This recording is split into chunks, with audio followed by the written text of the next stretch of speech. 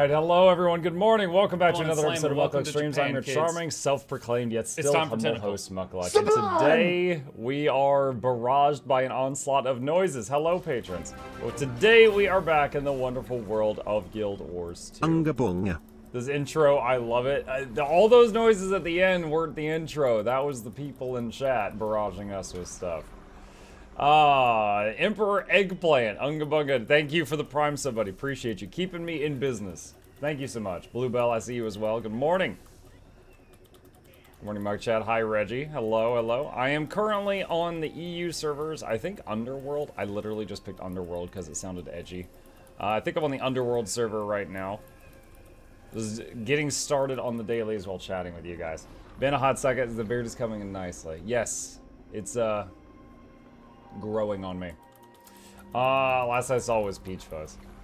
Peach Fuzz is just the default state. This is the haven't shaved in a few weeks state. Guild Wars 2 update this morning. Yeah, I do believe there is an update today. I believe there is some class balancing today, and Lunar New Year might start today. Think so. Hi, Mug. Hi, Gazuo. How are you? Good morning, beard. It's just a separate entity. Yeah, it needs its own good morning. Axolotl and Fellocadur, thank you. Appreciate you. Lunar New Year. I think so. Hold on. January 30th. Lunar... Yeah. Lunar New Year and the skills of balancing. I just double checked. Yeah. I was right. I was right.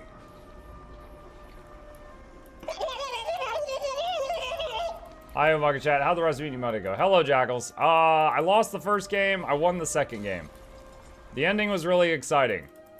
I told, because at the end, I was like, hey, chat, if we get, for each sub that happens during the finale, I'll open one of these eggs and multiply the attackers. And then I'll have to deal with it. And someone gifted 5 subs, and there was 5 eggs. They said, open all the eggs. And then Notice Seraph gifted 5 subs and says, and add 5 snails. So he added snails to it, and then I fought off the final attack, and I was successful, and it was glorious. I wish I had bought a ton of unidentified greens. They were 2 silver, so I could stockpile luck. I mean, it's not like luck gets you much money. I have that video on, you know, how to get 100 gold in seconds, which is just like using the luck system, kind of making fun of the luck system in Guild Wars 2. My RTBS is not working since last update. Yeah, mine's not either. I just get like an error message that I have to close whenever well, I mean, actually, I have this, but when I log in, I have like an error message to close and it doesn't work. Don't know what's going on there.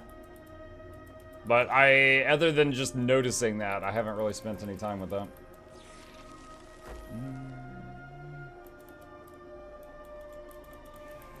Hang on a sec.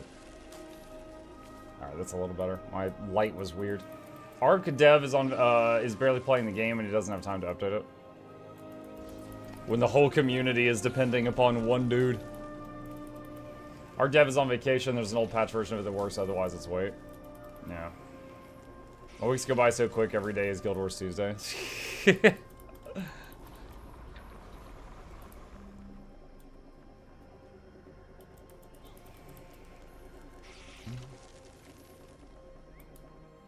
My wife says the same thing yours does about the beard. She loves the way it looks, but not the way it feels.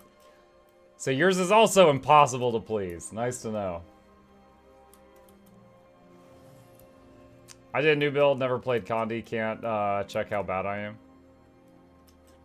Just live with confidence. Just assume you're carrying everybody.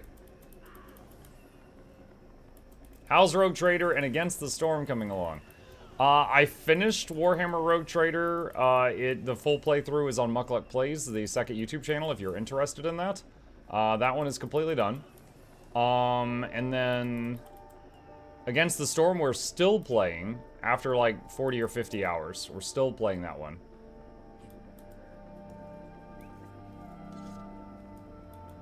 I'm Muk TLDR Trials of Mana review. Trials of Mana. So it's a weeb game. It's little anime people. I got sponsored to play it for a night, and I was like, ah, this game's only like 20 hours. I'll play it. I'll play the whole thing. It's all right. And I was playing it, and honestly, the movement, like, the movement in Trials of Mana, it felt like this. Like, very fluid dodges and movement. Like, it was extremely responsive. It felt nice. However, the amount of fights, it was just like every 5 feet. It reminded me of playing Pokemon and trying to get through a cave and a Zubat was jumping you every 5 feet. Like, after a while, it gets old, right? So I started just hitting the run from fight button over and over and over because I was just so sick of fighting through trash monsters. And then I was underleveled when I got to the next boss. And I was like, oh god, I have to like grind on the trash. And so then I went back to grinding, and I honestly got kind of sick of that. It was just like, I was just drowning in Zubats. There was just so many Zubats to fight. The story was cheesy AF. Like, oh god, Billy died, and then Billy's ghost comes back, and he's like, you can beat him with the power of family. You know, it's like he's from the Fast and the Furious now. I'm like, okay, Billy, thing. And then they're like, you know, all the mana's been removed from the world, and then Billy is still there as a ghost somehow. There's stuff like that. So the story, cheesy 90s thing. The combat, if you like it, there's a lot of it. It's non-stop. The movement felt like really fluid, but that's kind of it. If I was asked to play another game like that one, I would probably decline. I would need to recharge before I did something like that again. When they sponsor you, are you allowed to say it was suck? I give my honest opinion. Like, for that game... okay, so here's the thing. When someone, does the... Alright, so like, there's sponsors like company sponsors, and then there's sponsors through Patreon, which is, like, a fraction of the cost a company pays, but it's a way for my audience to support a stream if they want to. And those, usually, if someone wants me to play a game that I don't want to play, I'll be like, hey, do you want your money back? Or I'll be like, do you want to pick a different game? I'm not going to do that one. You know, that's usually the case. I've never had someone just say, oh, never mind. They usually just pick a different game. Like, there are some games that are not allowed on Twitch. There are some games that I wouldn't play on Twitch, but they are allowed. There are some games that are just really, really sketch, you know? And then there are some that I'm just not interested. If you were like, oh, Muck, I want you to play a racing game. I don't know if I would do that. That sounds really boring to me. Unless it was like Road Rash and you're like, you know, the cars are fighting each other or something. I'm not sure. Oh, he's making a left turn. What games are you talking about? None right now. I'm talking about the sponsor system. So, anyway, when people ask me to play a game, if I don't like how it looks, like if I don't think it looks like it could possibly be fun, I decline. So every one I've ever done, I thought it at least looked like it could be fun. And it did. Why did this just eject me to Radissoon? So I ended up, so all of them have been somewhat fun. But there's been some that I was like, oh my god, this is crazy good. And there's others that I was just like, oh, this is fine. Don't like racing games, does that make one racist? No comment. Like, what's a resale? Oh, Loop Hero. That was one I got sponsored to play recently. That was really, really good. Like, I ended up being really passionate about that. Mini Healer. Both of those, I, like, played until I had there was nothing more I could do. I played those all the way through, and really, really liked those. Trials of Mana? It was okay. It was like, it was kind of fun, but then, like, by the end, I was just sick of having to do a fight every 2 seconds, you know? And then, like, the story was cheesy. It, like, borderline made no sense. The power of friendship was so strong. Have you heard of the game Nova Drift? No, I don't think so. Good morning, Samuel.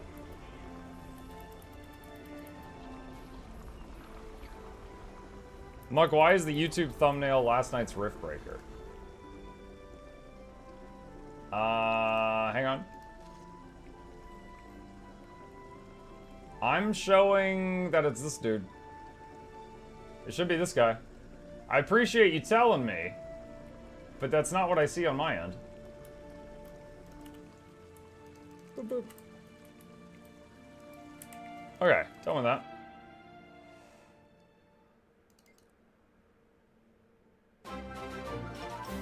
Hang on a sec. Let's see. Whoops, time to re-up my sub. Let's do this. YouTube.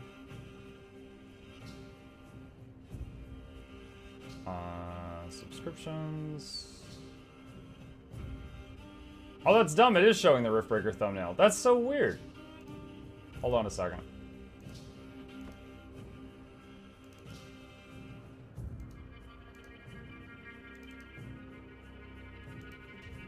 Because I just showed you a DM on Discord about the issue. No, I got it. Hang on. Alright, let me see if that fixes it. That's really odd, because like I just showed you that on this side, it did have the right file selected.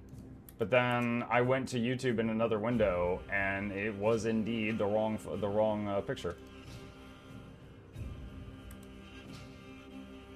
Yeah, and I just forced it to refresh, and it's not showing in the other window.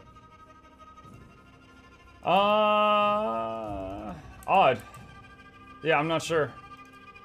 I just now, I changed it and then changed it back, and then went to another window, and it still shows the Riftbreaker thumbnail. I'm not sure what's going on there. YouTube shenanigans? Yeah, YouTube shenanigans.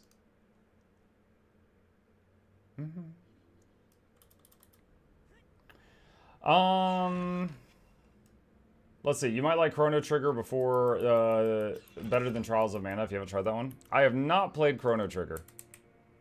I've heard of it, just like in passing, but I've not played it. Shows the right thumbnail in my notifications on YouTube. Well, that's good. Maybe it's working for some folks.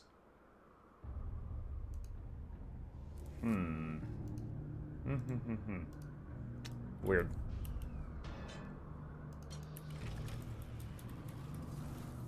Thoughts on Palworld? Oh my god, are we gonna talk about Palworld again? That could eat up some time. Palworld. Alright, I have a lot of thoughts on Palworld. One, let's see. Let's start with something good. For a game that's in early access, it looks really well made. Right? Like, it seems to be performing really well. There's a lot of content. Like, it already looks like it's playing better than Pokemon Violet and Scarlet did when they launched. Do you remember what a buggy mess those two were? It was like, people were stretching out like Eldritch monsters. It was really, really bad. So, that looks really good in that way. In the negative way, come on. It's literally, you're literally catching monsters in balls. They literally just jacked the Pokemon idea, added Ark Survival to it, and said it was their game. And then, it's like, I don't know if they can get in legal trouble. I've done a lot of reading on, now I'm not a lawyer, of course, but I did a lot of reading on copyright and trademark and infringement and stuff like that. And I'm not sure if they can get in trouble for this. Like, Pokemon, I don't know if they have the grounds to actually punish Palworld for doing that. Like, for example, long ago, Defense of the Ancients was the first Dota, was the only game that was like that. We now say it's like a MOBA game. Now there's Dota 2 and League of Legends and Smite. Like, rather than like, oh, you copied them, now it's just like, oh, this is just a genre now.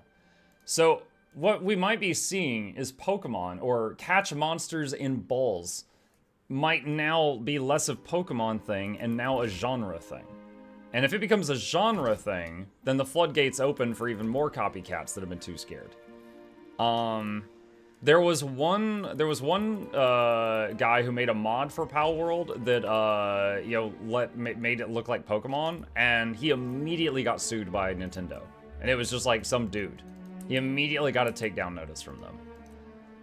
Palworld itself you know, they don't use the term Pokemon. They don't use the term Pokeball. Some Pokemon have their names copyrighted, such as Pikachu and Charizard. By the way, they all do not. For example, Cyndaquil is fair game. You could actually have Cyndaquil in your game, and that they don't have that copyrighted. But they don't. They don't have any of those big Pokemon names in their game either. It's just you throw Pokeballs at Pokemon type creatures, and that's it. And a lot of the creatures, they freaking look like copy paste. There was a few more that was data mined. One that looks like Mewtwo Z or Y or whatever. The one is where he has a tail coming out of his head. There's a Palworld Pal that looks identical to it. There's a bunch of them. Like, if anything, I think it would look better for Palworld if their creatures looked more different. So yeah, I think that they've done a good job making what they made. And another thing, a lot of people accuse them of like using AI to make their art. I've not seen any proof of that. Then people accuse them of copying the rigs from Pokemon, and then it came to light that the guy who said that, and he like showed the rigs side by side, he had tampered with the rigs to make it look like Palworld had done something bad because he couldn't find any proof that they had. So that was also false. Some people are saying Pokemon is suing Palworld. That has not happened. Pokemon released a statement that they're aware of a certain game and are keeping an eye on it and will take any steps necessary should they feel the need to do so, which is a nothing burger. That's basically their way of saying, we know it exists, stop contacting us. Like, stop spamming our inbox with "Go sue Palworld." We know. And it wouldn't be difficult for them to sue if they feel like they have grounds to. It's not even international. Do you guys know that? The company that owns Pokemon is in Japan. The company that owns Palworld is in Japan. They literally, it would be a local case. It would be actually, hi Jester, it would be less paperwork for them to sue Pokemon than the guy that made the mod in America. Be it like, because they had to go international for that one. So, yeah, I don't know. It seems like it's good for competition. It seems like they did a really good job making what they've made. They very much stole the ideas, right? Now, did they remake the rigs? Did they remake, you know, the graphics? Yes, it appears they did. But it does kind of rub me the wrong way that they basically just jacked the entire franchise idea and then, like, did it a little better. But to be fair, that's StarCraft. StarCraft basically jacked Warhammer 40k. The Zerg were Tyranids, the Protoss were the Eldar, the Terrans were the Space Marines Astartes. Like, World of Warcraft copied so much from EverQuest. Like, it's Blizzard themselves, one of the United States big game companies. All their big claim to fame games, a lot of them were just, you know, we took this other game and made it run better on potato PCs and made it more famous, and now everybody thinks we did it first.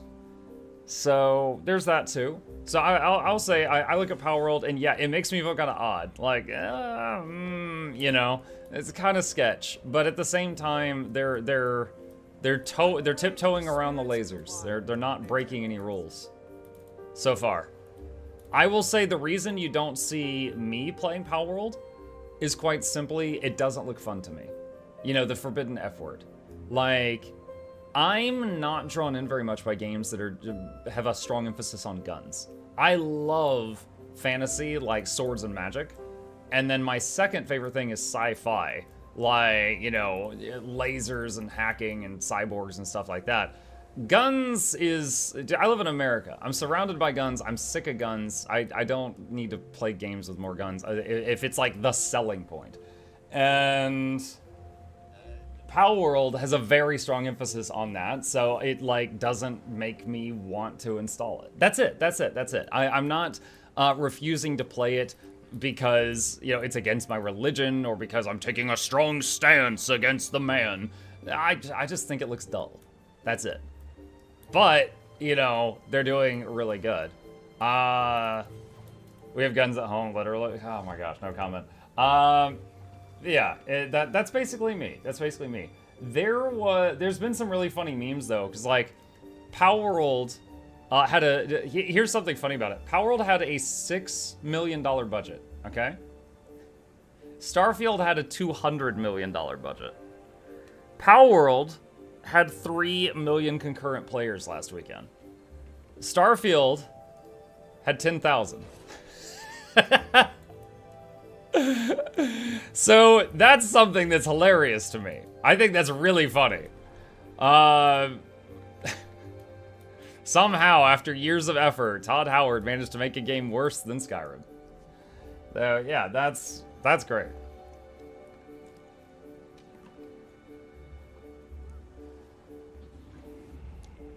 I'm still trying to wrap my head around people feeling the need to come to $1 billion global shaping company's defense and act like it's the company being hurt. I mean, God, I hope it doesn't sound like I'm white knighting Pokemon here. I'm just saying it makes me feel kind of weird how much they blatantly jacked an idea. But no, I'm no fan of the Pokemon company. Like, Pokemon, the company, God, like, Nintendo itself has done so many things, like, you know, just copyright striking and DMCAing people that are just like, you know, trying to make YouTube videos, to forcing Smash tournaments to shut down because the Nintendo company is mad at them. Like, I've heard so many stories that paint Nintendo in a bad light. I don't really have love for them, like, as an organization. Like, I'm not coming to their defense here. I just not a huge fan of, like, if I think someone has, like, stolen an idea from somebody else, like, you know, and not inspired by, but I mean just like blatant ripping off, then that kind of rubs me the wrong way. That's it. Not you, Muck, it's the internet now and how many people are getting angry at Palworld. Your opinion is very middle. Oh, I gotcha. Okay. Nintendo's gonna be canceled in 2025. I don't know about that, but how would you get the rigs from Pokemon? It would be almost as much work to extract them from Nintendo's weird proprietary format as it would be just to make your own animation rigs. Matthew, I don't know how that works. I assume people just have some software. Like, for example, the guy that made 3D models of my character, he just had some software he ran while he ran around me in Guild Wars 2, and it copied my character. Hold on a sec.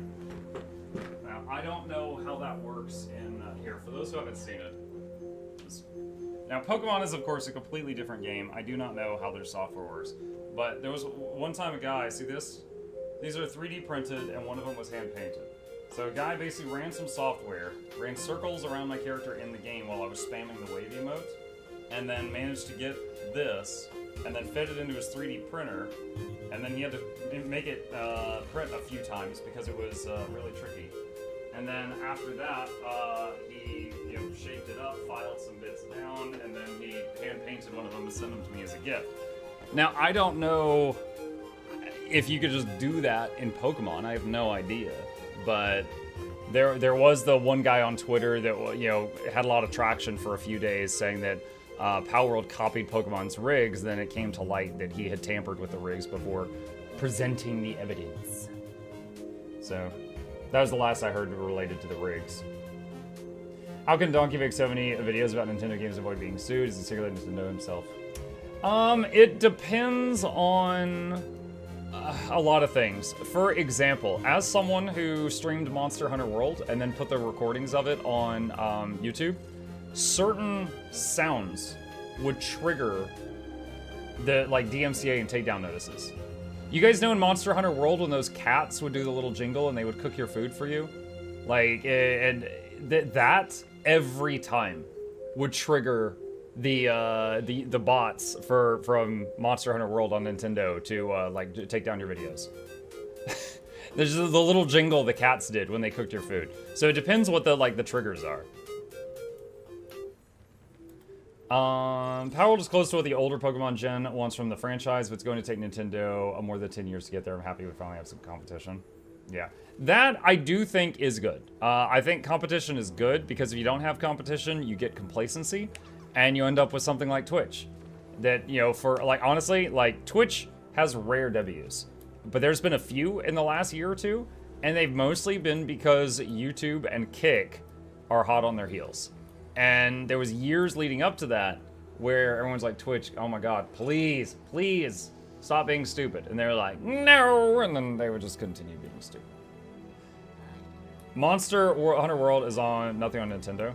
Right, I was using that as an example. I'm sorry if that was not clear. But my point was that, like, while playing Monster Hunter World, I got a lot of takedown notices for those, like, just episodes of me playing Monster Hunter World, and I was explaining, like, how those were triggered. So sometimes, like, you can talk about Mario. Other times you can show footage of Mario, but, you know, don't have audio of him. And then sometimes you can have audio, but not more than 3 seconds, and it just depends on what they're using to do the takedowns. Gaming. Hey, Reconquer. Gaming indeed. Thank you. Hey, Zico. Rusky Arts is basically Monster Hunter World. You'll see Capcom go for EA. Yeah. People are acting as if Nintendo came down the mountain with pure originality. That's what makes Pokemon good.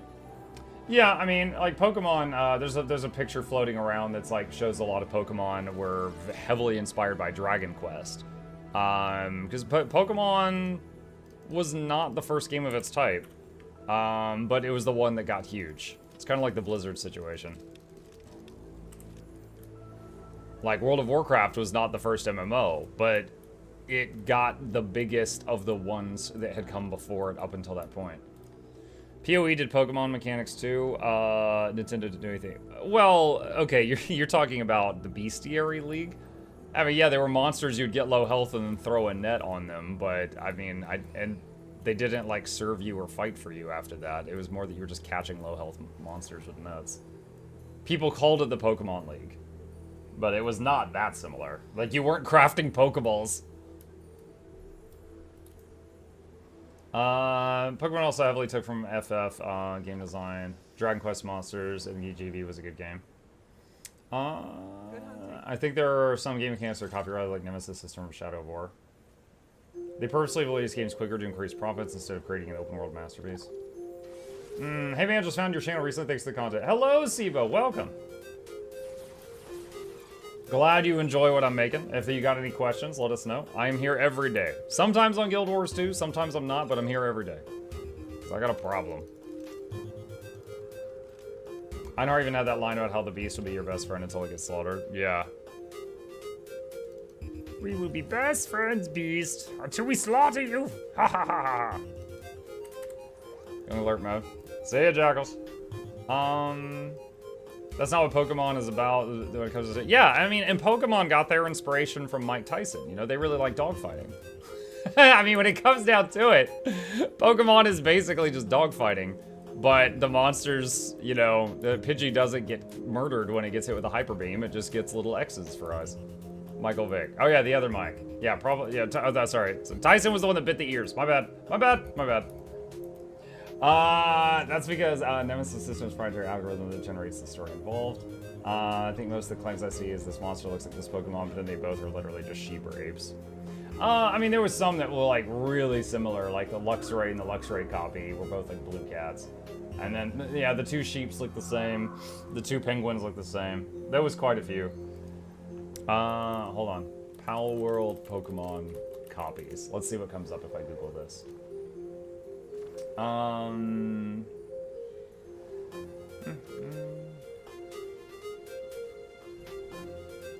yeah, this is one that's been floating around for a while.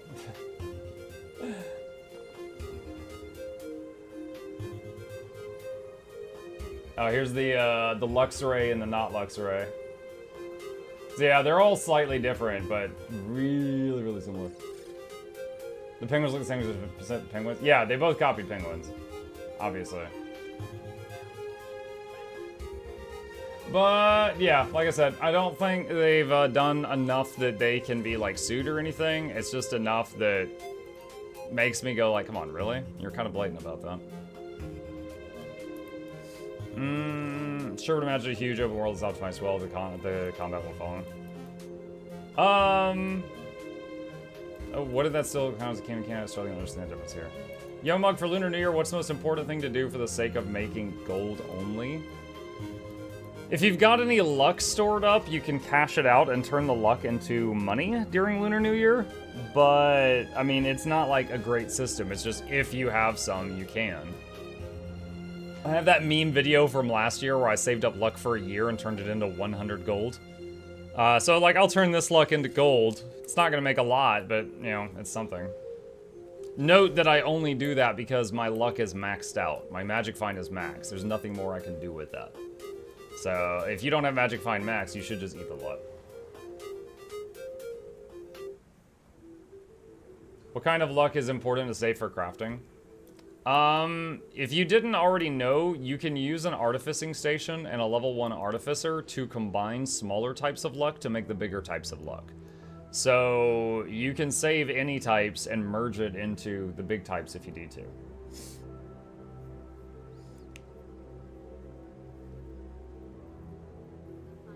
Muck luck is good luck or bad luck? Depends on the day.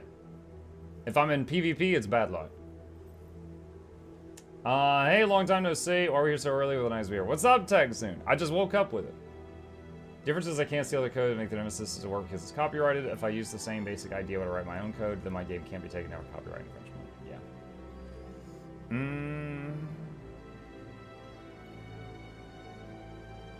You need exotic luck if you want to craft PvE legendary armor. Yes, which once again you can use smaller bits of luck plus a artificing station to make that if you want to.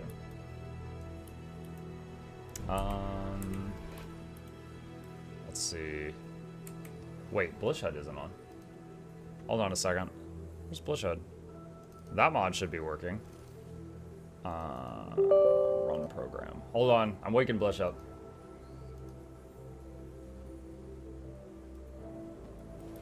F me, I don't watch his stream for a couple of months. Now there's a Tribble attacking his face. Tribble reference. Wow, old schooler. Refining the luck on artificers from level 0. Yes, that is correct. There we go. Blish is back up. Need to blade. Let's see if people are doing that. If you need luck in a pinch, you can salvage ectos and sell the dust. You'll break even and get some luck as a bonus. Whenever I've tried that, I've always lost a little bit of money, but it's close to even.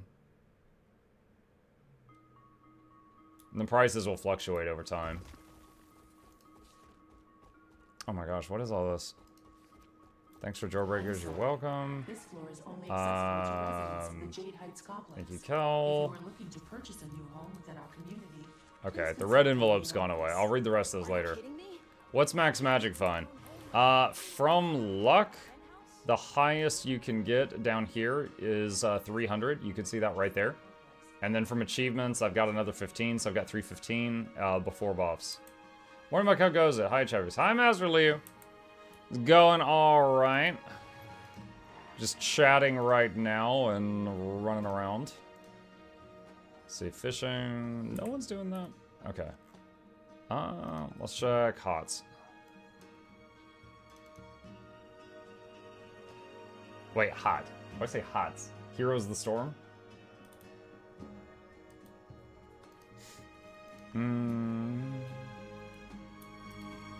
Let's see.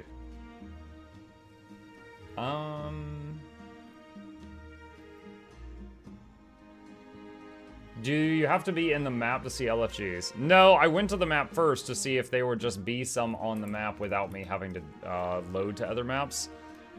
Just like right now, I can see a tag there. Where's the others? I guess I'll just go join that one.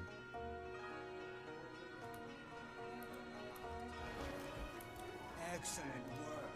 Find more of them. That'll do. Save them from the chalk. Oh, they're in the chalk tunnels. I saw 3 tags. Yeah, when I had the big map open, there's a green tag and a blue tag on the edge of my mini-map right now. Having 26 exotic luck per week for the rewards is good to keep on hand. Any little artificer can craft those. Yeah, I would always keep a stack or 2 off to the side in case I needed it. There are some guild hall upgrades that need stacks of luck. There are some legendaries that need a stack of luck. Outside of that, the rest I usually just turn into luck to save space, and then we'll, you know, have it for like Lunar New Year and stuff. Hey there, hi Naviran. We need them to fight.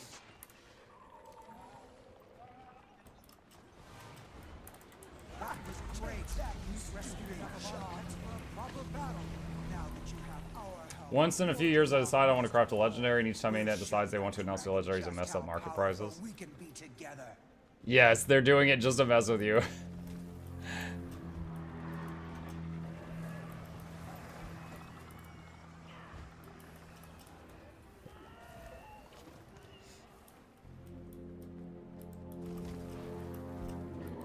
Oh my gosh. Eh. Get me out of here.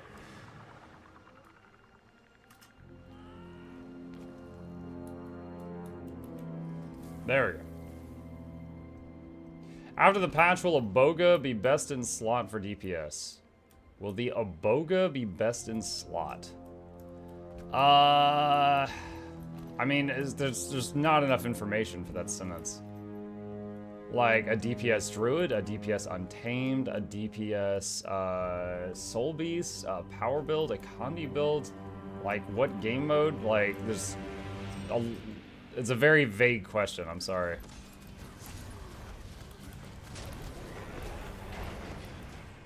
I will say Aboga is still, just a while back, I did a video where I DPS tested every pet in the game.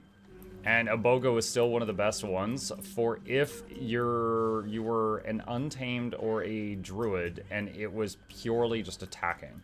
Like no utility, no like extra factors involved. Like it was just pure auto attack damage. The Aboga was still like near top. I just looked it up. Notice this system is patented, not copyrighted. Very different protections.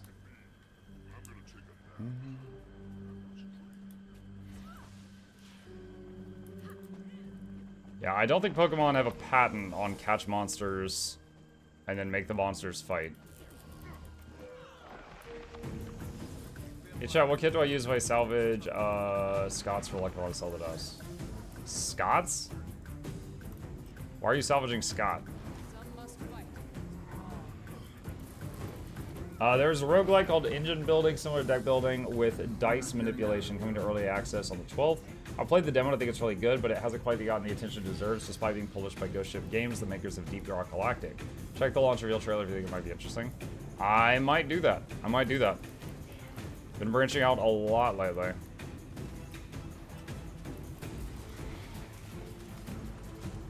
Game Freak patent dogfighting. That would be horrifying.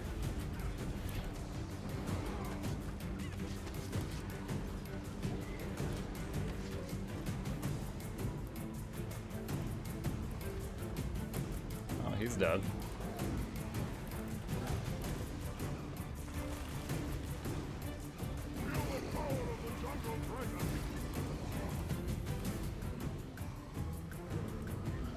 I'm just gonna glyph right here because I know someone's gonna go downstate. And there they go. 2 res, 3 res, 4, 5, 6. 6 reses. Ah. I can't do that for you guys again, so please don't die again.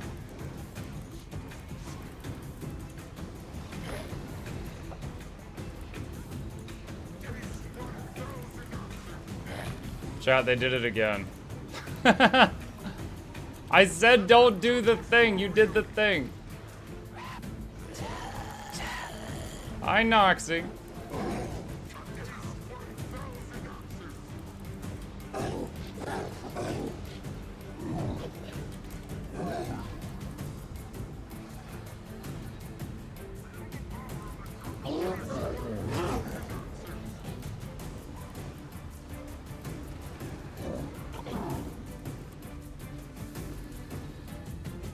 Almost done with the Rotrator vid. Nice. I've been forcing, it's been hard to focus the last few days. Probably because I stream 65 hours a week. I have been chipping away at a video script.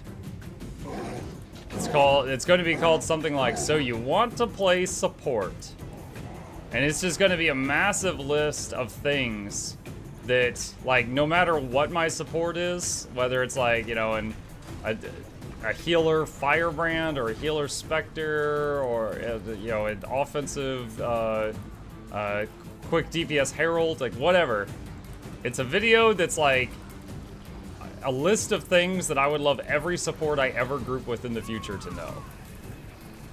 And I had a bunch of people help, like, add things to it last week. I think it's gonna be a hit, but the script is very long. So it's like, I write like a paragraph or two a day, you know, and it's just like, having trouble making myself do more than that. I'm almost done with it though.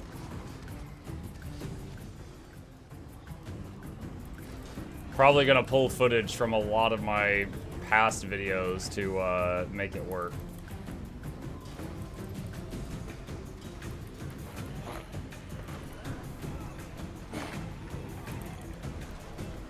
It's stuff like, you know, when do you revive versus when do you let someone else revive? When do you cleanse? If someone is standing in an instant kill mechanic and they die, that's not your fault, no matter what they say. However, make sure you know what you're talking about if you accuse them of that.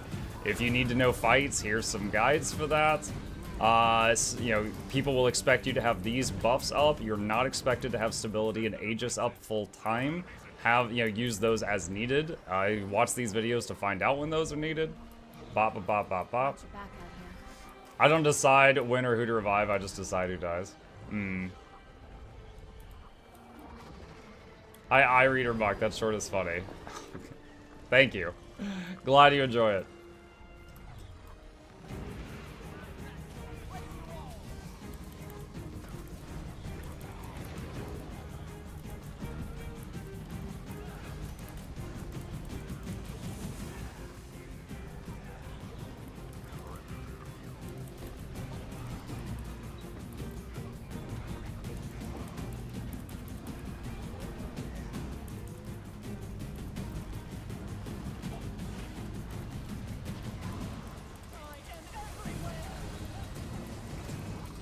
Talked about group compositions for a bit. Like, if you're a alac support, you want to find, like, if you're an alacrity giving healer, you want to find a DPS support that gives quickness. However, if you're an alacrity providing healer that cannot give their group stability, such as a Scourge, you might want to find a quick DPS that can give stability, such as a Herald. We talked about that for a while.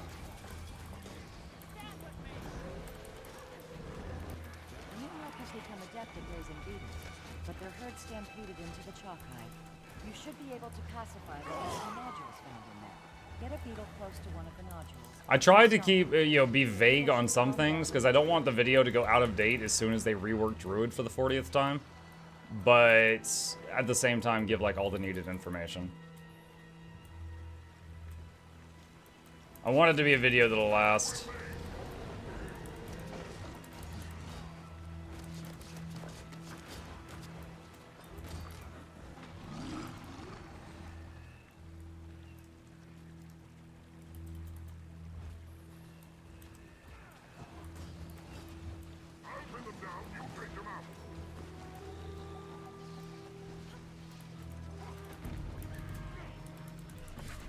Blues is good. I made a Druid. I have no idea how to Druid. Yeah, I've done 2 guides on Druid, and they've reworked it again and made it, well, I'd say like 3/4 of the video are still accurate, but then, now the way that they provide alacrity is completely different from what it used to be, so they keep changing that.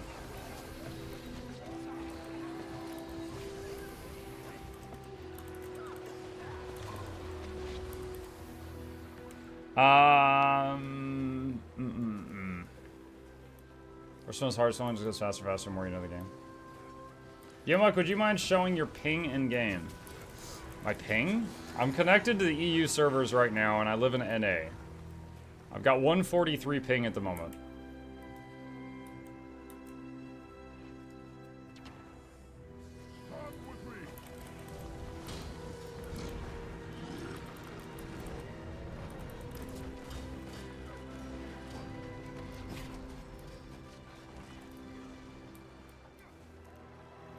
Hey, Mike, you might have answered this question 1,000 times, but do you get the legendary relic or just hurting with a... Oh, man, I thought this was going to be about Palworld. Do you get the legendary relic for having 1 legendary rune? So, Alex, according to what they said in their announcement, if you have 1 legendary rune, then when legendary relics come out, you will get a legendary relic straight up. That's what they said. You don't get it instantly. It's not now. It's when it comes out. You get it. And you don't have to craft it. Hey, Mike, you've answered this question 1,000 times already, but will you play Palworld? So glad you asked me, Wow. I'm just gonna, like, link you a timestamp of the beginning of the stream so you can listen to that talk. The nodules are working. The beetles are returning. Why do you play on EU too early for NA? Right now, on the west coast of NA, it is 7:55 a.m. On the east coast of NA, it is 10:55 a.m. It is also Tuesday. Most people on NA at this time are at work or school. So, yeah, if I'm playing at this time, usually I connect to EU, because for you guys, it's like Friday night or something. I don't know. And then when I play in the evening, I usually play on NA, because in the evening on NA for EU, it's like 3 in the morning or something. So it's basically just like going to the servers where it's like prime time.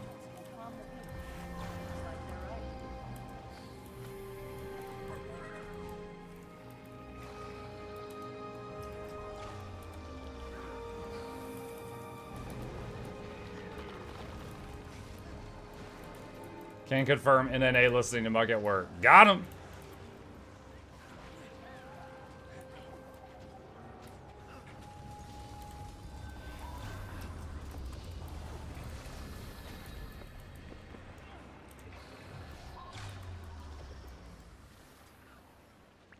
Mug, you've already answered this question a lot of times already. Do you like Guild Wars 2? It's an alright game. It's alright. I've made a guide or 100 for it.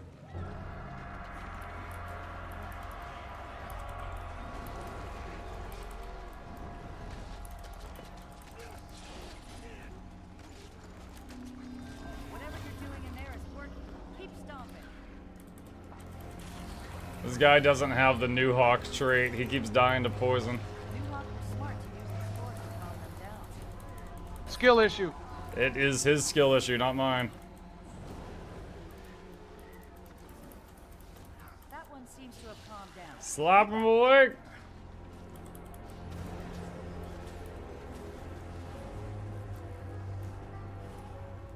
Would you have a website for your guides or something? So glad you asked.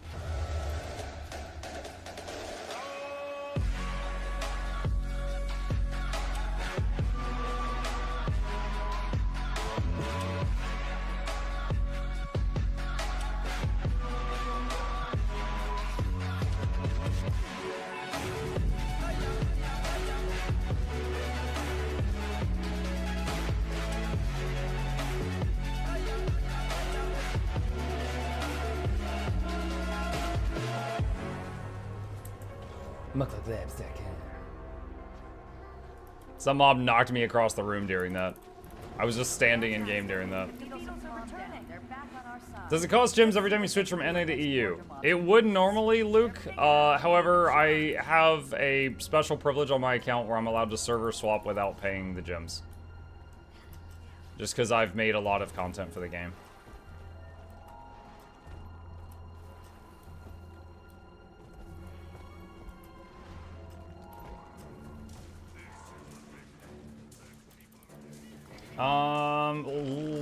Luckily says, what in your opinion is the one thing that makes Guild Wars 2 so fun? I myself have been playing for 5K hours for the last 7 years, and no other game has been like this for me. For me, it's the combat system. Absolutely. Like, they can come out with a new strike mission. Like, okay. Canang Overlook. For me, Canang Overlook is kind of eh. Because it's... Dude, you're fighting the Bladesworn guy, and he's just like...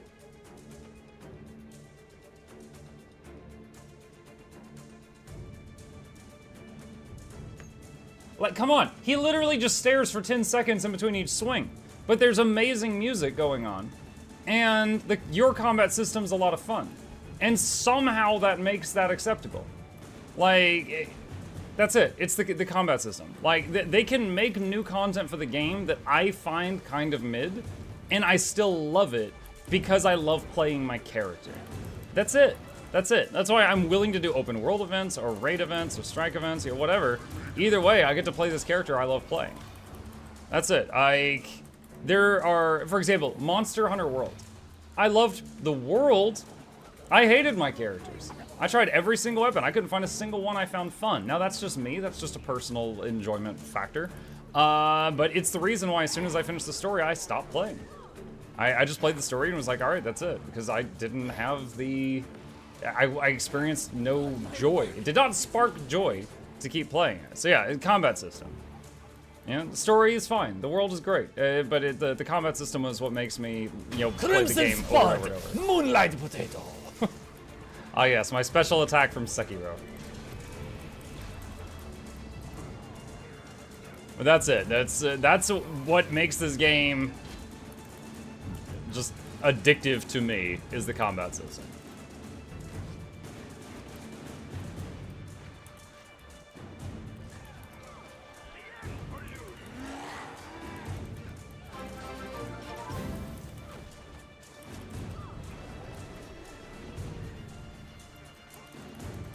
Yeah, I like being a cursed soul in Dark Souls. Very relatable.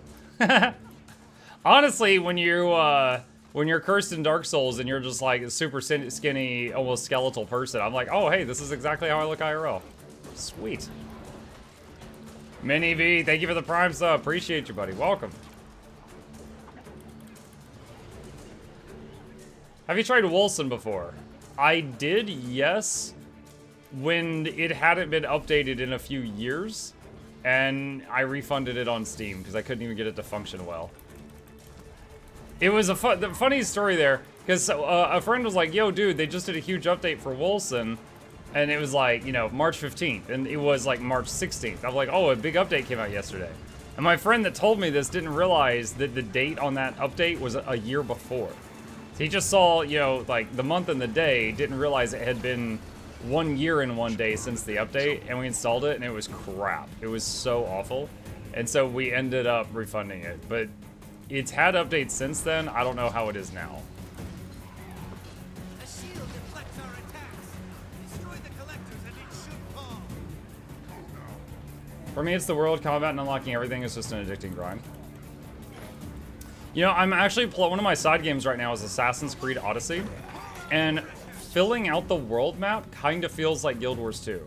Because, you know, in Guild Wars 2, you'll be like, all right, I'm going to go get that point of interest. I'm going to get that waypoint. I'm going to do that heart. And then on Assassin's Creed Odyssey, it also has that. Where it's like you could see the markers for nearby things on the map. And then you could just, like, you know, go fill them in by doing whatever's there.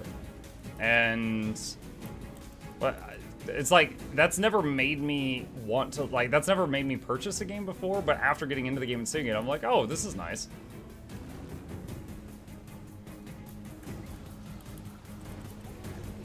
Lady Amaltha, thank you! 36 months, 3 years we've been together. Oh my gosh. If you're ever in a relationship and they are undependable in the first 3 years, be like, I once had a relationship with someone for 3 years. They were more dependable than you, and they were a potato. You hit him with that. You now have that bullet in your back pocket, ready to go.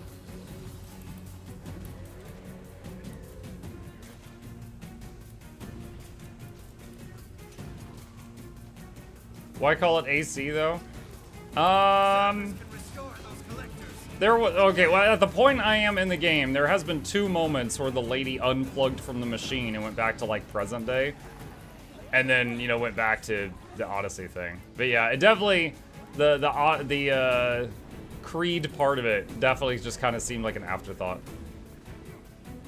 Like, there's not even Templars. I'm, like, hunting, what is it called? The cult of something. Fandango, I don't know. I'm hunting some cult, but it's like not even like Templars. Which is totally fine. It's just seems like a different story.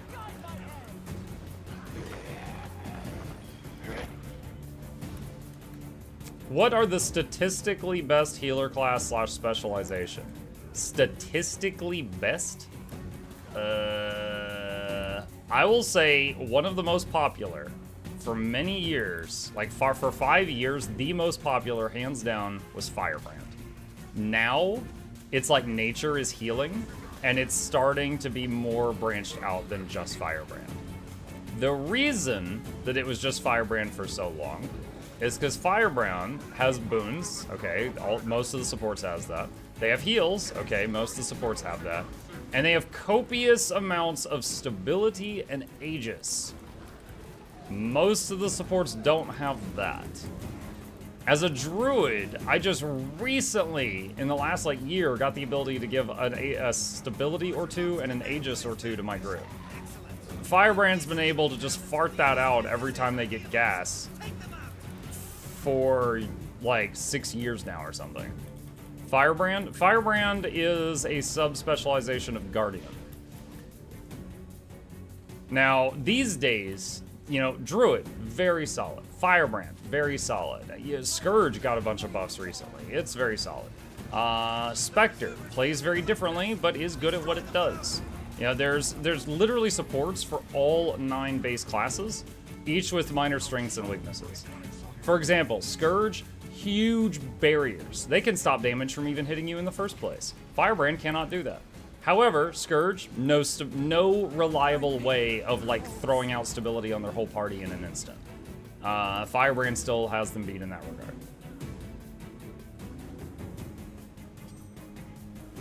So you've got options. You will occasionally run into people that are like, no, you may not join our fractal group unless you have 5,000 dragon kill proof and you play Firebrand only. And you're just like, that's okay, that's old thinking. That's not necessary anymore. Like if you see those people, make fun of them for me. That's no longer necessary. You think they'll drop more elite specs in the coming expansions? I don't think they will anytime soon, because they didn't drop any for Soto, right? They literally just did their first expansion without adding more elite specs. I think the problem is it's too much to balance. Like, there's 9 classes, each of them has 3 elite specs. There's 27 elite specializations. If you combine that with the core classes, there's 36 classes. And I gotta tell you, they're not balanced right now. Just Weapon Master training alone pulled out some major broken stuff. For example, the Harbinger pistol. Compared to many other weapons in the game, it's broken. And I don't know why it is allowed to exist in its current state. So when it was added to a class that was already pretty strong, Scourge, boom, 60,000 damage per second. That got nerfed the very next patch. That was out of control. But there, you know, and we still have a lot of that. That's led to a lot of power creep and things like that. You know, having every class get access to all its other elite weapons suddenly opened up like 90-something combinations that weren't available beforehand. Yeah, the game was definitely, you know, not balanced before that. There's no way they could have. There was no way they could have balanced that before that patch dropped. So I'm inclined to think they're not going to do another elite spec anytime soon, because balancing what they've already got is a nightmare.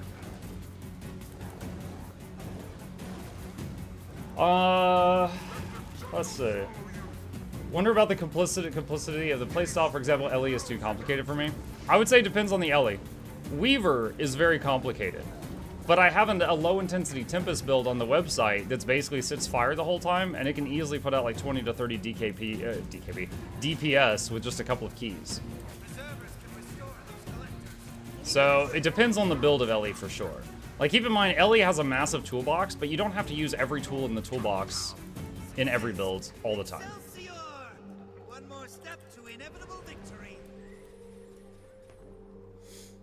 I think they can add more in, but yeah, they need to do major balancing, followed by a lot of small tuning to make sure all classes and specs are as close as possible. Right. Wait, am I going the right way? Yeah, I am going the right way, okay. I got turned around. How is Enshrouded so far? Not sure if I want to buy it yet or not. I'm really enjoying it. Enshrouded sponsored me to play for 2 hours one day, and I liked it enough that I played it for 4 hours that day. And then the next 2 days I played it also. So I've put 3 days into it so far. So, I mean, that's one of the biggest compliments I can give it, is they're not paying me to play it anymore, and I'm still playing it. It kind of, like, in terms of, like, you can mine materials and base building, that part feels like Valheim. However, digging and, the world is destructible, kind of like Minecraft, but in Valheim, like, if you dug into a mountain, it would also remove the blocks above you. In Enshrouded, you can just tunnel. You can literally just dig a tunnel down and carve out, like, a whole base underground and stuff like that. It's really cool. The combat feels pretty nice. Similar to, again, games like Valheim or... I don't want to say Souls-like, because it doesn't feel quite that responsive. But, there is blocking, there is parrying, dodging, attacking, stuff like that. But there's also a little class tree.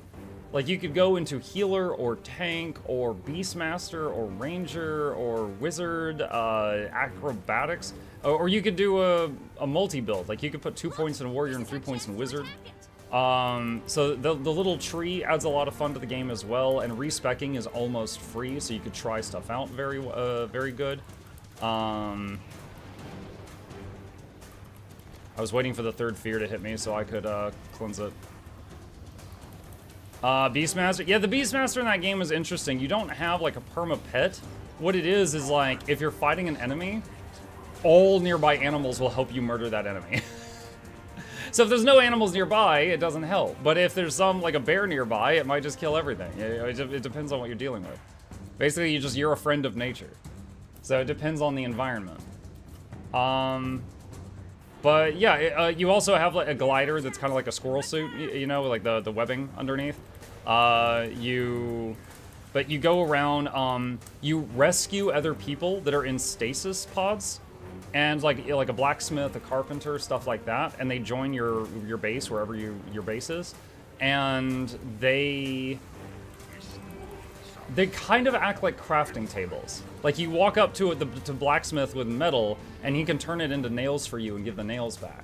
Now, you also have actual crafting tables. You have a crafting bench, you have, like, a forge that the blacksmith can make, and then you can use it, but then also the people are crafting tables, too, but they also sometimes give quests.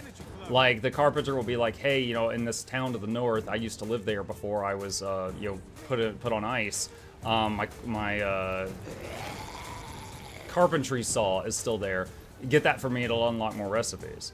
So it's been pretty cool. So imagine Valheim, but it feels, to me, it feels better, like, digging and manipulating the world. You got little class trees for skills, it's easy to respec, and there's more direction in the game. Like, the whole, like, where do I go, what should I do? There's more direction. Like, lots of little side quests, they're clearly marked on the map, and you can go knock them out or ignore them, whatever you want. Is Valheim or Enshrouded larger to explore? I'm inclined to... I think Valheim is larger, but at the same time, I want you to know that, like, Enshrouded is still freaking huge. It's absolutely massive.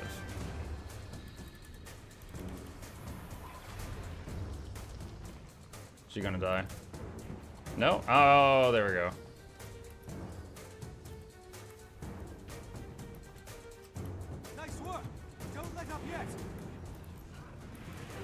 Yeah, it's a fun game. I'm enjoying it. I'll probably be back on Enshrouded tonight after the weekly Guild Wars 2 giveaway. That's it. Keep the monsters stunned.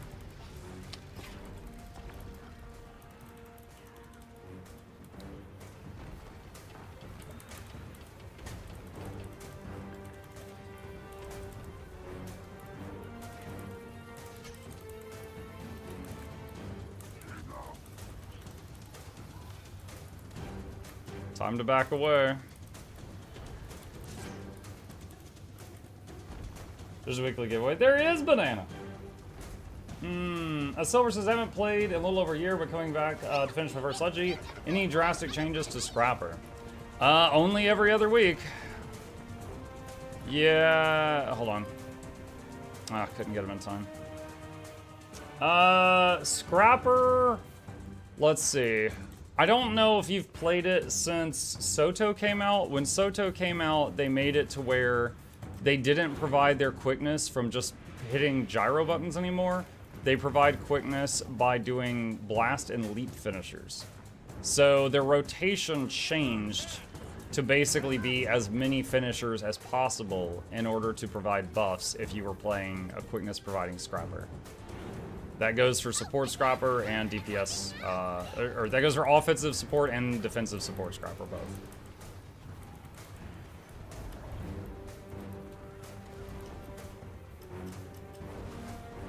I knew about the boop!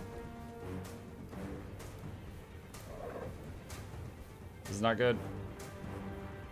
He's gonna go into the cutscene while I'm airborne. There we go.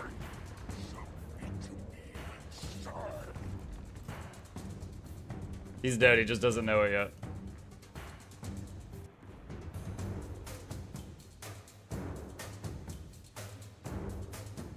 That's one of the worst changes. I'm Quick Scrapper's dead because of it. I will very carefully say that Quickness Scrapper is not a oh, hang on. Everybody's favorite line is coming.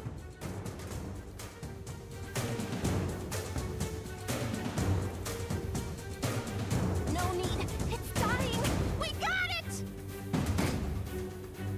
it. Okay.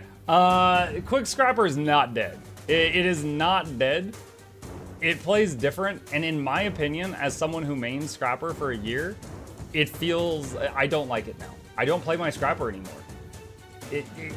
If that had been the only class that I enjoyed, I would not be playing Guild Wars 2 anymore. Like, they killed the enjoyment of the class for me. But not everyone gets fun from the same things as I do, so some people might enjoy it now. But it does feel markedly different. Markedly different. Is there a way to get Dusk without buying from the TP? You could do the quest to craft Dusk. Yeah, Joker. Dusk is crafted. You can make it, with a quest line. You can also find it with luck out in the world, or you can buy it off the TP from somebody else.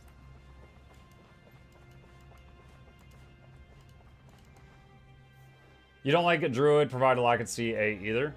That is correct. I believe that before, when it was on Spirits, was better than this. Keep in mind that when a Herald just pulses out quickness in like a 200, a 600 range area. A Scourge, by just doing their Scourge buttons, their normal buttons, just pulses out Alacrity in a 600 range area. A Druid has a 240 range sweat circle that provides a half second of Alacrity each application, and you've got to beat the hell out of it in order to give people a lasting amount of Alacrity while they're near you. Yeah, no, it doesn't feel great. It was a little better when it was Spirits than this, but I still like the Druid class overall, but yes, I think that was a bad design decision, in my opinion. That one.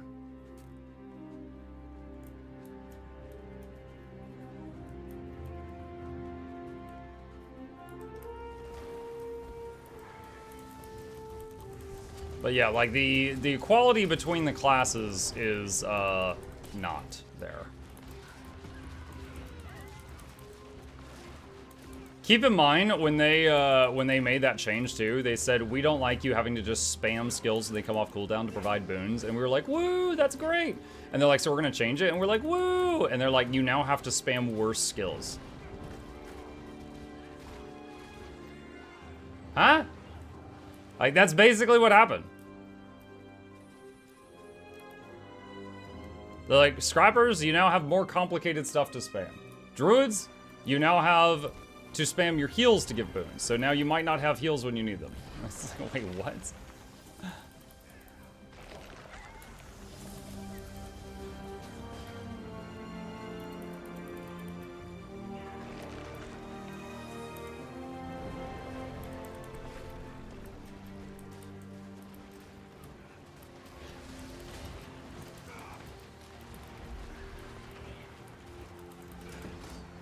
Scourge hurts my hands. If I play Scourge for a few hours, I can end up with a sore hand too. Scourge is very, very straightforward to play, but you're using like your 1 through 5 and you're like your F1 through F5 non-stop.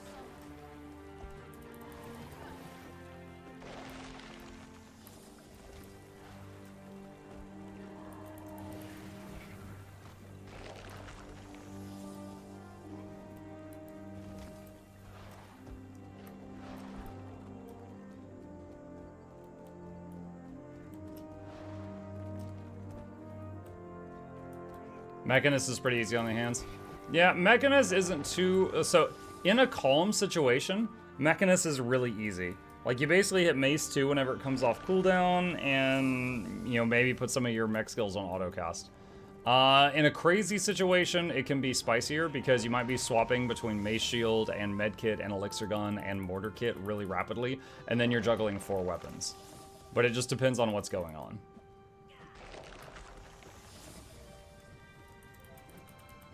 Why Mechanist is easy and Engineer isn't? Well, base Engineer has a heavy reliance on kits, and every kit is an additional weapon to juggle. Mechanist is the exact opposite of that. Like, they rely on Signets, which is the most, like, passive ability ever.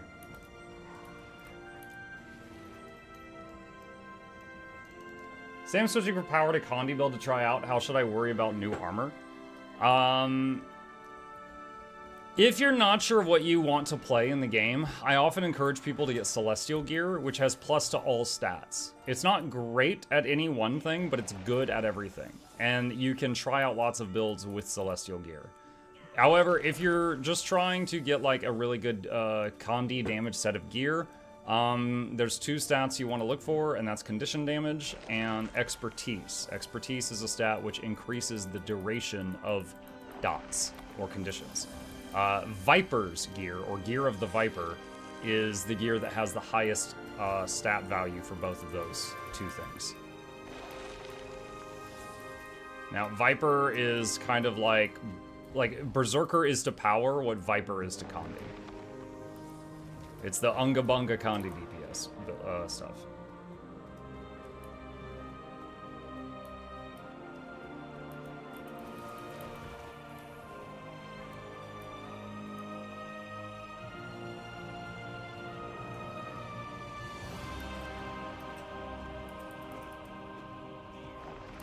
Thanks, I guess. I mean more, how much gold should I expect you to spend, and is it worth trying out another build? So if you ever do World v World, there is a merchant in World v World that was recently added that sells exotic stat selectable gear. And it's currently thought to be the easiest way in the game to get a whole new set of gear of any particular stat that you want. So if you've got that as an option, it would be, you know, possibly very easy for you to get another set of gear. If you don't have that as another option, I've got a video that predates that particular thing that shows all the ways in the game to get ascended gear that might help. Can you go over 100% concentration? It will cap at 100. Like, you can get gear that has 105, but the sheet will just say 100 on it. For example, if you have 75% to all boon duration, and then you use a rune that gives 50% to quickness duration, 75 plus 50 is 125, but it's just going to get to 100 and stop. For the quickness. The others would still be 75. Same with expertise. It also caps at 100%. Check your DM, Muck. Are you sliding into my DMs, Hisn? Lord Hisn?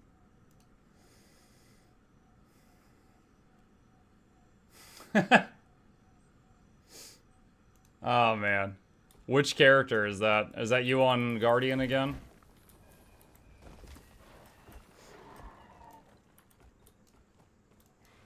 Let's see. Go here.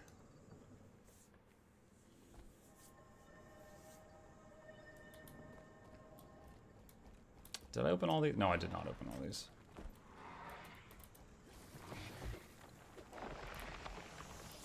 No, I won't blast your TV. Oh. Okay, that took me a second.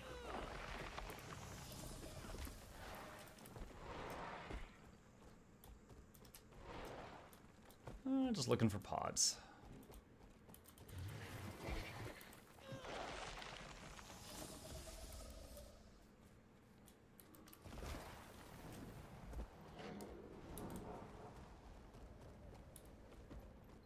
Did I get all of these? When's the next Enshrouded session? I'm thinking tonight after we do, because on Tuesday nights, usually I do Guild Wars 2 for like 2 or 3 hours. I do a giveaway, and then I play some variety games for the remaining time. Probably do it during the variety slot tonight.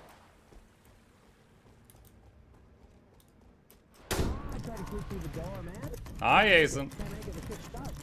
But I thought it's Mug streams get glocked for creating guides. That is a very niche reference. No AC Odyssey tonight? No. Tomorrow will probably be Enshrouded plus AC Odyssey for the evening stream.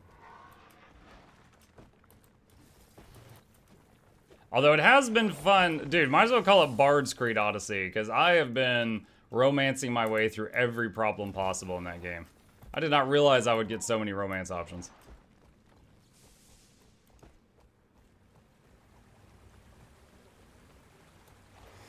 Ethereal Llama says, do you have any pro tips for visibility and growth on Twitch or YouTube for a complete noob, aside from don't quit 10 days in after nobody watches you?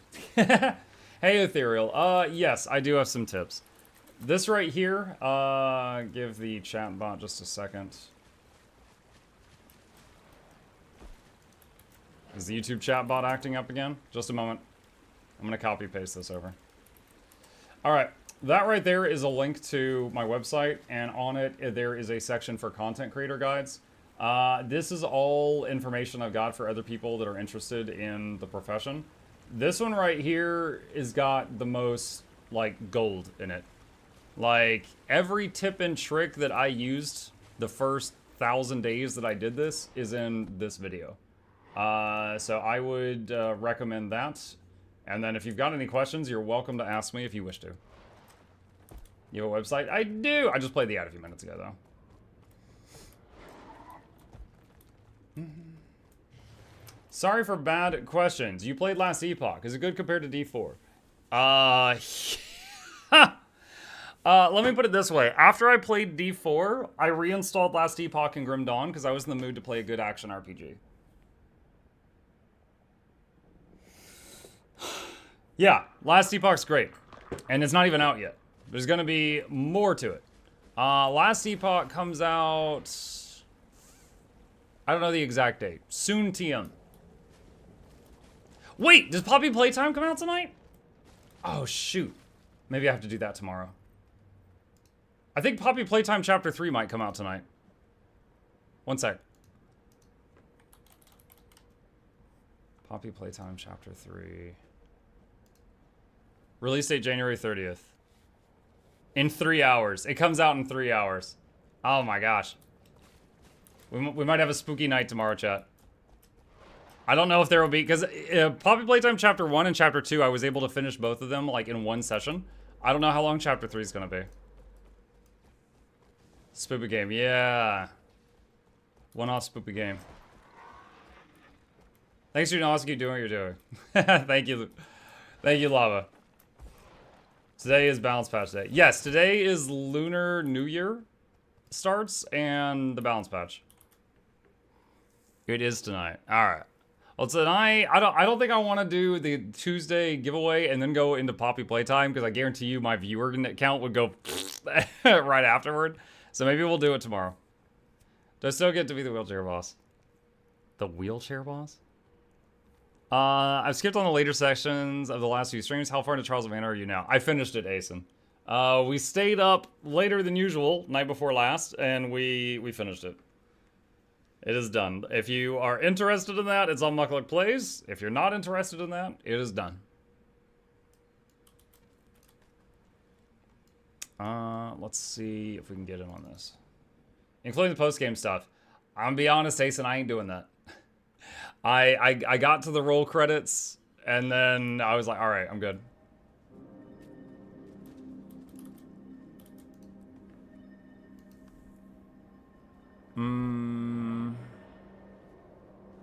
Heart of Thorns.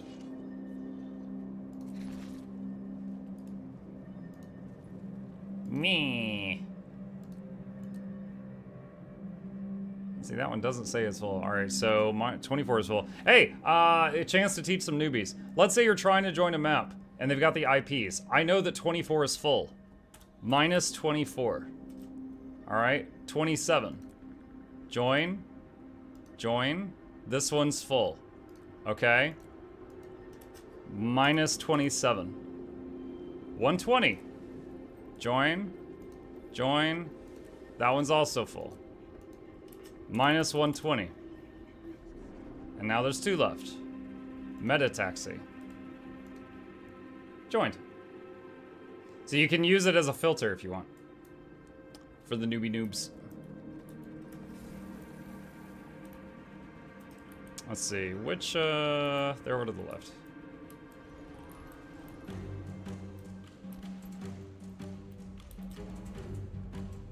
It's only useful in certain situations, but this map, where like, in the group finder, there's 4 groups on each map because of the lanes. It's very useful for, filtering out, you know, all the crap you don't need to see.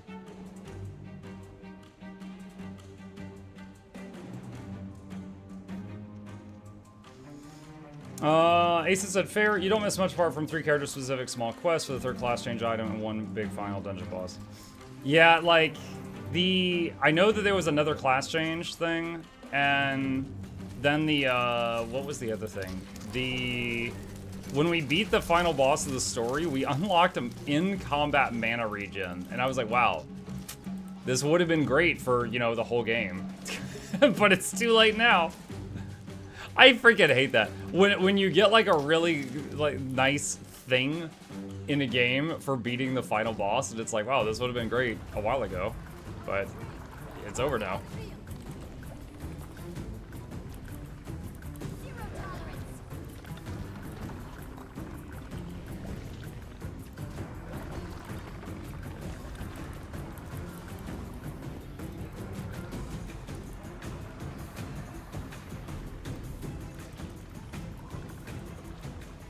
Here's a weapon that one hits everything, roll credits. Well, to be fair, if you have a weapon that one hits everything, that's a bit too much, right? But I'm talking like, in Trials of Mana, it's one of those games where you do not have mana regeneration in combat.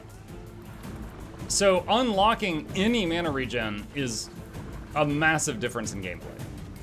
And then having that be, you know, show up as the final credits roll, like it wasn't OP, it's just like, wow, that would have been a nice quality of life to have for the friggin' game.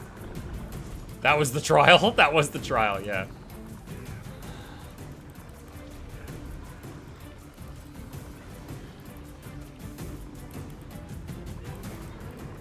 Like, I remember, for example, Lies of P. I enjoyed that game. Then, when I got, like, in the last quarter of the game, I loved it. I went from, like, kind of enjoying it to freaking loving it, because I found a weapon setup that I really enjoyed and I was really good at, and also I unlocked an item that gave health and mana regeneration. So if you took an occasional, like, if you occasionally made small mistakes, you would recover from it. It wasn't permanent damage.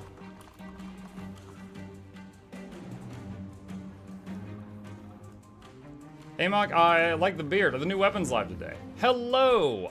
No, today is a balance patch. I think the new weapons are in a little less than a month.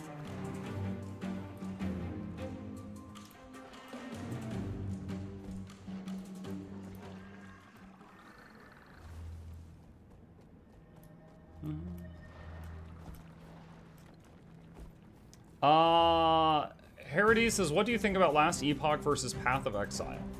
Ooh, good question. Okay. My favorite action RPGs, for different reasons, are Path of Exile, Grim Dawn, and Last Epoch. They are all 3 wonderful games that are not Diablo 4. But they each do some things differently, you know? Path of Exile has the insane end game and like massive sea of choices that you can do and try different things. Grim Dawn has multi-classing. If you ever played Guild Wars 1, you would love that. You could pick 2 classes and make a hybrid. Like a warrior plus a necromancer is something kind of like a Shadow Knight from other, you know, franchises. Last Epoch, you only have 5 skills on your bar, but each one of those skills has a small talent tree. So let's say you've got summon skeletons, like you're playing a necromancer. You can have it summon skeleton warriors, or 1/3 warriors, 1/3 archers, 1/3 rogues, or half rogues, half archers, or just rogues, or just warriors, or just one big warrior. Yeah, there's so many little customizations you can do with the with that. You can have them like doing ice attacks or necrosis damage or poisoned weapons, like, and this is all just within one skill. So even if you're with someone else, you both have the same 5 skills on your bar, which is highly unlikely. You'll probably be playing the game completely differently. So that's what I like about Last Epoch. And Last Epoch's been in early access, but still felt like it's been one of those early accesses that's been impressive, you know? Like the game has felt really good to play despite the fact that it's in EA. And it is coming out like within the month or so, I think. I don't have the exact date for that one written down.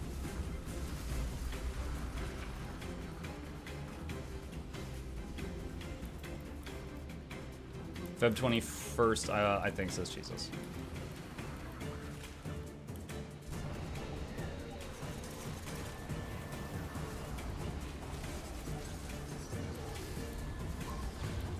Spectre Shroud should get his PvE health back in the initiative. Neutering should be removed.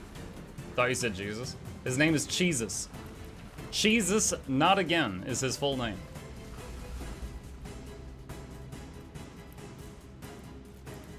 Dude, I gotta say, there's been times, chat, when someone asks a question, and me trying to respond to them in a nice way, it comes out so wrong.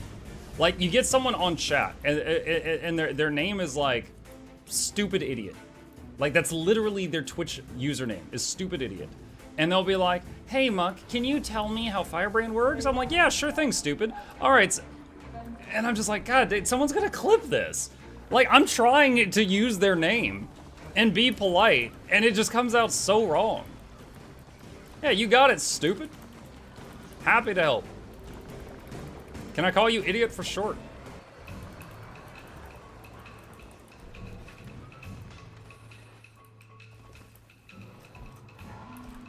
I'll make my username Mom. Oh my God, there are already clips of me talking to Mommy and a month later a daddy in the chat.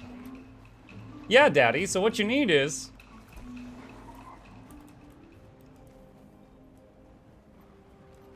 In those instances, I called him person instead of the name. There was a funny instance of that once. All right. There was one day, I was doing a fractal. And the footage, I ended up using it on Mukluk Plays for something. And someone commented, and they were like, I really love how you did not gender this person. They're like, the world would be such a better place if everyone treated others the way you treat people. And I was just like, those are very kind words. What the hell did I do? And like, they had a timestamp. And I went to the timestamp, and I clicked it. And I was yelling at another player. And I was like, gamer, look out for the fire. That's it. Their name was gamer. Their literal in-game name was a gamer. Like, I don't just like call everyone gamer. Which, I don't know, maybe I should. But I responded to the person, I was like, that's very kind of you to say, but, I have to be honest here. I was just saying his name. Like, his name is Gamer. I wasn't saying that to be gender neutral or anything like that. She never responded. You're an excellent dude. Thank you, Silver Knight. Woo, 2 years. Daddy Mukluk, could I get the spiel? Mukluk Douglas, but all of you red folders got the voice to start the red stuff there because you Omni will back to the lab. But be joyous, the entertainment is on the way. Crack at the speakers, touch the speakers, giveaways every week with Sick but you'll only need the edge. Welcome. Gamer is the ultimate pronoun, yes. I accept gamer as my pronoun. What are your pronouns? Game and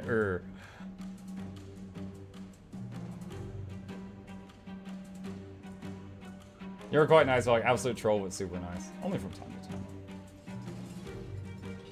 I tested Scrapper quickness with shortbow, and it really was easy to provide quickness. And again, I don't know about the numbers. Maybe it was valid. Didn't say it. Oh yeah, quickness was easy to provide with shortbow. Yes, it was. The thing was, right? The problem. All right, I made a video on this, and I don't have it right in front of me, and it's not fresh in my head. But Asen Corrects gifted a tier 1 sub to Daddy Gamer. They have given 334 gift subs in the channel.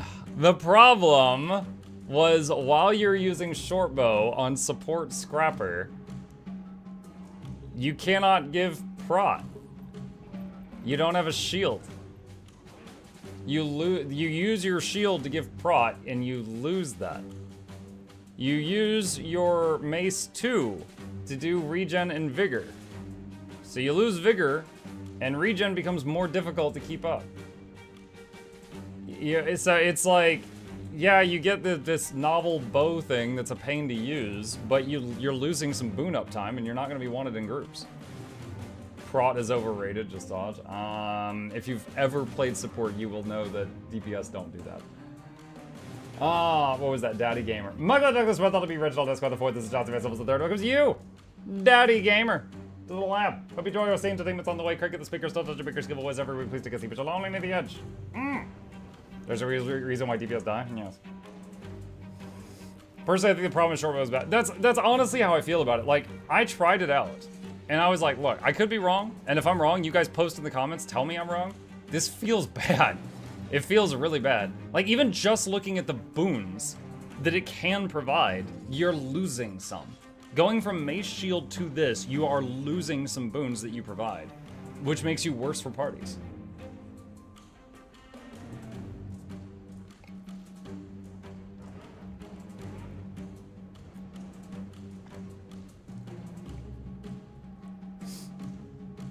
Scrapper can use short bow. The short bow, okay, so every class is getting a new weapon in like a month. A silver, and engineer is getting short bow.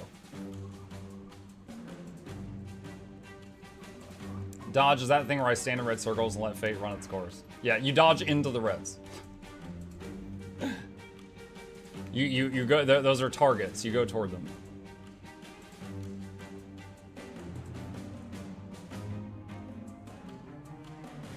Reaper got dogged in the weapon patch. Reaper got dogged? What did Necro get? Oh, the swords. Yeah, I feel like the swords needed another balancing pass. Like, they did damage to you. And it's like, I feel like that shouldn't be the target. Now, honestly, Reaper is in a great spot. I don't know that it needs... You know, it needs the swords that much, but yeah, I don't know if that any build's gonna use the swords as they are now.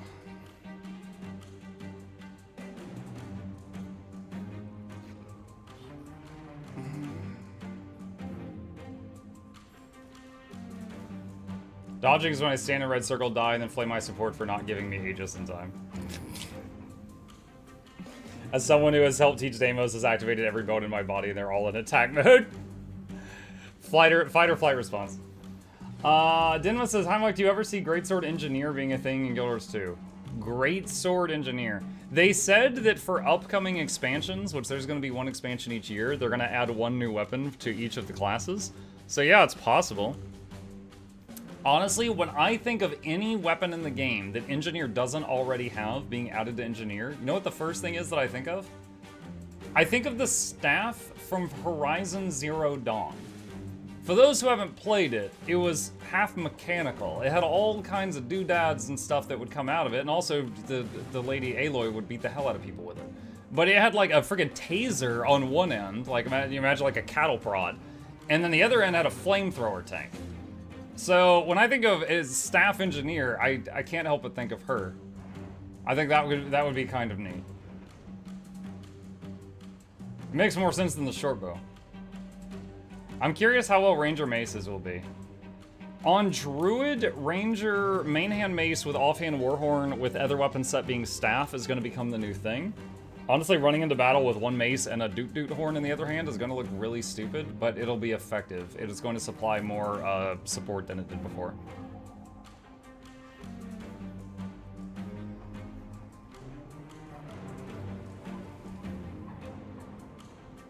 How are samurai thieves? What? Okay, so thieves can turn into Deadeyes, Daredevils, or Spectres in this game. When you say samurai, I'm not sure what you're asking. What are the additional icons besides the trading post icon? Those are add-ons from Blish HUD. For example, this one allows me to search every bag on every character on my account for whatever I type in and tells me where stuff is if I lose something. These are just different add-ons installed by BlishHUD. Like, here's the in-game event timer for everything going on.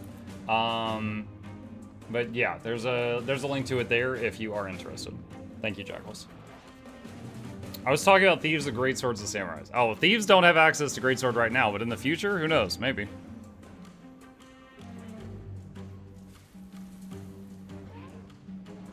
I don't care that it looks dumb. It'll be super effective for other players, people who play Giant Horn and Monster Hunter. I tried that. I couldn't get into it. Maybe he's talking about main hand sword and no offhand beef.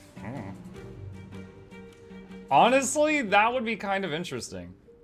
What if they had a system where it's like if you had a main hand weapon but no offhand weapon, the main hand weapon got bonuses? Like, that could lead to some interesting design choices that they could do. Kind of reminds me of when Path of Exile added it to where if you had no weapon in your hand, you could use grenade skills, and the grenade skills did damage based on what potions you had on your belt. Could be fun.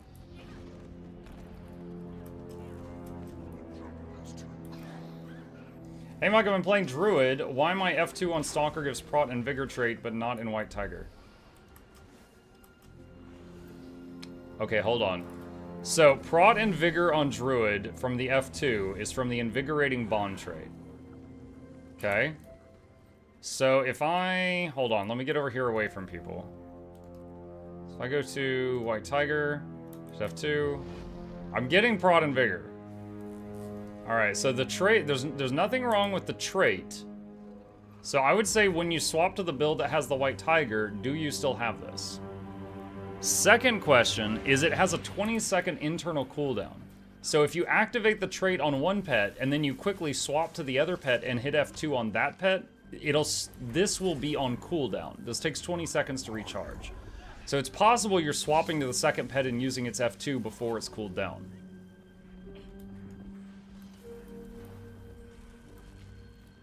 Why are all these players not appearing? I've got the graphics settings turned down to not show me every single character because it makes the game run a lot better. For me.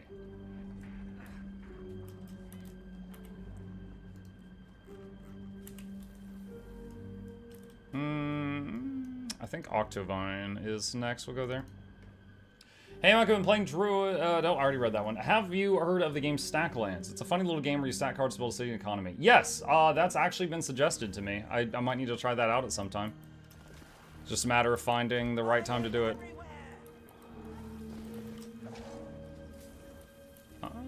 Let's see, is anyone doing this?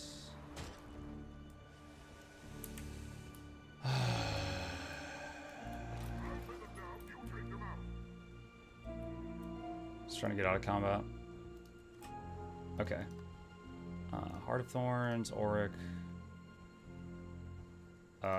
41. I want Focus Thieves to have a reason to use Hippos. I would love Focus for one of the, This is the wrong map. I joined someone who was also in the wrong map. There we go. Yeah, Binding of Hippos is my favorite weapon and the graphic in the game. I would love to be able to use it on more characters. It is a focus, and they've never added focus as a new weapon for any character in the game since launch. Just crazy.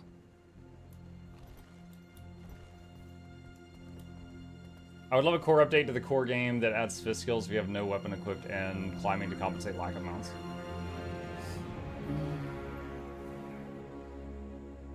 Predictions for next Leggy kit? Trying to remember. Hang on. Action begins. Next, here comes next armor. Shiny armor versus big bad Mordred. Oh, I can't mouse over it because. Hang on a second.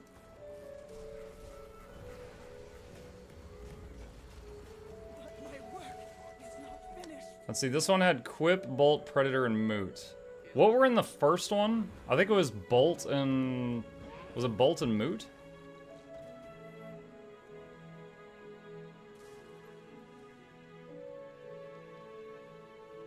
No, there was two of these were in the first one. The legendary kit starter kit 1 had 4 things. 2 of these and 2 others.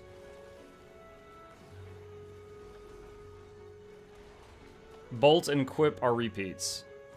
Okay. So if they do that same, like, overlap thing again, then the 2 in here that weren't in the last one might repeat. So if we had Bolt and Quip last time, then maybe Predator and Moot will be in the next one, along with 2 that we haven't seen yet. That would be my guess. Would you for or against making the hot expansion part of free-to-play content in Guild Wars 2? I'd be for it. So, well, hold on a sec. Let me rephrase that, because I spoke without, picking my words right. I would be for the design choice of if you bought the most recent expansion, you get all the expansions. Just make each expansion can be like normal price, and then it comes with all the previous ones. That's what I would I like. Now, I say that because when I played World of Warcraft and when I played EverQuest, which were my first MMOs, they had that design philosophy, and I'm accustomed to that. I think that would be good. But on the same note, to be fair, this game doesn't have a monthly subscription fee, and those games did. So that might cut into their money a lot if they did that. But that's what I've been accustomed to. Is the guild hall working today? Yes, I went there an hour ago and farmed all 4 of my guild halls.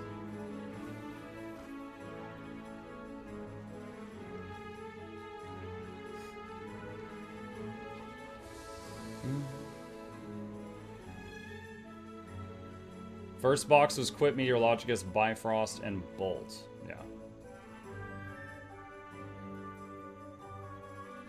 Think we could at least do the Living World seasons? Yeah.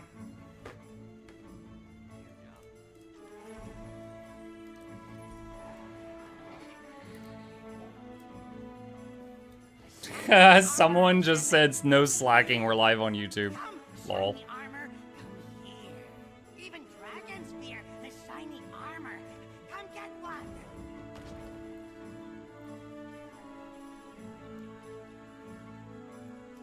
Mike, what do you think is the elite spec that has had the most influence on the game? Not the most fun or best, but the one that has defined most of the game for the longest in terms of pixel content. Firebrand.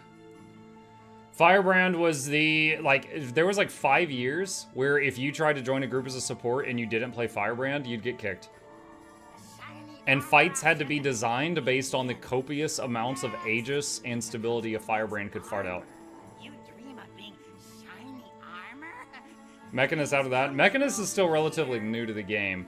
And okay, Mechanist is very easy to play, and it provides alacrity, and it provides barrier, but we do have other classes that provide alac and barrier. It didn't bring anything crazy new, but it did what it does what it does very well. It wasn't like game breaking or anything, But Firebrand, Chrono Jail for a long time. There was a period of time where the only class that provided alac or quickness was Chrono. It provided both, so every group had one Chrono. And then Firebrand was just busted support for a long time. Even still to this day, for example, all right, let's look at this skill. This is me giving stability to my group, helps keep protection up. It's a CC on enemies. It's a stun break for my party. All of this is on one skill. So if I want to use any of those 4 things, the other 3 things go on cooldown also. Firebrand has 5 weapons. It has 2 weapon sets and 3 tomes. They are the only class that has enough room to have all those skills separated, so when they burn one thing, it doesn't burn their other things, and they still get to enjoy that. Patch notes. Oh boy! What do we got? Lunar New Year, profession skills, new changes. Oh boy, there's actually some meat here. Let's go straight to Ranger. What's going on?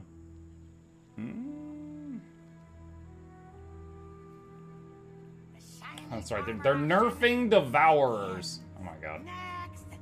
Ridiculous. Alright, we'll check this out after Octavine.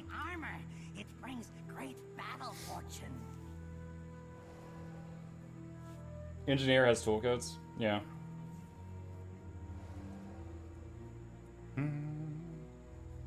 Hi, YouTube. Hi, players!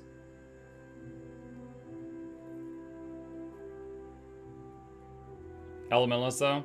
There's not many LE builds that use all 4 of their elements on the regular. I would say PvP sometimes, but usually they don't use all 4 elements in their rotations. Feel like a stream sniper right now. Oh my god, he's hunting me in Auric Basin.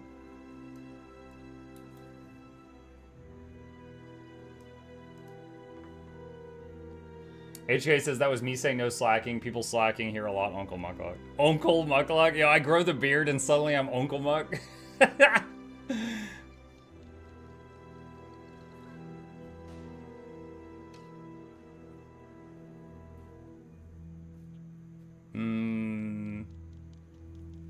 I'd like to see something new like aquatic weapons.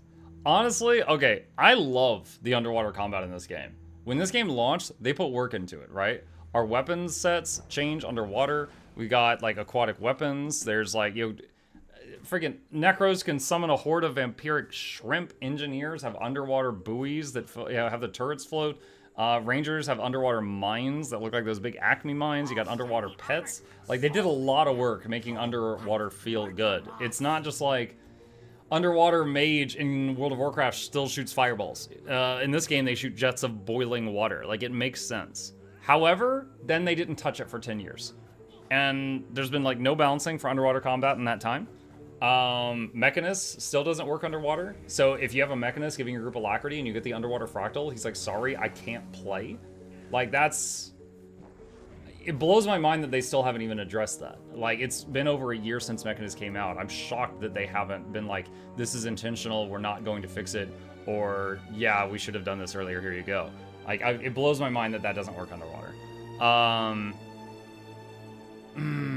But yeah, the underwater in this game feels better to me than like any other MMO, but it's been neglected for a long time. Do you know how Skyscale, eggs, and nests work in Soto? Yes. I have a link to... Hang on just a second. That is a link to a video on how to get the Skyscale in Soto. What are relics? Silver relics are something that were added kind of recently. It is a new inventory slot right here. And basically, it is the thing that was the 6-piece bonus on your runes is now over here. So you can pick like a rune with one stat and a relic with a different crazy effect on it that would not normally be on that rune. That's the short version of it. Feels like we're doing an exam here. No, I'm just answering questions. I like it, honestly. Otherwise, it's just awkward silence. I feel discriminated. Why is my character not rendering on the screen? You know what you did.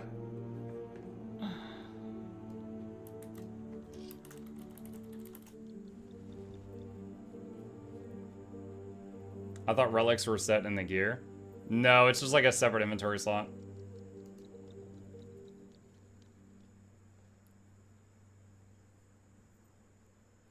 All the ugly characters are invisible. Oh, rip.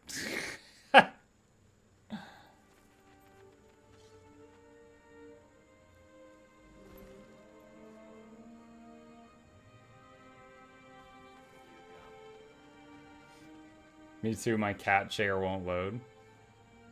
What chair do I have on hotkey right now? The noodle stand.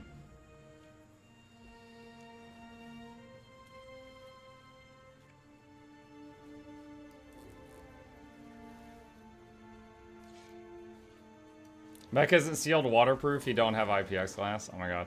That reminds me of all of the NPCs in Cantha. They're like, oh, we're so much better than Asura. And it's like, you know, Asura stuff doesn't break underwater.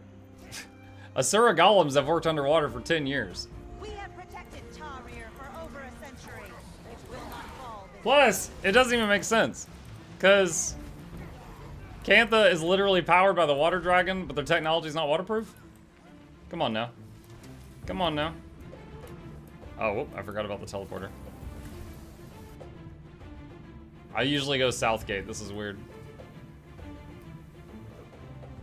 Meow.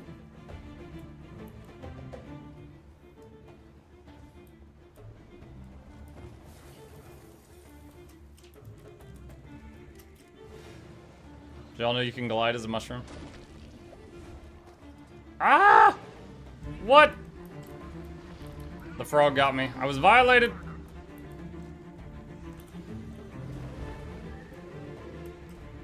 What's a good Alack DPS spec? I mean, take your pick. Spectre, Willbender, Bladesworn, DPS Druid, DPS Mechanist. There's a lot.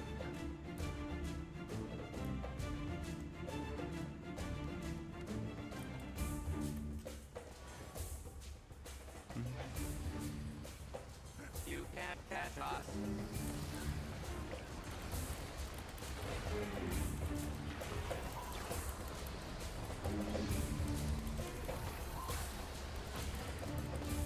Need mushroom magic. I got plenty. What's the fastest way to get a flying mount? They just added a new way of getting flying mounts in the game, the Skyscale, which is the Soto method of getting it, or Secrets of the Obscure method of getting it. Before that, there was the Path of Fire method. Both methods take time. The Secrets of the Obscure method is much faster, but it's like, it takes a day of hard work rather than a week of hard work. I do have a guide on that here, if you have Secrets of the Obscure and you want to copy what's in that video.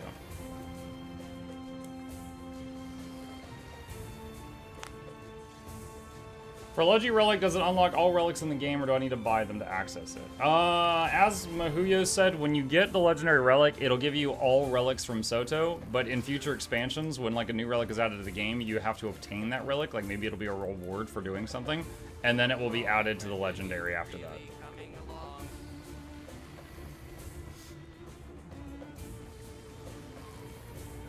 New build available. Your game will restart in 2 hours.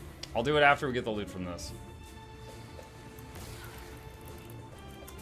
Panic.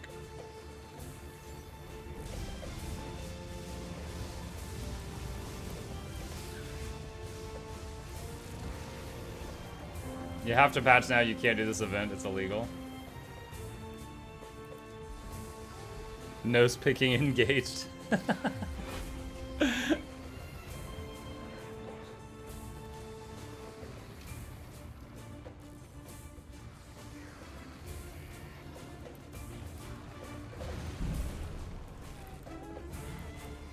Not only is ArcDPS not working, but it's also crashing the game when I type /wiki.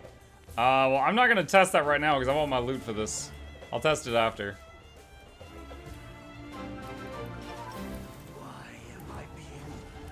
Dropping this in, Happy Lunar New Year.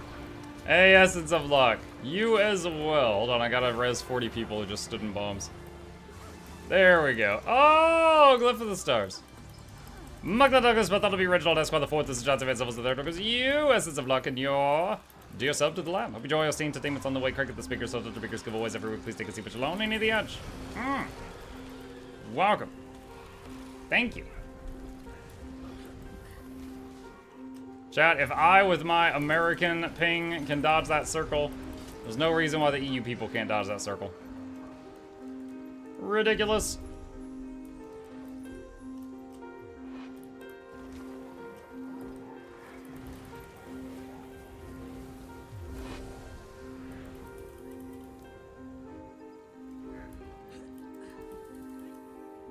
Can you dodge a wrench?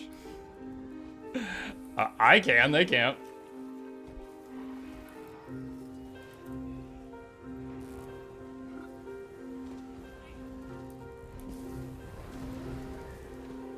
EU is warrior brain.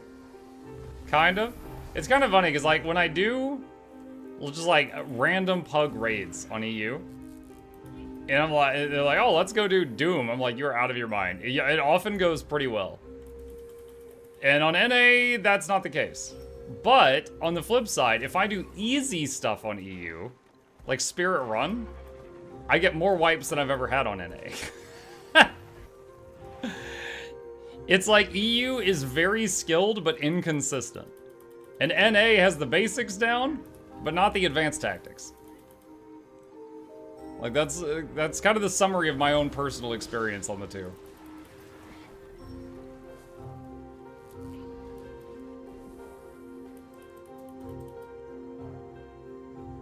Does the Octovine event require specific hot masters?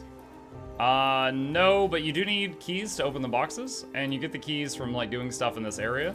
But I get, the keys can be bought with Aurelium, and I get Aurelium for my home instance each day. So occasionally I just come here and buy a few hundred keys, so I don't really have to grind, events here.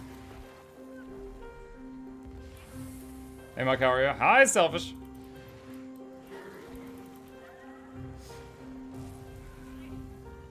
When I'm doing IBS 3, I'm cooking dinner, watching Netflix at the same time.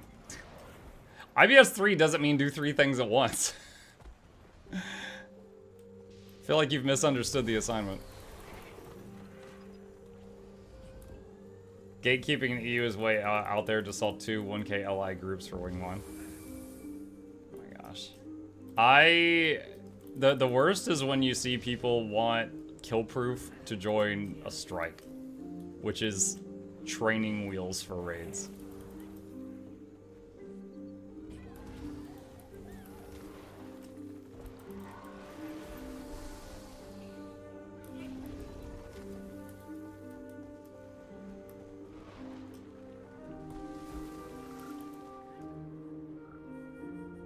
If you can, you should craft 1 Leggy Rune for free relic before next week patch. Yes. Now, the price has gone up considerably because literally everybody's trying to do that. But yes, if you can make a single Leggy Rune, and even better if you already have the mats for it in your storage. If you can make a single Leggy Rune, then when Leggy Relics come out, you'll get a Leggy Relic for free. That is true.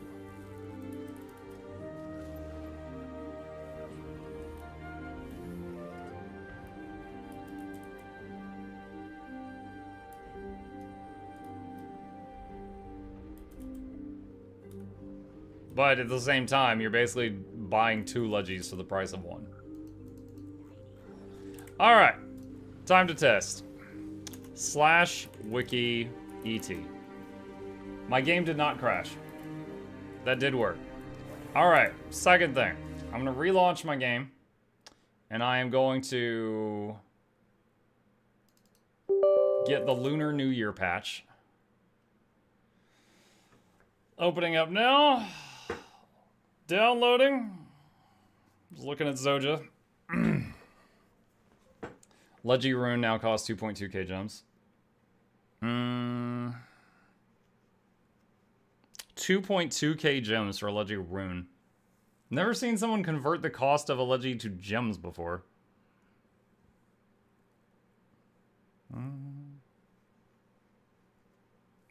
Yesterday, I just crafted my first Leggy Rune because of the free relic, now that Leggy Rune is sitting in my Aqua Breather. Honestly, if you only have 1 Leggy Rune, the Aqua Breather is the best place to put it, because it can, you help all your sets of gear. Why buying Leggies with gems? I do not know.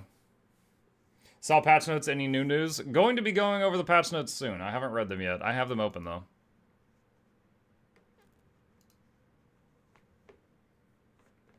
Alright, game's opening back up. There's my ARC DPS error. Wonderful. Close that out. And log back in.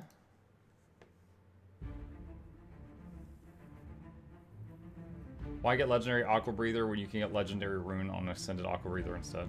Also an option. It booted me to a different map. Where they are still fighting the good fight.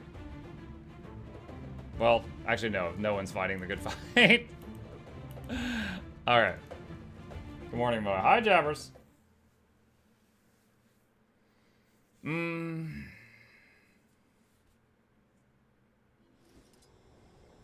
Mug, I hope you know that your video about the rune released and the economy instantly nuked itself, and I feel that the two are related. To be fair, the price had already shot up. Like, okay, when I made my Leggy runes, the price to make like 6 Leggy runes was the same price as making like a Leggy weapon. And the price had already gone, like for 1 rune, had already gone up to like 200 or 300. And like within hours of that announcement. Then I made that video and I just threw gasoline on the fire. Like, I absolutely made the problem worse, but it was already happening. I just sped it up. I just sped it way up. I watched Mug's video on how to craft Leggy runes 2 years ago and the price was so much cheaper. Yup. Mug, which Leggy should I make after the wings? Are Leggy runes and sigils better if I plan to use it on other items? The first Leggy I recommend to people is the Season of the Dragon's Amulet. Because it's basically a free necklace, you just gotta do a whole bunch of achievements. So, unlike all other Leggies in the game, you're making money while you do Season of the Dragons rather than losing money. You also get a free 32 slot bag at the same time. So that's cool. If you already have that, and you already have a backpack, it's up to you. Do you want something that just looks really cool, which is usually, you know, like weapons or something? Or do you want something that is useful on many characters? For example, everything over here doesn't matter what character you're on. This is all really useful. But, like, this is either light, medium, or heavy armor, so it's only useful on 1/3 of the classes, and then this, it depends on the class for weapons. So it depends what you want.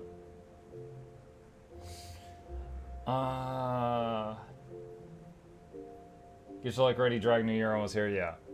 Also buy legendary starter kit for 1,000 AAs, 1,200 gold. I'm in Plexus Watch and I've never had more than 35 gold at any time. Radio Swimmer. I'm about to change your whole freaking life. Alright, Radio Swimmer. There is a video, and that video is how in 12 minutes a day, I basically get like, you know, 12 gold of materials a day.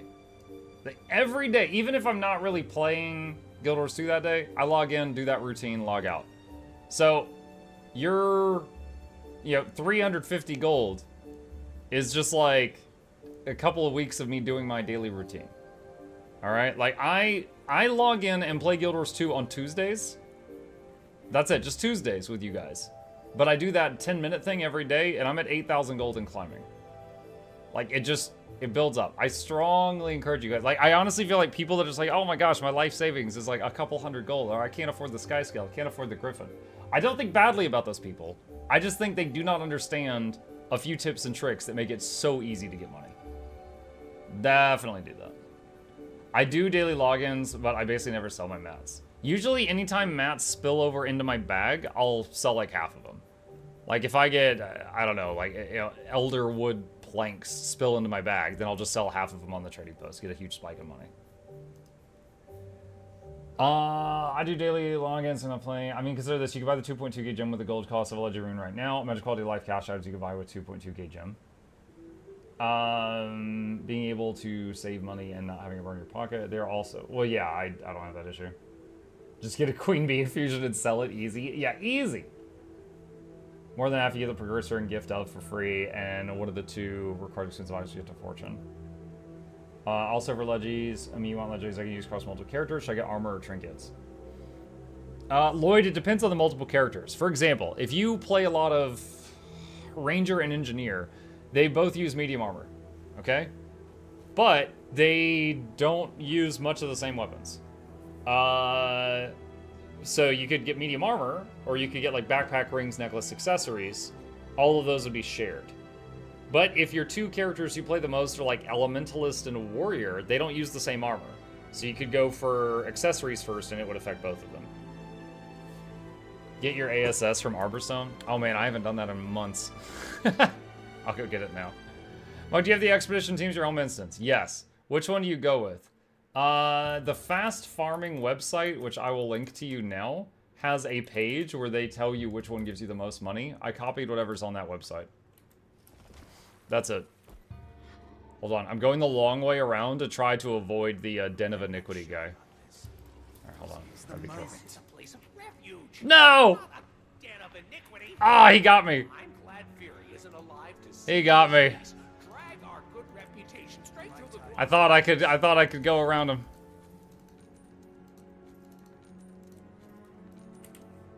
Ah, Ripperoni. Alright, back to Miss Long. He is inevitable, yeah.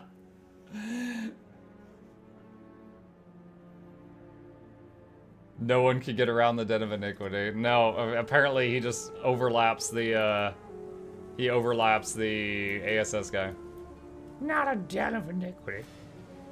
Dude, I want to walk up to that guy and be like, excuse me, I'm looking for the Den of Iniquity. Can you give me any directions? I will cook that bird and eat it in front of its family. That escalated quickly. Alright. Chat. It's time. It's time. Alright, today is January 30th, 20,024. 20,020. Shut up. I'm doing a do-over. If we have a mistake that early, we're just starting over. 20,000. The year 20,000. We're halfway to Warhammer 40k. 4hammer 40k. I need a reboot. Okay.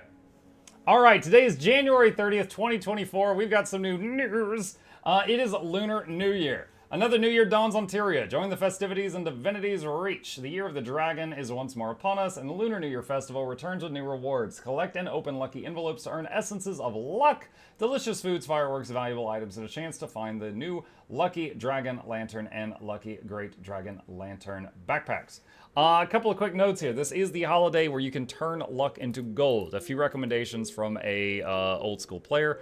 A couple things here. One, if your luck right here is not maxed out, don't do that. Just consume the luck to increase your magic find. If you're a very long time player and you have 300 luck or 300 magic find from luck, you can, on an artificer character, use an artificing station with skill level 0. They can literally have just gotten artificing, and they can combine stacks of small luck into big luck. And then once you do that, you can just turn all luck you find into these exotic quality ones, which can be traded for envelopes that are worth gold at the festival. However, some of you may have seen a meme video of mine from last year where I was like, how to get 100 gold in seconds. And it was basically, I took a year's worth of saved up luck and turned it in, and it was 100 gold. A year's worth. It's not a lot of money. It is money. It's not a lot of money. So it's there if you have some extra laying around. The Lunar New Year annual meta achievement, Lunar New Year Customs, has been updated with a new reward, the Dragon Descendant's Helm. Last year's meta achievement reward, the Embellished Rabbit Vest, can now be purchased from the Lunar New Year rewards vendors. The new Fortunate Weapon set is now available. You receive your choice of weapon by progressing the annual Lunar New Year Customs meta achievement as well as the weekly Lunar achievements. Let me go to the... one second. I'm using the in-game wardrobe storage and going to weapon skins. Fortunate. Here we go. All right, let's see what these are. These are supposedly new. All right, so sword, hammer, longbow, shortbow, axe, and they got the dangly bits. You know we love the dangly bits here. Dagger, great sword, mace. That is. Are those coins? Does it have coins all over it? Pistol. I guess maybe they all just have coins like welded to them. Rifle. That is a lot of barrels. Or not barrels, but a lot of chambers. Scepter. Floating coin. Staff. Many floating coins. Focus. Torch. Warhorn. Shield. Giant coins. A shield. That's the last one. Okay. That was odd. Okay. And let's see. That's the Fortunate Weapon set. 3 new Lucky Dragon weapons are now available as rare drops from Divine Lucky Envelopes. They can also be purchased from Sparking Stone. Okay. Lucky Dragon. Alright, back to the game. We've got Lucky Dragon Hammer. Lucky Dragon Short Bow. And Lucky Dragon Harpoon Gun. I'm not gonna lie, this looks better than the legendary Harpoon Gun. Lucky Envelope rewards have been updated with new items for the Year of the Dragon, including a new backpack to celebrate the Year of the Dragon in style. New Mini Amnitus Storm Scale has been added to the Festival reward vendors. New Mini Amnitus. Okay, hold on a sec. Miniatures, Ammonii, and it's this. So it's like a battle stance sky scale with electricity on it. That's what you get for that one. All right. A new guild decorations has been added to commemorate Year of the Dragon. Dragon statue and golden dragon statue. Special objectives are available in the Wizard's Vault. It's almost a mount. Oh, hold on. Let me shrink my character. Boop. There we go. Now it's a battle pet. Okay. Where were we? Special objectives are available in the Wizard's Vault to earn extra astral acclaim as you enjoy the festival. Okay. Let's go to the in-game Wizard's Vault. Special, let's see. Complete the annual New Year Customs achievement. 250 points, 21 days remaining. I think that's it. All right. Back to this. A number of festival-related bugs have been fixed to ensure a happy holiday for all heroes. Lunar New Year will be active until February 20th at noon Pacific time, UTC -8. See you in Divinity's Reach. General. New options to change the game mode balance of guild halls have been added. In order to change which rule set you want to use, speak to Castor Shoutsman once you've unlocked the arena in the guild hall. This is actually really cool. This is, not something that pertains to me, but there is definitely a chunk of the player base that would really love this feature. To quickly touch on what this is, let's say you've got a skill that does like, I don't know, 50,000 damage. I'm just gonna make up a number here. And then they're like, whoa, this is too powerful in PvP, and so they change it so that in PvP it does 10,000 damage. Still scary, but not a one-hit kill for everybody. If it does 50k on PvE bosses, whatever. If it does 50k PvP, that's a problem. Now the problem is there is an arena in the guild halls in Guild Wars 2 where people can do little tournaments or duels or what have you, Quaggan Ball. And in that arena, it's using the PvE rule set. So some skills hit way too hard, and it's not representative of how the game is balanced in PvP or World v World. Now you can change the rule set. So, like, Spike Trap on a Ranger does a ton of damage in PvE, but in PvP it just does a CC, it just does a crowd control. It doesn't do the huge, massive damage.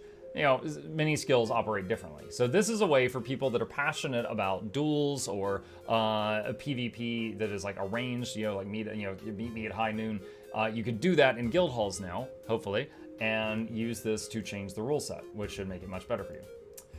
A new NPC has been added to guild halls when the arena is unlocked. They will allow you to change which team you're on without entering the arena itself and keep your team while moving around the entirety of the guild hall, which would allow you to have larger scale events.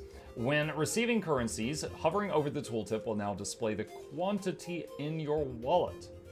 Fixed an issue that prevented the Spar with Zunlai Jade's Guard Mechs events in New Canaan City from succeeding. Fixed an issue that caused the growing anxiety effect to persist in rare circumstances during the final fight in Defense of Amnatus meta event in Amnatus.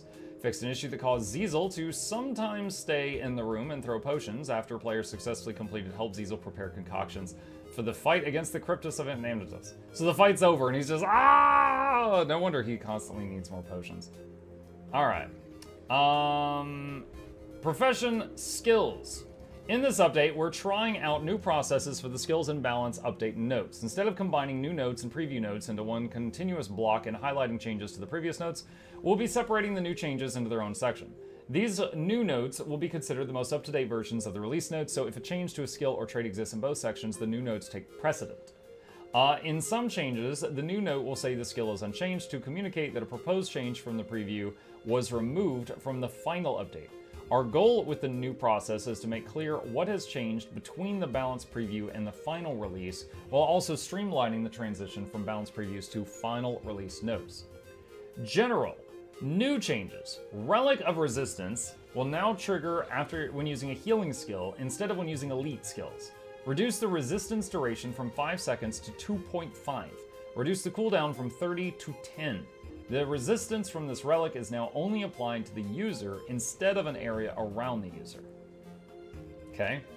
And then, as from the preview, as with the November update, this update also includes improvements for some underperforming relics.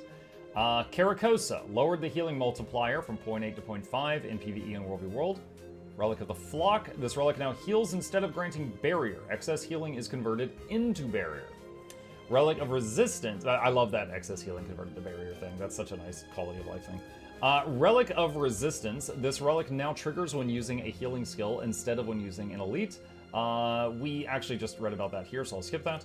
Relic of the Pack now also grants Might and Fury to affected allies. Relic of Durability now also grants Resolution. Relic of the Weaver now no longer has an internal cooldown. Dagda, the projectile fired by this relic, now dazes enemies that it strikes, reduces the warm-up duration from 1.5 second to 1 second. Where the link at? I will post it again, just a moment. Relic of the Citadel, reduce the warm-up duration from 2 seconds to 1. Relic of the Crate, Nightmare, and Wizard's Tower, all reduce warm-up duration from 2 seconds to 1. Elementalist changes. The change to Hammer in November pushed condition builds for Tempest and Weaver higher than we'd like to see, so we're making a few tweaks to bring those builds back in line. Singeing Strength burning duration reduced from 3 seconds to 1.5 in PvE. Surging Flames reduced the burning duration from 9 seconds to 3 in PvE. Massive. Ground Pound reduced bleeding from 10 seconds to 6 in PvE. Engineer. January 30th, preview notes. Condition, Hollow, and Power Scrapper are overtuned in PvE and getting brought back down this update. We're also slightly reworked Bulwark Gyro to be more reliable for supporting allies, and Adaptive Armor has been reworked for to be an effective Grandmaster trait for support builds to prepare for the introduction of the Shortbow. Blowtorch, which is a offhand pistol skill, fixed an issue that caused the skill to inflict more burning than intended. Bulwark Gyro, the skill no longer redirects damage from nearby allies to the user and now grants barrier to nearby allies upon activation and on each pulse. This is an awesome change, I feel like, as someone who played Heal Scrapper for about a year. Bulwark Gyro, what it does is it reduced the damage that nearby allies would take by 20%, but it funneled that damage to you, and then also did the barrier. The problem was if an ally stood in stupid. So if, like, you're on Bone Skinner and it's time to step left and an ally wasn't quick enough and your Bulwark Gyro was active, they would die and also you would die. Like, even if you moved out of the thing, if they were in range of your Bulwark Gyro and you took a portion of their one-hit kill damage, you also got one-hit killed. So it made it very tough, especially when you wanted to use the Gyro for the barrier or for the field to help combo, to keep quickness up, stuff like that. Anyway, this is a nice change, and it will make it be easier to use this when you need to use it. Adaptive Armor has been reworked. Your Function Gyro now has 2 charges of ammo and grants barrier to allies when cast. Function Gyro no longer has increased recharge when creating additional gyros, but has a higher base recharge. I'm very curious to see what builds come out of this, because this is very interesting to me, and I'm curious to see, like, what might happen with this. Applied Force reduced the bonus power per might stack from 35 to 30 in PvE. Guardian, new changes. True Shot reduced the power coefficient from 2 to 1.7 in PvP. Test of Faith reduced the pass-through power coefficient from 2.8 to 2.5 in PvP. Hunter's Premonition fixed an issue that caused traps to grant Aegis without this trait. So they were not supposed to be. And then the preview notes. Support Firebrand still isn't quite at the level we'd like to see in PvP, so we made a few more improvements to it in this update. We've also reworked Radiant Fire trait to be less dependent on always having a torch equipped, to make room for condition builds to swap between offhand torches and pistols. Pistols are, of course, being added to Guardian, I believe, mid to late February. Radiant Fire trait no longer grants Zealot's Flame when critically striking an enemy. Instead, it grants an additional ammunition to Zealot's Flame. This trait also causes Zealot's Flame to inflict additional burning to enemies in PvE only. Soaring Devastation, the movement speed granted by this trait no longer removed when Wings of Resolve is on cooldown. Mantra of Solace, reduced the cooldown from 30 to 24 seconds in PvP only. Mantra of Liberation, reduced ammo recharge time from 45 to 35 in PvP. Chapter 3, Azure Sun, this skill now also heals affected allies. Increase the cooldown from 8 seconds to 15 in PvP and World v World. Mid to late February, like the 20th, it might be February 20th. I just didn't have the date in front of me. Chapter 2, Igniting Burst, this skill is now a blast finisher. Reduce the casting time went from 0.86 to 0.68. Chapter 4, Shining River, reduce the casting time from 0.86 to 0.68 also. Merciful Intervention, reduce the cooldown from 32 seconds to 25. Increase the radius from 180 to 240. Reduce the base healing from 2300 to 2000 in PvP and World v World. Reduce the healing coefficient from 1.1 to 0.8 in PvP and World v World. Reversal of Fortune. Fixed an issue that prevented this skill from healing while in the air. Fixed an issue that prevented this skill from triggering on heal effects. That in the air thing is funny because I've seen that with a few different classes. Because like, for example, if you're fighting Whisper of Jormag occasionally will like kind of uppercut the whole raid and throw you all in the air and you fall back down.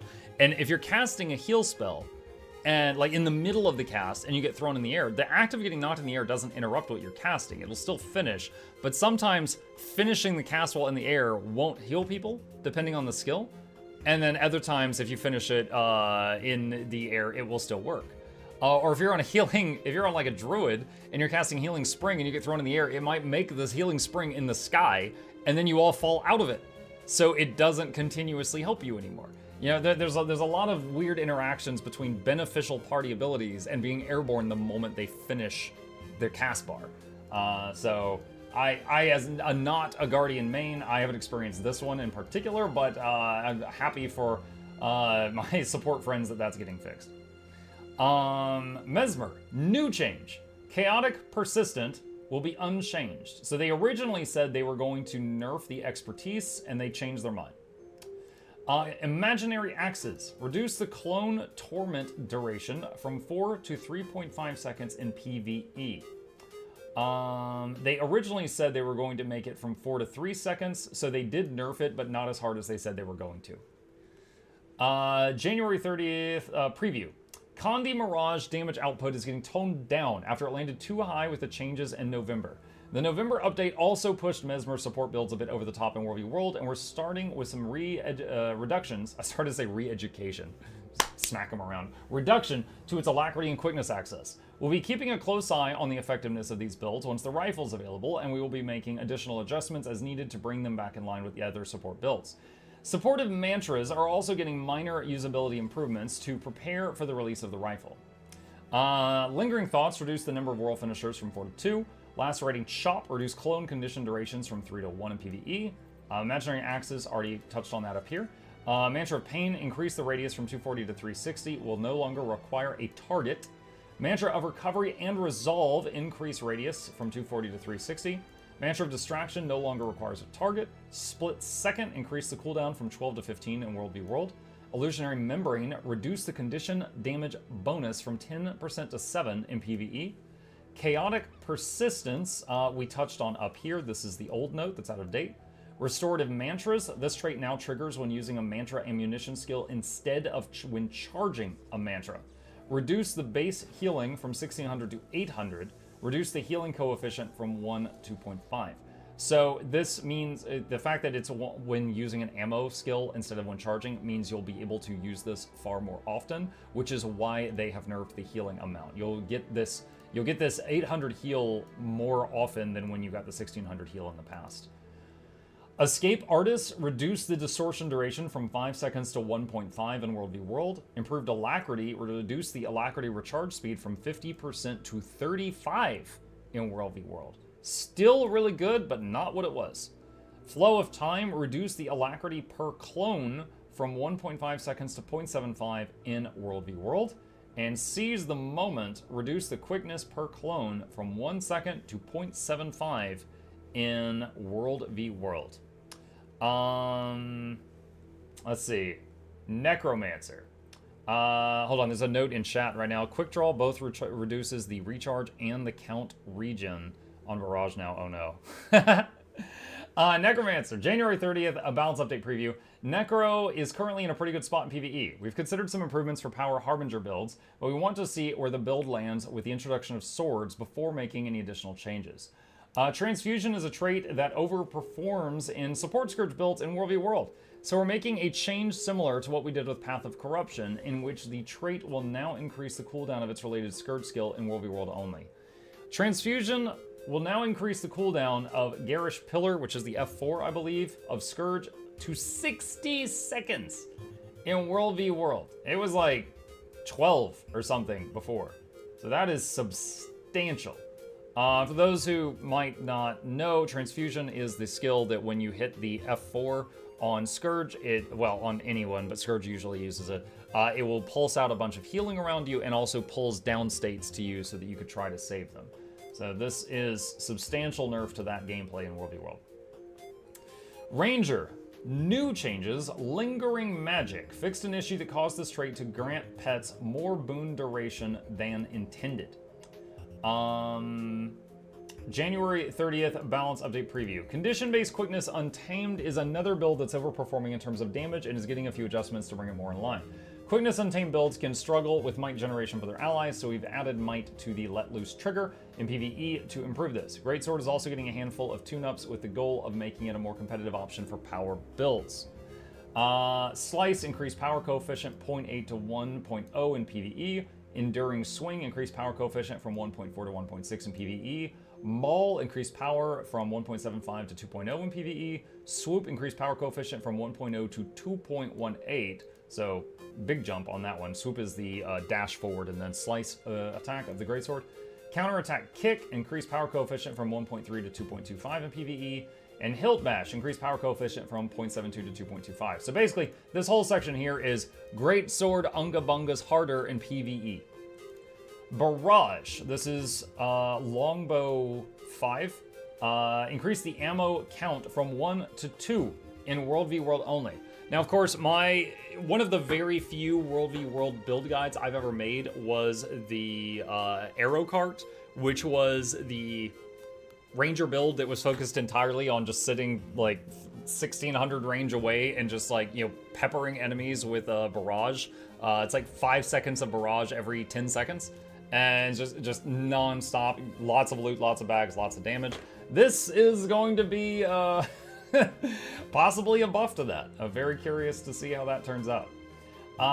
Twin Darts, the Devourer family, reduced the power coefficient per hit from 0.25 to 0.15 in PvE. Really surprised to see this. So Devourers recently, when they did the pet rework, Devourers did kind of come out on top. But when I say come out on top, I mean that like if the target's standing still, they could maybe do 2 to 3k DPS.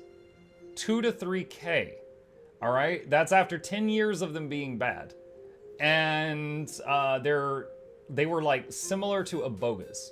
And it's like Aboga's still on top, and they're not touching Aboga, but they're nerfing the Devourers, which I find odd, but it's honestly not. The pets are such a small percentage of Ranger's damage, which I think is unfortunate. I think it should be a larger percentage of the total damage.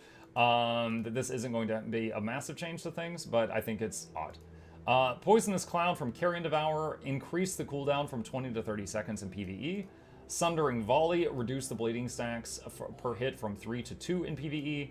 And Let Loose, this trait will now grant 5 stacks of might for 10 seconds in addition to its previous effects in PvE only. Alright. One guy in chat says right now it's 10 seconds of barrage every 10 seconds. Awesome. Revenant. In addition to toning down the damage of Power Vindicator in PvE, we made some minor adjustments to Axe to improve its usability for conditioned builds.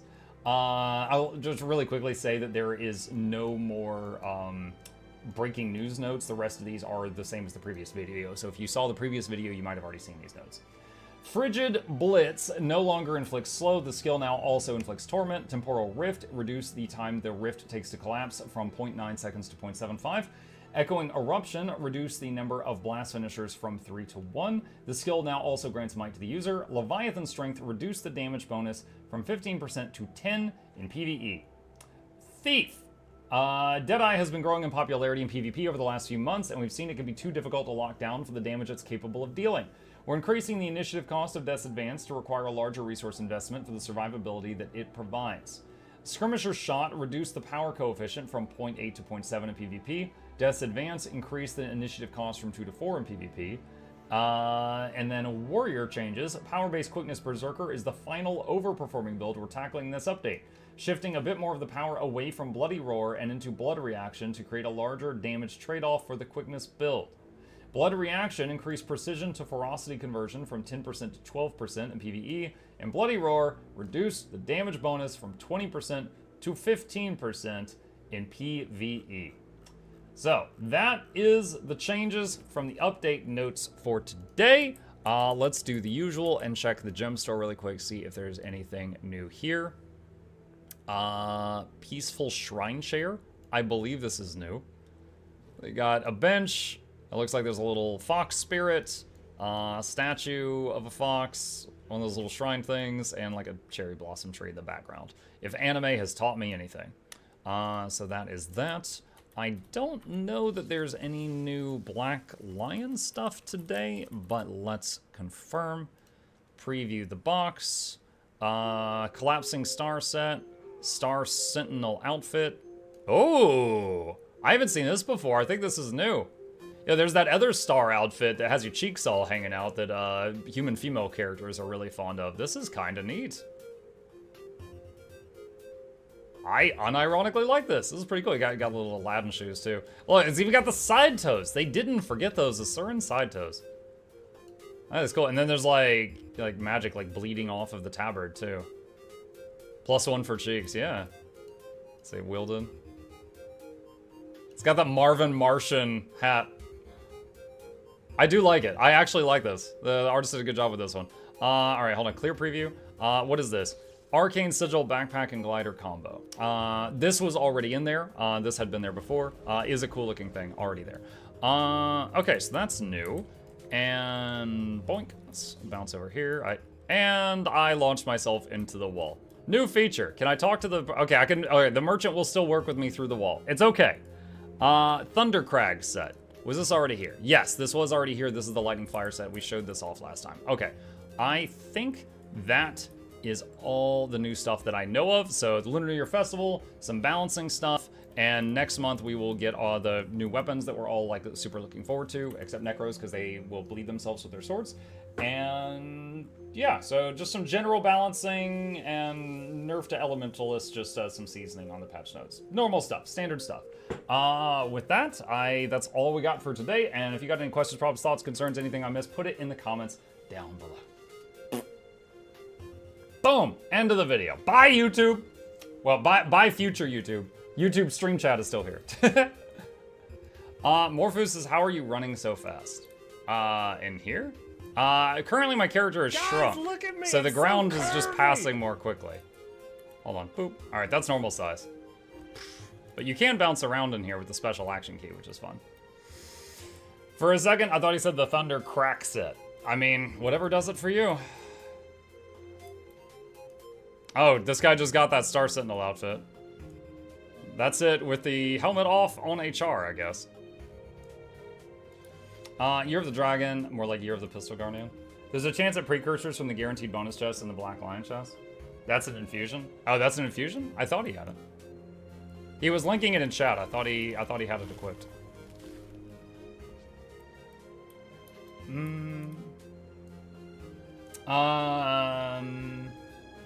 What's the easiest legendary rune to make? Heart rate, I think there might be some confusion. There's just one legendary rune. That's it. You can put it in your helmet or your gloves or your rebreather or your pants, but there's just one legendary rune. Now, you make that same rune, 7 times to have a full set of it, but it's not like there's a different recipe for the glove rune than the helm rune or something like that. The last one is the easiest. Put it in your aqua breather. Yeah, if you only have one rune, I usually recommend people put it in their rebreather. Because it is, like, if you have the same breather on all of your things, it's easier that way. Thanks for another great stream, Mug. Have a good one, Jackals. Is Ronda the only class that has received the actual skill icons for new upcoming weapon in the hero skill panel? I haven't looked into that at all. I'm not sure. Let me see. If I go to skills and I go to weapon skills and I scroll down. So Ranger still has the, under construction icons.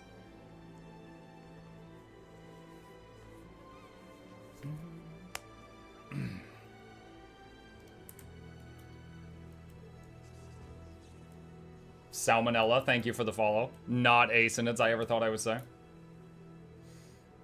Let's peek in the World v World for a second. Let's See... Oh, I can't. Oh, world restructuring. Forgot about that. Wait, what?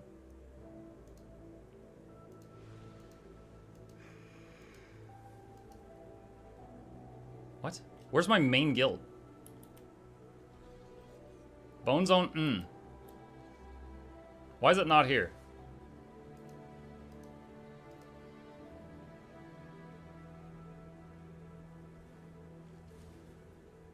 Is it because I'm on EU right now?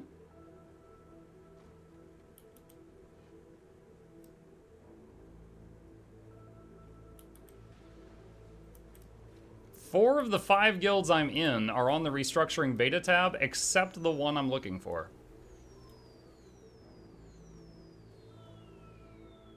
Odd.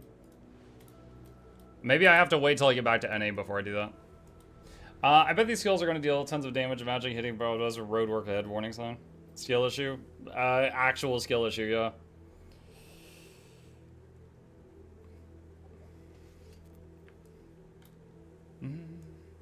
Yeah. 6-1 is the last one. So this is Winnie's. Yeah, I don't know what's going on with that. I guess I'll try that out later this evening.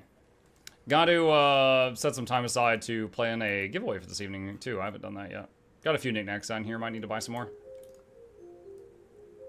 Alright, what else is going on right now? So we've done the news. Etherblade Assault might be happening. We'll see if that's still in progress. See if that is still in progress. I thought there was genuinely a build that uses construction signs with colors. No. That would be kind of funny, but no. Enshrouded is going on. I'll visit Enshrouded probably the second half of the evening stream. Strike CMs. Ugh. Sir, I play games for fun? What are you talking about? That's why PvP are getting nice and angry. Everyone hail Hydrate. Hydro, homies. The lunar thing is now? Yeah, it should be happening right now. Hang on. Crown Pavilion. Wait for Amnita's meta for the daily yoga session. What is this fun you're talking about? Can you buy it at the trading post? Yeah, Lunar New Year. It's going on right now. Here you go. The PvP event was not good for the health of my desk. Oh gosh, are you a desk puncher? Get yourself together. Alright, let's see. What else can we find? EU's not doing Etherblade right now. Can we do some strikes or something? What's the best way to farm obsidian shards? Oh my god. Just pull up the wiki page for it. There is so many ways to get it. Off the top of my head, the last time I needed a bunch really quickly, I think I bought them with Unbound Magic from merchants in Siren's Landing. I just tested Quick Draw also lets you stack 2 barrages over each other. It doesn't remove the old barrage when you start casting the new one.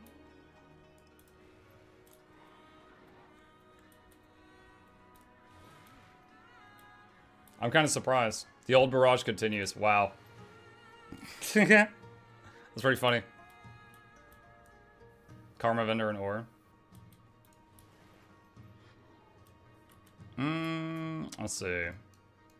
We'll do some of my favorite content. Let me go to Eye of the North. See if we can get some peeps. Actually, I should start with, what are the dailies? Let's see, achievements, daily, strikes. Temple of Fremere. Old Lion's Court. Ew, Old Lion's Court. I say ooh on that one because my pugs wipe it there a lot. Firebrand is a Guardian spec. Yes, that is correct. Firebrand was added in Path of Fire.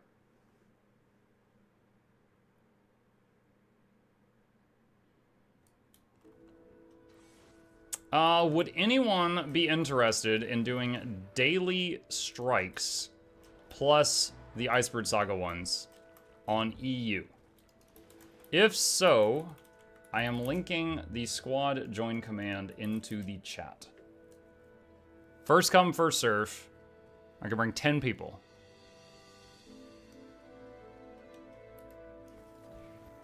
The OLC clip from the intro is a good representation doing that with pugs. No, oh my god, don't tell me about it. There's just so many things that go wrong there. If I was going with like a group I played with all the time, that kind of content would be easy. But with pugs, it's like difficult enough that it fails often. Oprah arrow cart build. You get barrage, you get barrage, you get barrage.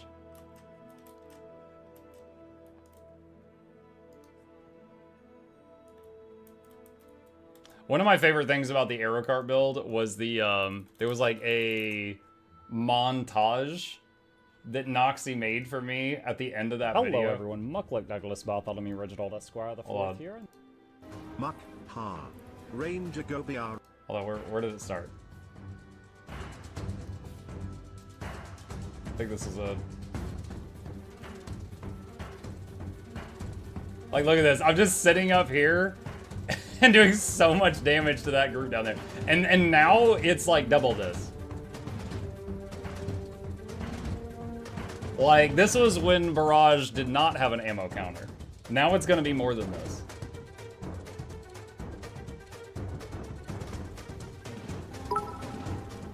People, you can't have barrage on a 5 seconds cooldown. That's not fair. Muck, ha. Ranger go BR.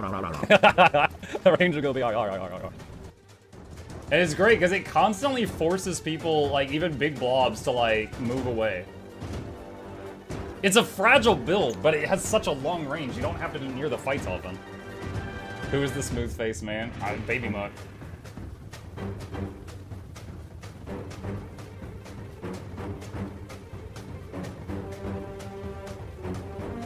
I get pulled off the wall.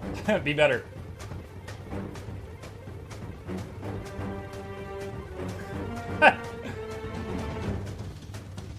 I won't replay the whole video, but yeah. That build just got a buff. That build just got a buff. Look how young that man is. Yeah, that was like, dude, 80 years ago. Okay. What do we have? Yeldruna says quick DPS. All right, they can match up with me. Do we have... let's see. Urtica said any alack. So Urtica, can you do heal alack, or are you saying any DPS alack? Let me see what Urtica means. I can ham? Okay. You go ham. And Razka... wait, no, hold on a sec. I need another quick DPS. Alright. Shiro Neko can be the other quick DPS. And then everyone else go normal DPS.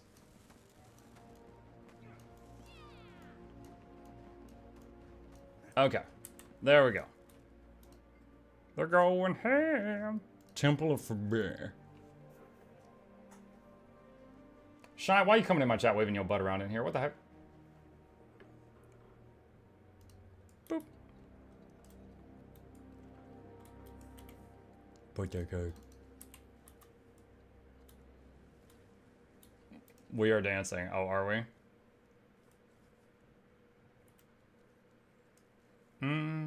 Anyone know an easy way to get charms? Money. Buy them on the TP. The place they originally come from is salvaging them from Green Gear with a Runecraft or Salvage-O-Matic.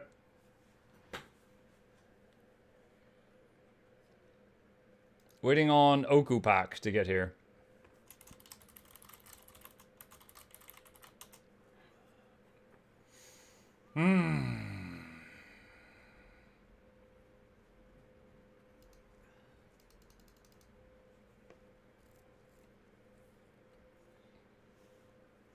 Oku says loading is hard, sorry. Okay. I said don't jump, and someone else goes, you have so much to live for. Do a flip!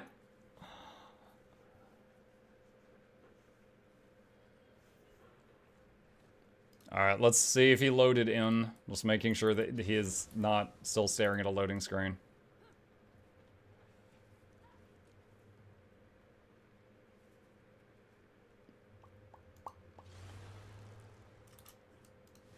There we go. I've recently watched the Yeet short. I'm excited. That was Deimos, not this guy. Although they are bros.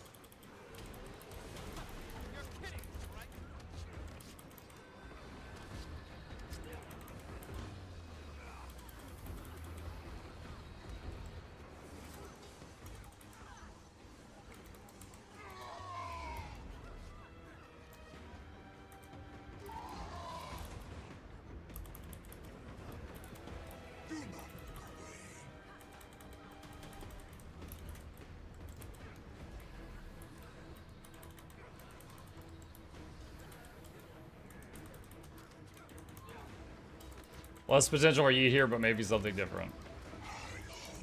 Potential for yeet.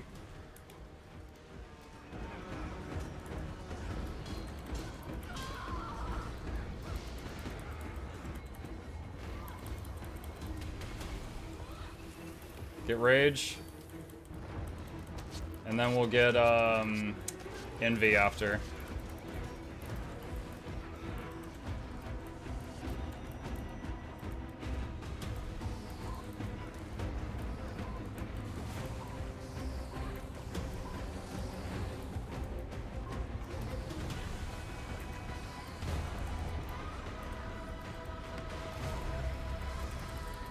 Immobilizing the shadow.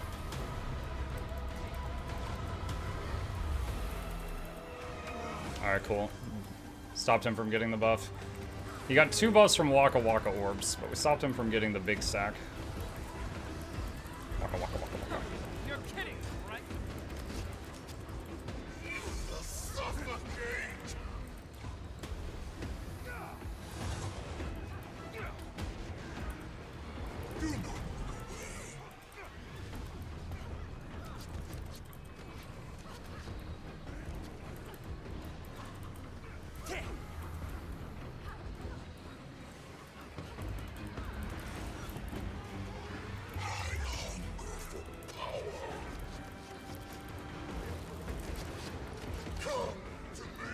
Block the orbs.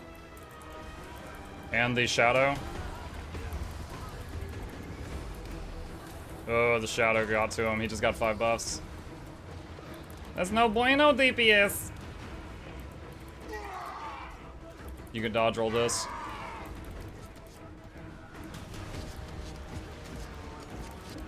Or you can run as far away as possible and then die to it. That's also, you know, great.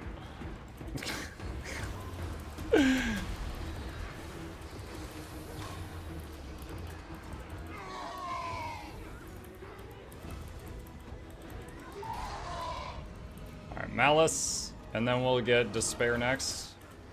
Block the orbs if you can. Hey. Thank you. Please.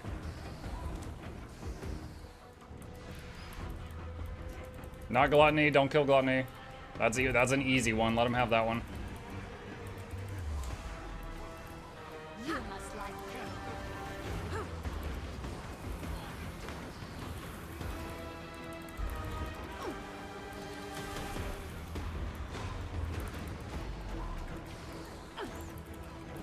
Stack the greens.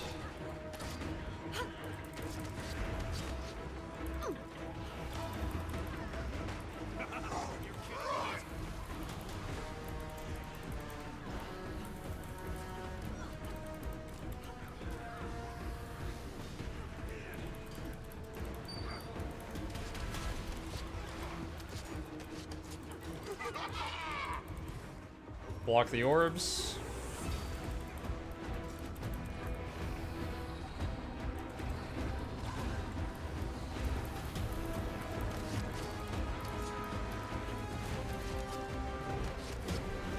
Dodge this.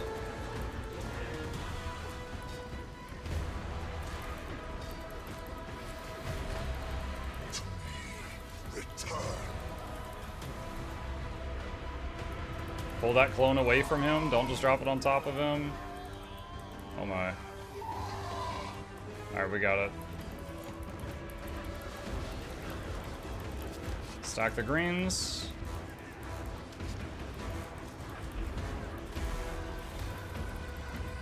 His damage is getting kind of high because he's got 7 buffs.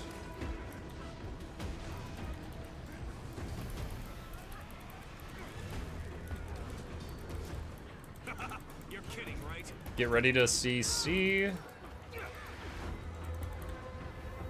And then just stack up, because he's just going to spam AoE for the rest of his life.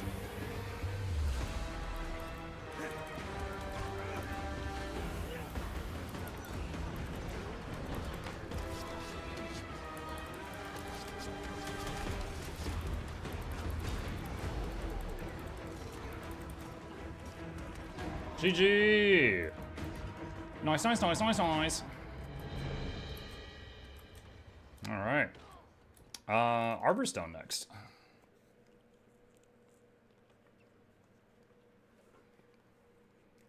My wife brought me a peanut butter and jelly sandwich shop. Fuel for the gaming.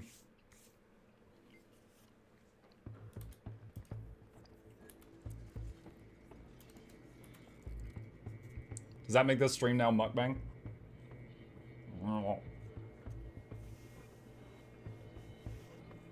Like, is it required that I chew with my mouth open for a mukbang video? Because I don't want to.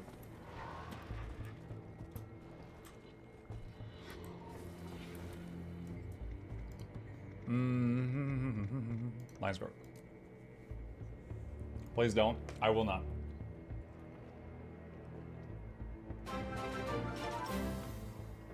That's a lot of relics. Yup. Wife supporting the addiction. Z-Box, thank you.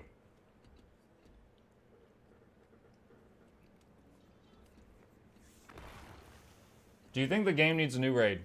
I think the strikes are a acceptable replacement for the raids.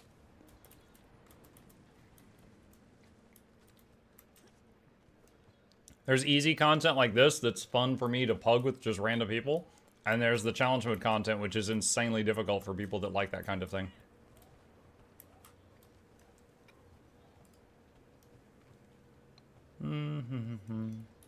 Alright.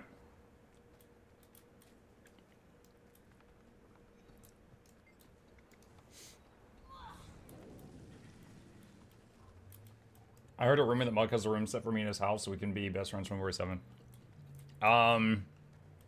That's quite the rumor. That is quite the rumor. Let's please do the not CC them when we're just waiting. Just so we're all on the same page. Like, you can build up conditions on them, but don't do hard CC, please.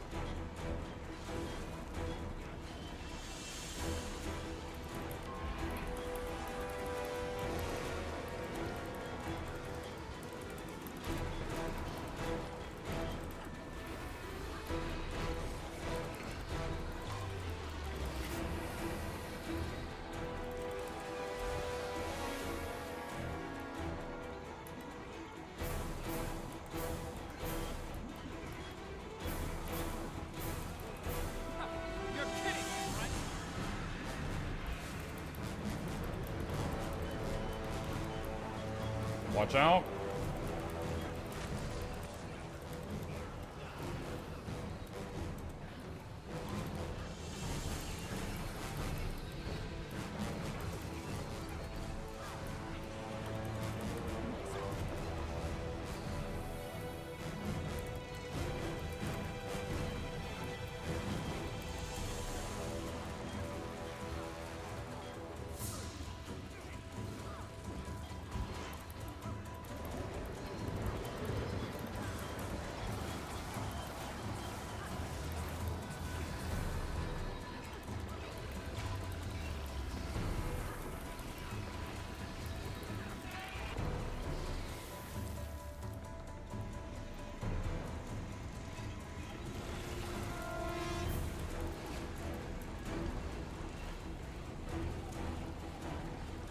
I have my mouth full of food.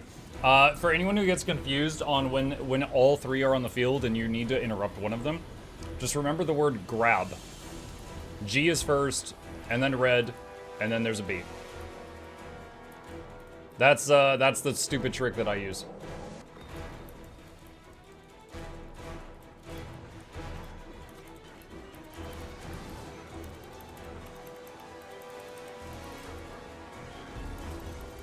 Wow.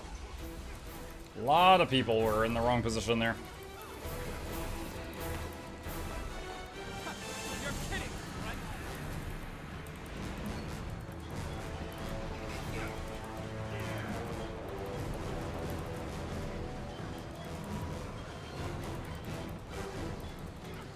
Much better.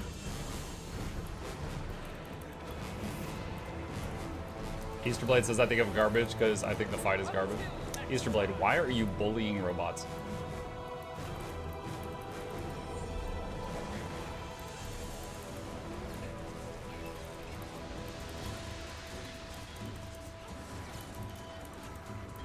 Careful.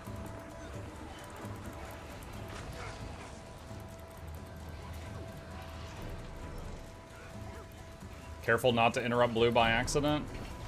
We don't want to move the safe spot.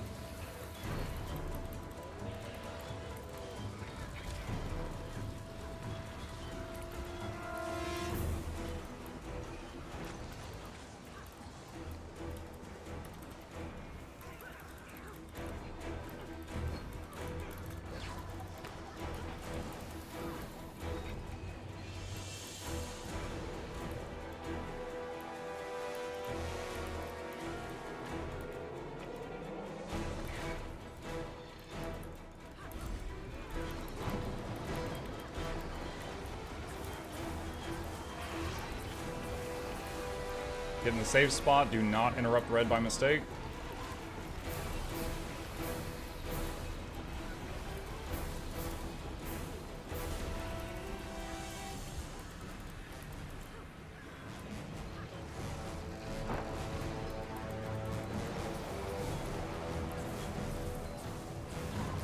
Search and rescue.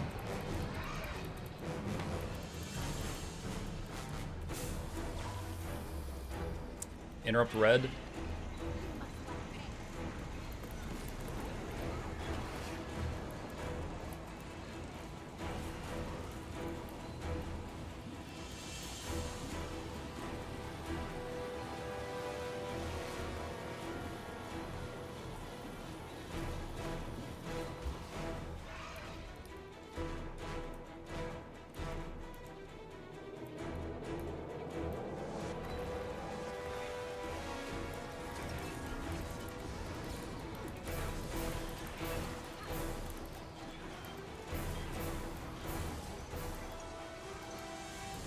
Get to the safe spot.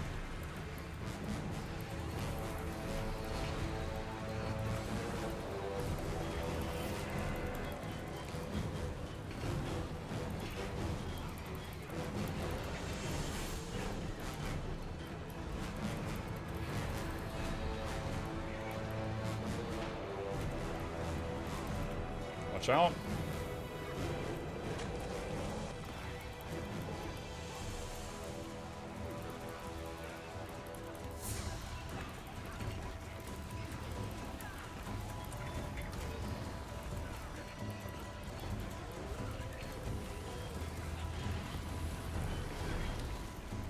Safe spot. Go, go, go.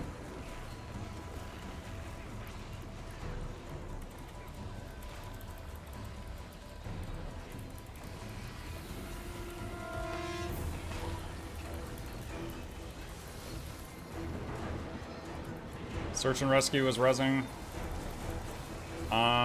Scraps, I'm doing Glyph of the Stars on top of us.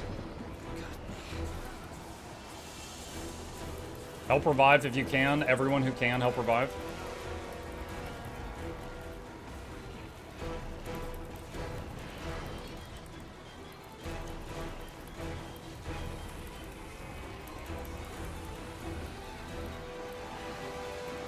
Careful not to accidentally CC the green one.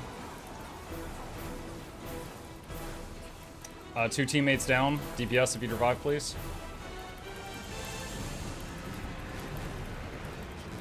Good.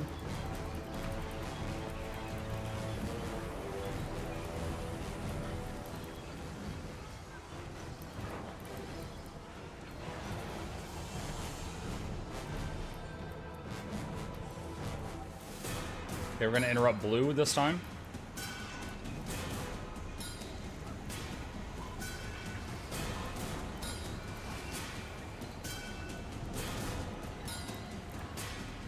Nice beard you got going. Thank you, Mitch.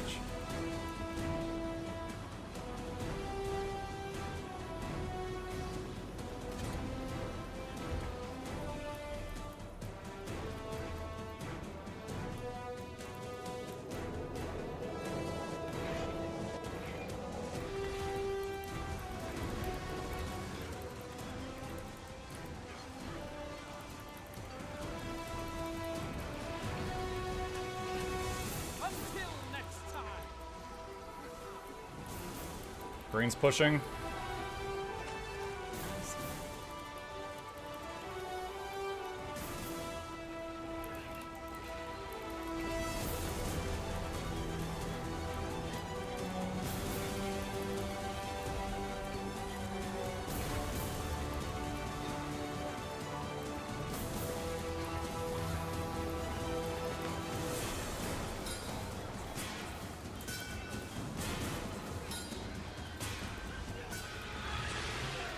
That's some of my favorite music in the whole game.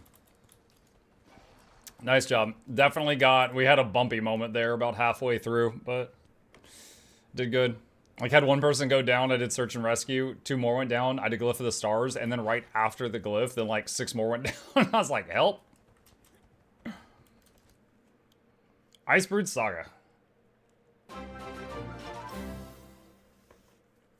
Nice. Mukluk dancing, mukluk dancing, mukluk dancing, mukluk bobble, mukluk bobble, mukluk bobble.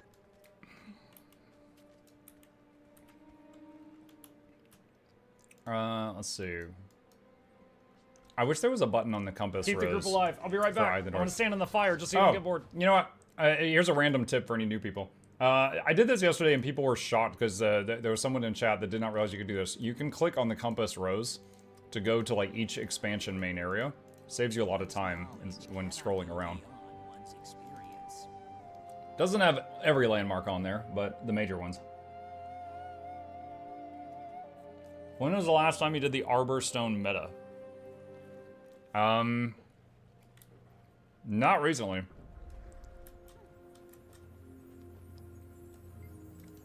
Let's just start with Shiver Peaks Pass. Like, the Jade Junkyard has so many people crammed in one spot, it gets a bit laggy for me. So I don't really, like, jump to do it that often.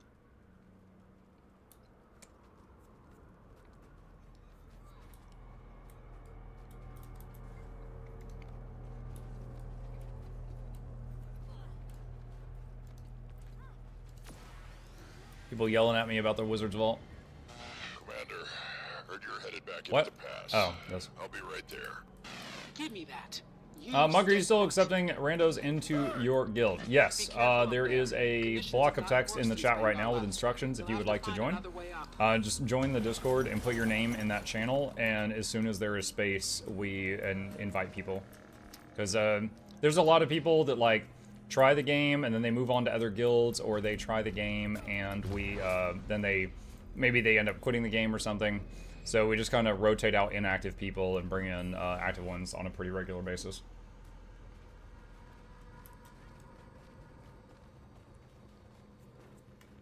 This storm isn't normal. Sandwich complete. Following Vanguard makes you wonder if it's intentional and who's pulling the strings. Watch yourself out there, Commander. Hi. Hi, Free Fun.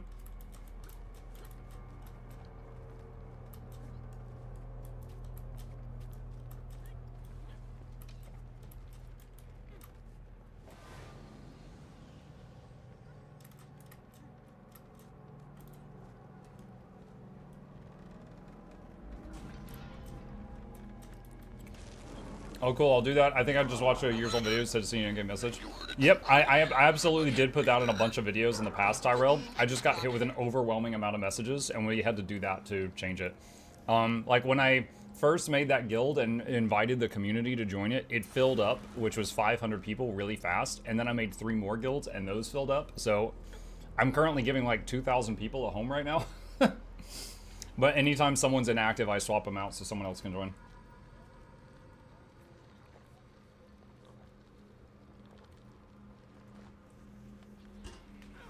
Victor says, what build are you playing? Right now I'm playing pretty standard support Druid. It's one of my favorite builds. I think we're all here. Okay.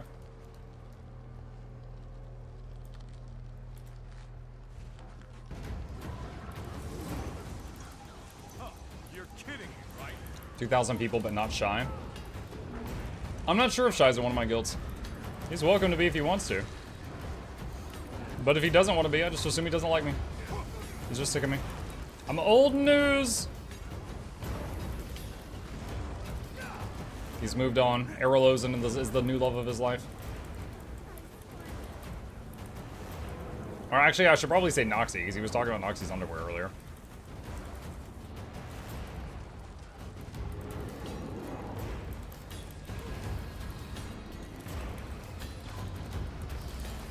Bullied? Bully! You're saying I bullied you? Hold on. Let's look at your most recent tweet. Oh look, it's artwork of me burning down a kitchen. You're saying I bully you. Boy, you better check yourself before you wreck yourself. Alright? You're throwing mud over the wall. I'm just throwing it back. Shy, okay, I know this looks bad.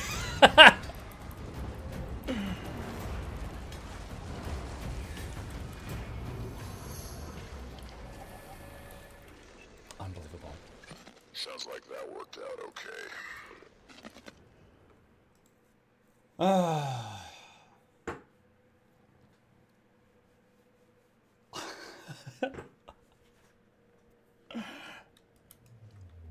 You know, I actually saw NSGR in chat said who let him cook, and I misread it as let him cook because I was like chewing it into Shy Fash, and then I realized it was who let him cook, and I was like, oh, that's a very different sentence.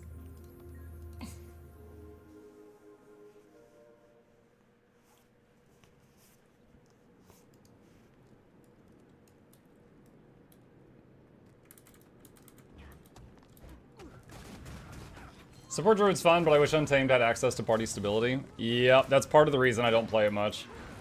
Untamed is quite good. It is a very solid build, but it needs to be paired with a DPS support that can provide stability and knows when to do it, because the Untamed sure cannot. Raven told me you'd be coming.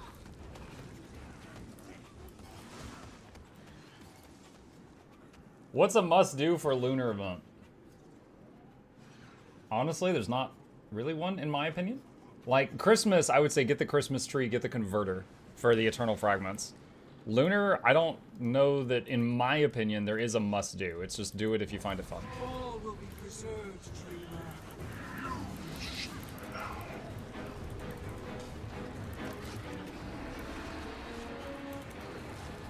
But you don't have to feel pressured to, like, get this or that for it. Like, right there, I just did a stability pulse because that guy was doing the hammer thing, which knocks everyone over. The Untamed can't do anything about that. Unless maybe, like, a really well-timed White Tiger Aegis or something. Guide the arrows, my claw.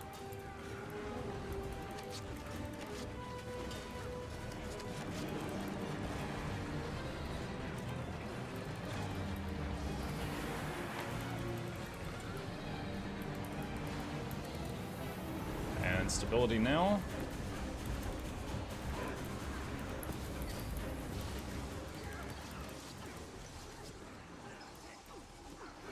Any PvP today? I don't know. Not sure. I enjoy good PvP matches, but dude, I don't know. I feel like my love of builds that are not glass cannons is just really not great for the current meta, which is all glass all the time, baby. Like, it's good for business, too. My videos related to PvP are, like, some of the most popular ones on the Mukluk Plays YouTube channel. For those that don't know, I've got a Mukluk Plays PvP playlist, and any game I think is a good game, whether I win or lose, is on there. There's, like, 100 episodes there. And it's one of the most viewed playlists on that whole channel, but I feel like I have to play, like, 10 games to get one game for that playlist these days.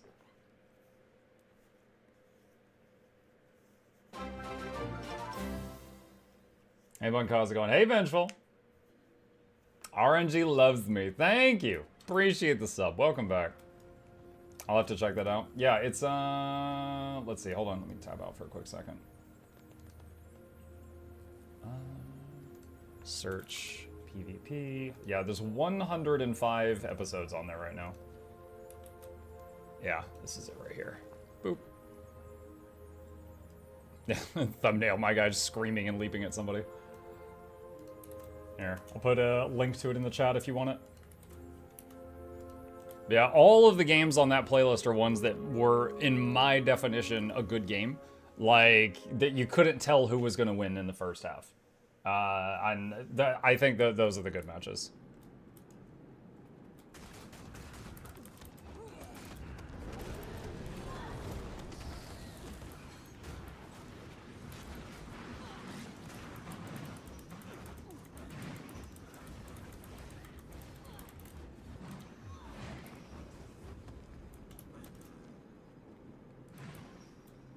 Good hunting. Rainer.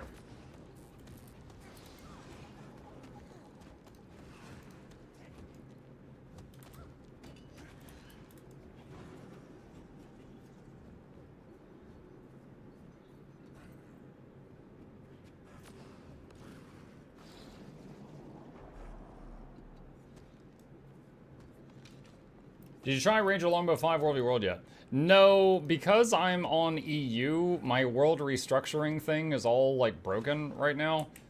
So I can't go into World v World right now without like messing that up. So I might try it again when I get on NA later tonight.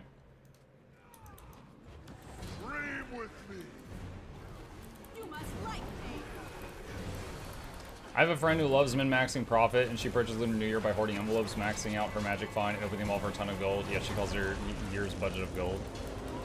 I don't know, I opened a year's worth of gold last Lunar New Year and ended up with like 100 gold.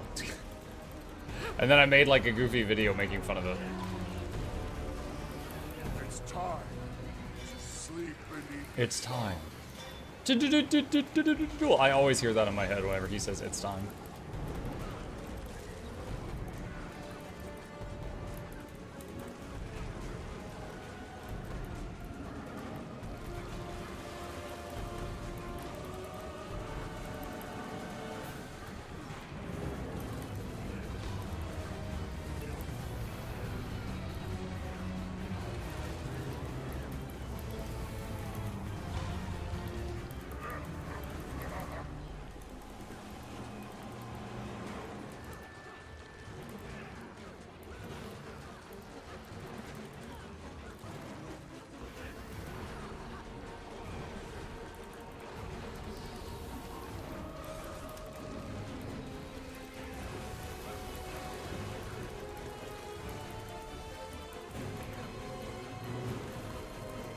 Whoa.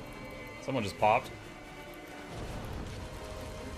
You fought so hard, but your long day has ended.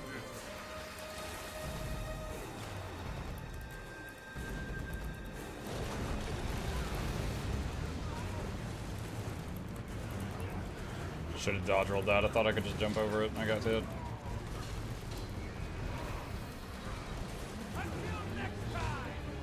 GG!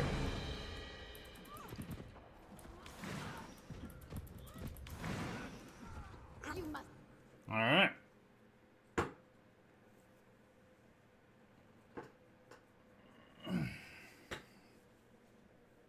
Is that an ASIN in the group? Was ASIN in the group? No, don't think so. Must just be a fan of the Naked Norn. Let's see, we just did. Let's do Whisper next.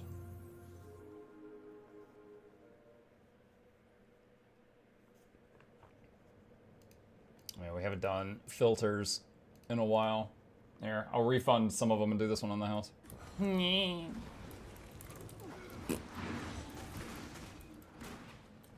just moused over me. Did I?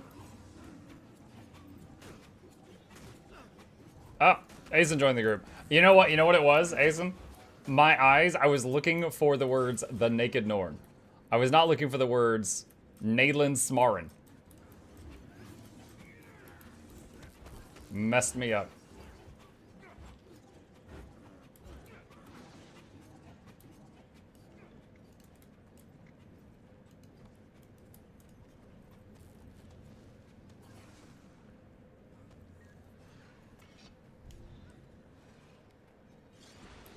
The inventory's a mess. Never done strikes. This is the first time I can watch it with 100% of my attention. It's not too bad, Theo. If you're doing it for the first time, I have, you know, get to the point guides. But each fight just has a couple of things to know. They're not too bad.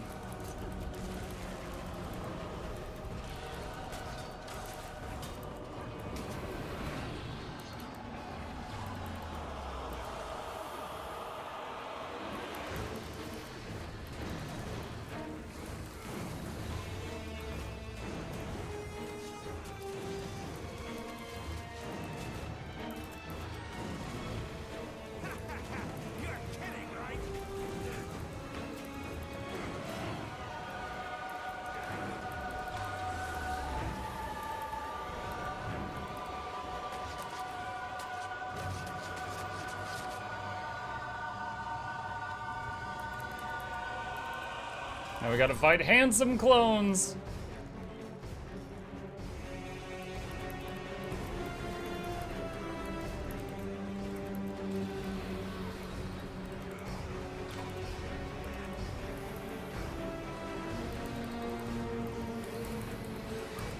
Watch out.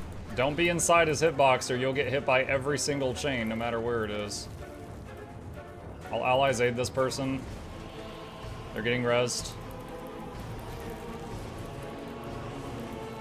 Watch out for the chains. Okay. New chains.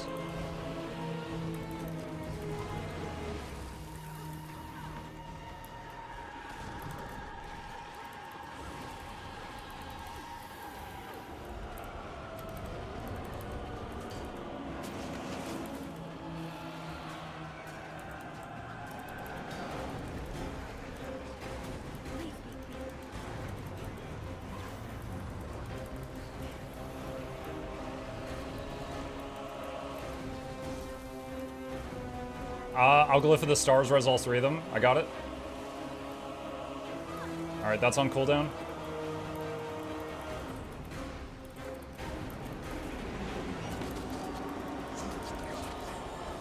It's kind of lucky there. The 2 of them were barely close enough together that I was able to get all of them with one cast.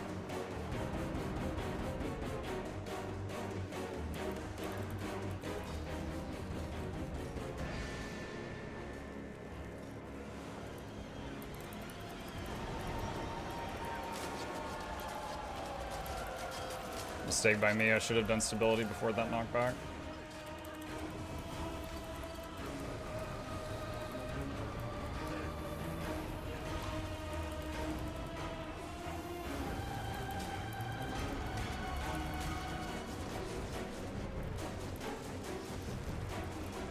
Search and rescue, I got that person. They're getting res now.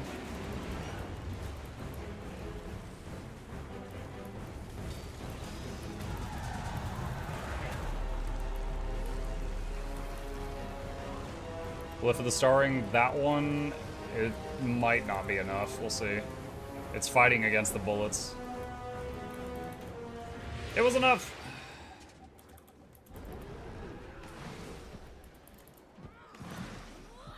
Alright, now that we've done the hard strike, let's go do a nice relaxing bone skinner. Any of the new balance changes particularly spicy? If you enjoyed playing Scourge at World v World, you might not like it. They took one skill that had like a 12-second cooldown and made it like a 60-second cooldown. Most of the other stuff was just kind of like nudges here and there, I think. World v World Arrow Cart Ranger's alive. I mean, it was alive before. It's just extra alive now.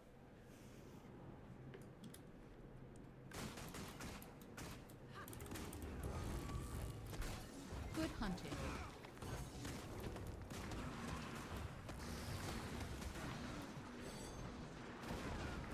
Waka waka waka waka waka waka waka waka waka waka waka waka.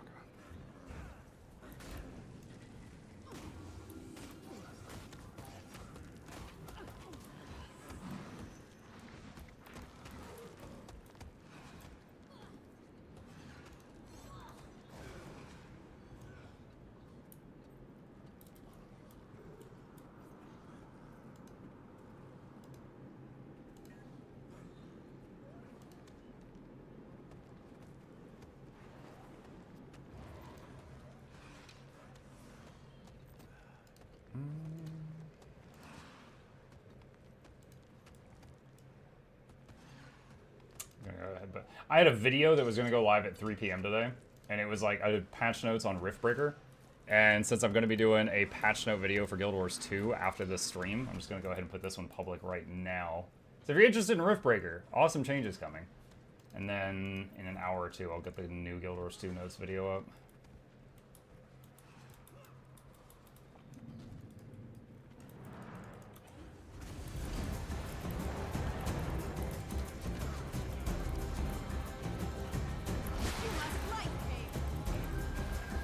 Is it the multiplayer update? It's a buff to how they do loot in the game. Search and rescue is now on cooldown.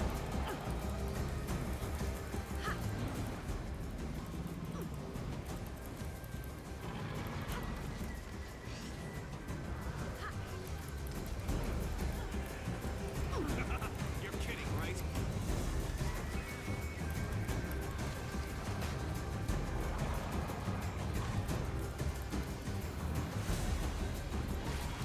Search and rescue is still on cooldown. Can't pull them out of that puddle.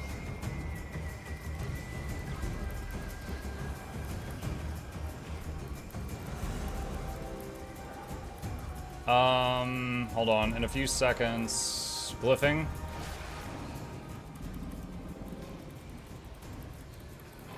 I got most of the bodies up.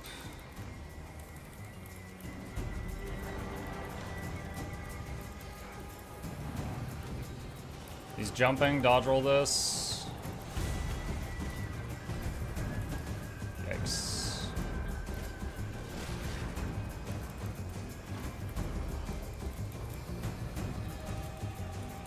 I do not have glyph for a bit. Alright. Don't give up. Don't drop circles on the downstate, people.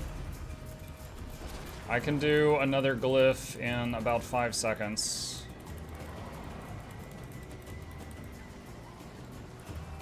Glyphing now.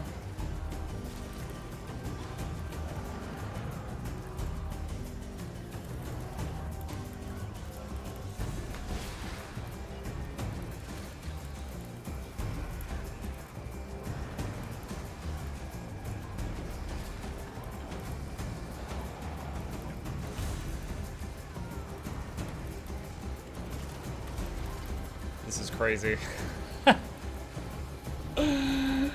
This is a lot of people going downstate.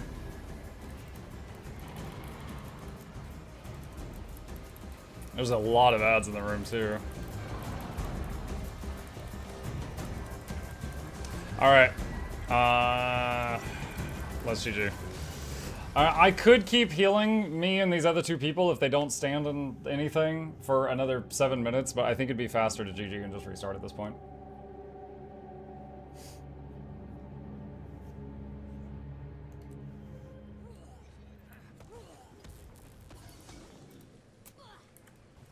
Take 2.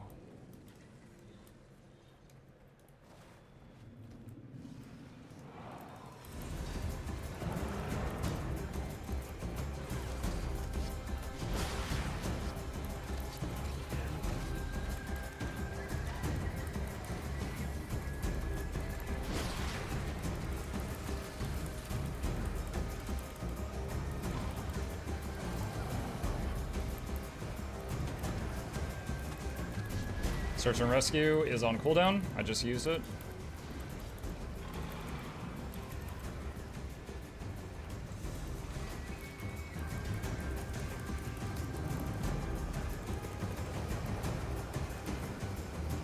Dodge roll that.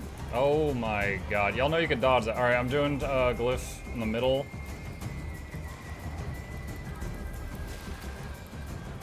He's gonna run over a bunch of them, isn't he?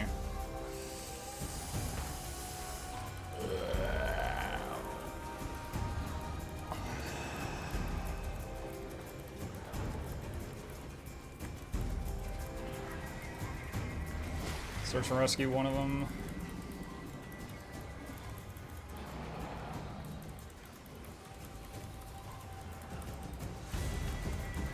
There's a lot of ads up. I don't know if any of our DPS brought pulls.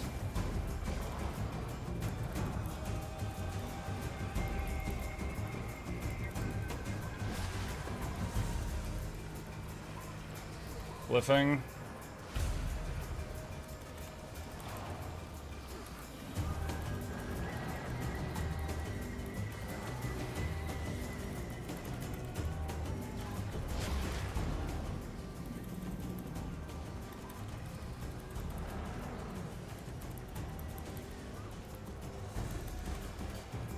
Search and rescue, got one.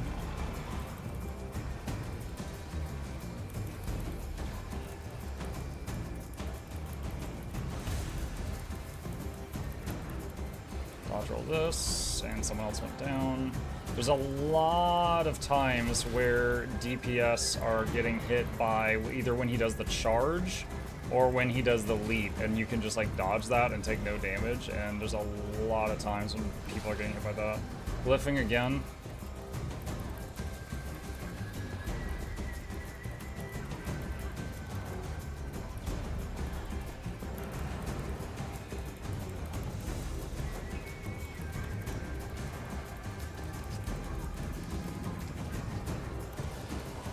dodge this.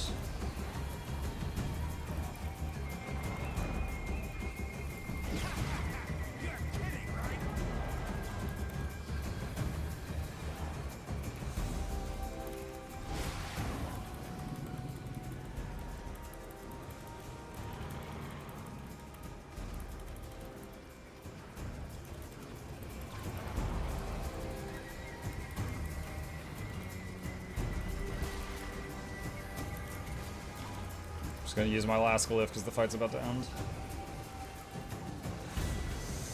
Wow! First try! Oh my goodness. I say things are going swell. Boss is dead and I'm not, Errol. It's a good day.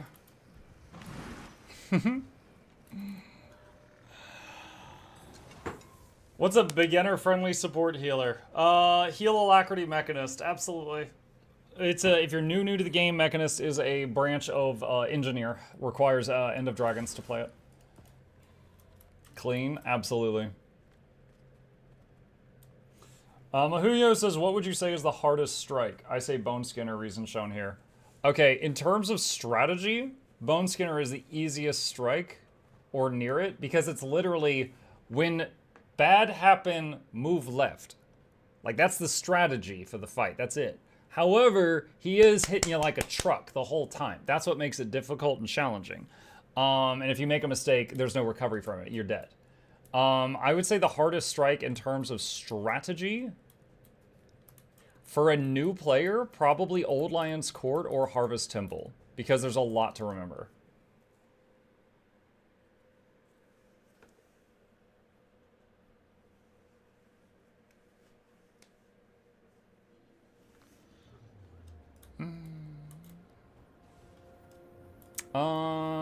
Let's see. Let's see if they're up for Cold War. I got time for a Cold War. Bone Skinner's just up to the left. Yep. Yep.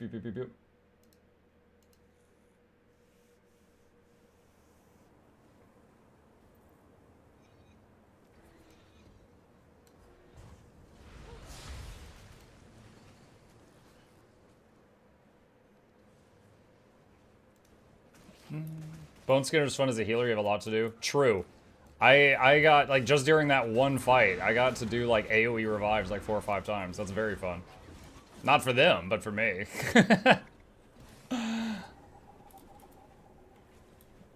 Dragonstorm after?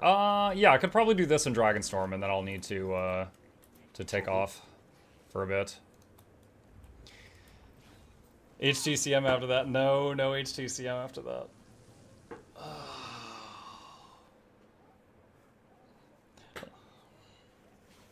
Someday? Probably not. Probably not. What's HTCM? HTCM stands for Harvest Temple Challenge Mode. Harvest Temple is a strike mission that has 11 phases, and the CM, okay, most groups that are trying to learn and do HTCM are attempting it with the same 10 people every day for weeks before they get a kill. Like, imagine doing a fight where you have to be doing an exact sequence of things for 10 minutes without making a mistake, and if you make a mistake, the whole group dies. And everybody has a thing like that. Like, everybody has a checklist of things they're doing, and then it's just like you need perfect execution. It's the hardest fight in the game right now.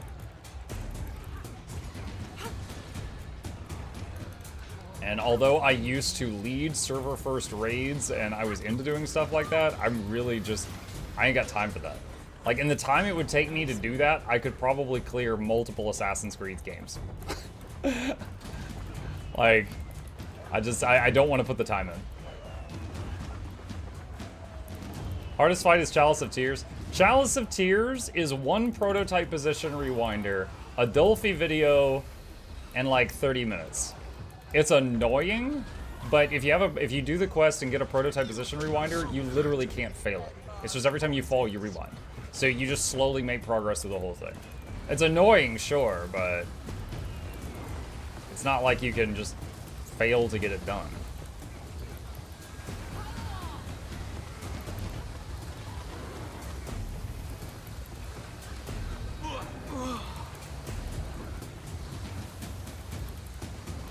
Yeah, I have no doubt that I got the capability to learn and do Harvest Temple, but it would take a massive time investment, and I'm just not interested in it. You can skip half of Chalice of Tears with a Sky Scale and a Rewinder. You can skip most of it with a Mesmer friend. Just bribe them to do it. I just got a Tyrion New Year achievement.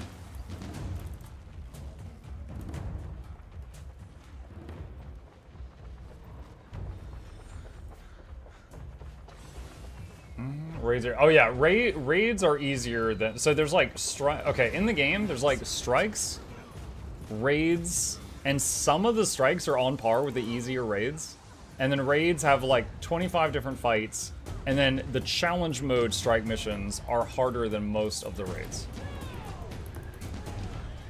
For killing champs, yeah. You have Mesmer friends? Well, I mean, Mesmers can be bribed, they like money. And then they're like your friend for a day.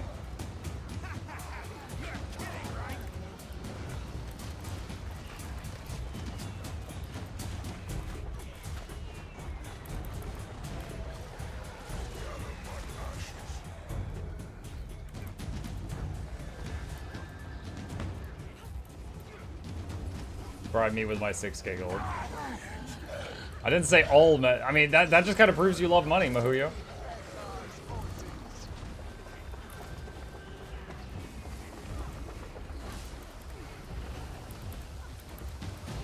Mesmers are like escorts. Escort, like, they will, wow. Glyphing res. Escort, like, they will escort you safely to your destination, and nothing more. I think it depends on the definition we're discussing right now.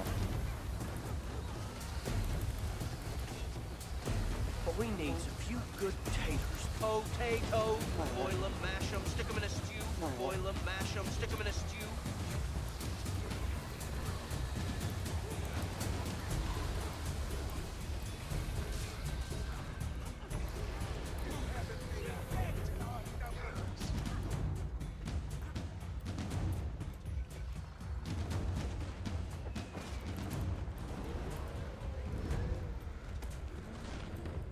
For the right price, I'll be your portal support, moral support, and talking costs extra.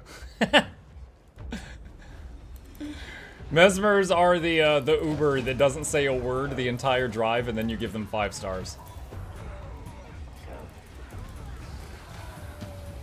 But then, if you don't give them 5 stars, they'd like portal you into a volcano or something.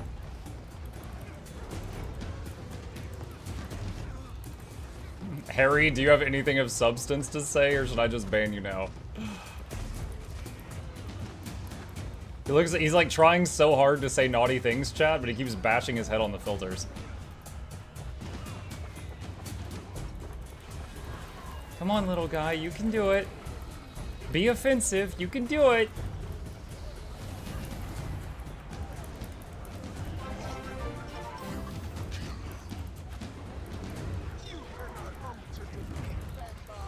He wants you to be his daddy? Oh my gosh. I'm not taking on additional children at this time.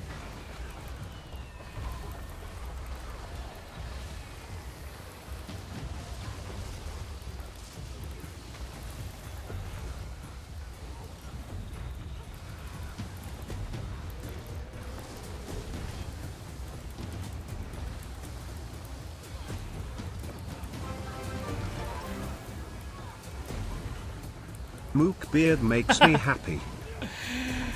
Ah, he just hit the filter again. Oh my god.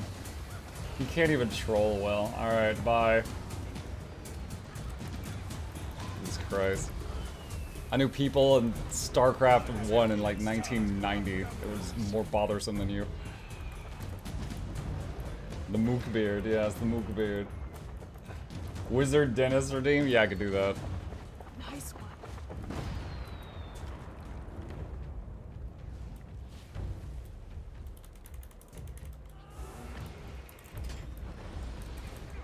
Mookbeard the pirate. I'm reminded of a Trials of Mana, and I was like, oh, that guy looks like Whitebeard, and then immediately plot came around the corner.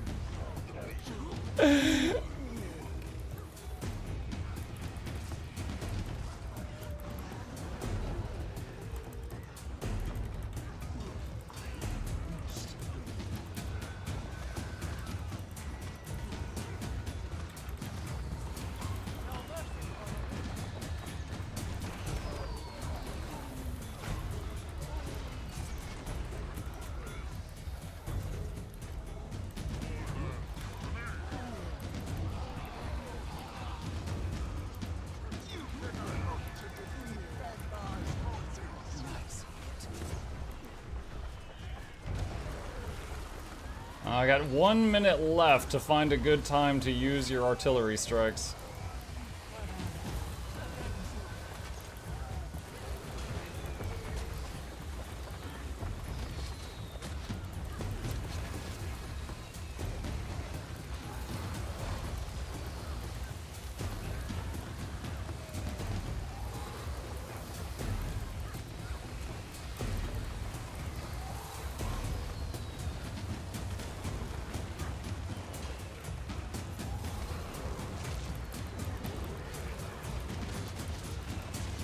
Then they raise your ranks, yep. Then they raise our rent. You're kidding, right?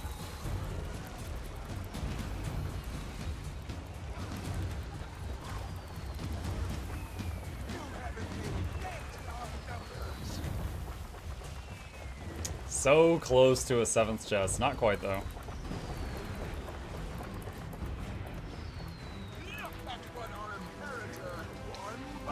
Icy Echoes is in play. If you suddenly start taking massive damage, you're probably standing too close to another player.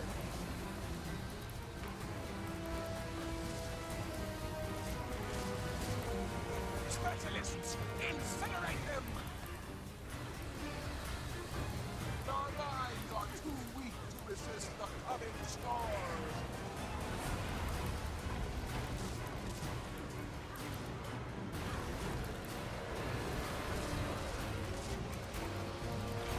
Assassins, strike swiftly!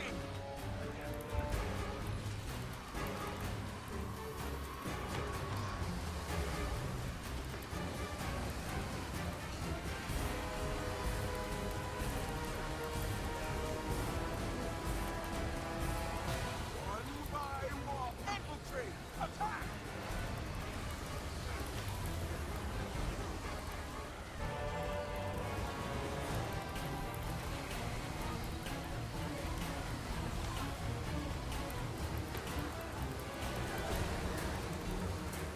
One by one, engineers, obliterate them! Oh, the guy that went linked did reconnected. Glad you were able to get back in here. The lines are too weak to resist the coming storm. Frost Legion, cut them down! GG! Nice job. 6 bonus chests.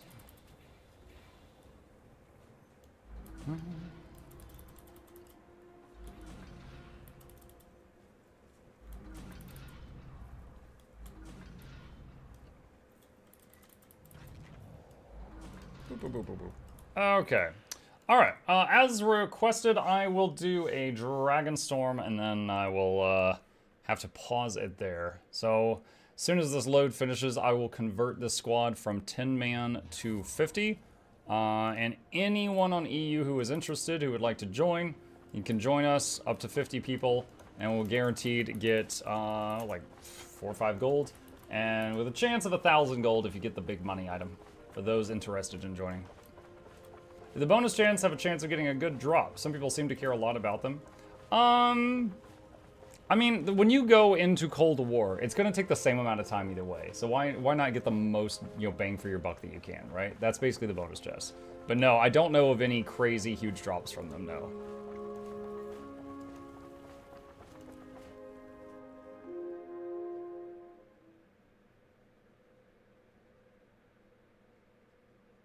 Timey picked a good spot. Good? Destroyers are crawling all over, and there's no dragons. I'll put everyone into one group. Easier to heal.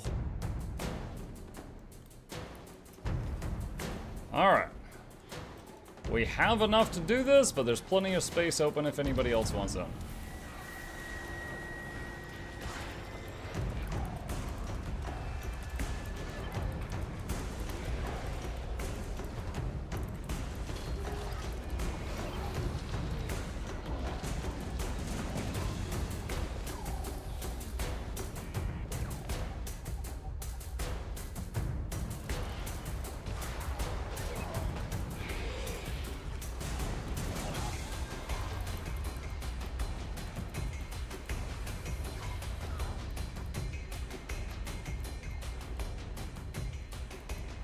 That's good. Makes it seem like missing the bonus 1 or 2 is a slight difference then. Yeah.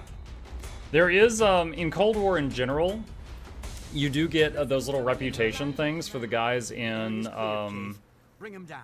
Drizzlewood Coast, which gives you, can give you like Mystic Clovers and stuff. But I don't know that that's attached to like a specific small chest or anything like that. It's kind of cool because that makes it, the Cold War one is like the only one that can just on its own give you Mystic Clovers. Nice of you to clear Mukluk chat hydro time. Hi, Axolotl. Did you? Oh? You look like you're hurt. All that dormant energy can't be good for you. You picked a weak dragon you knew you could control. Coward. I'll show you real dragon power. Jormag has not yet joined him, champion. You must draw them out. We're long past excuses, right? You made your choice. This needs to end.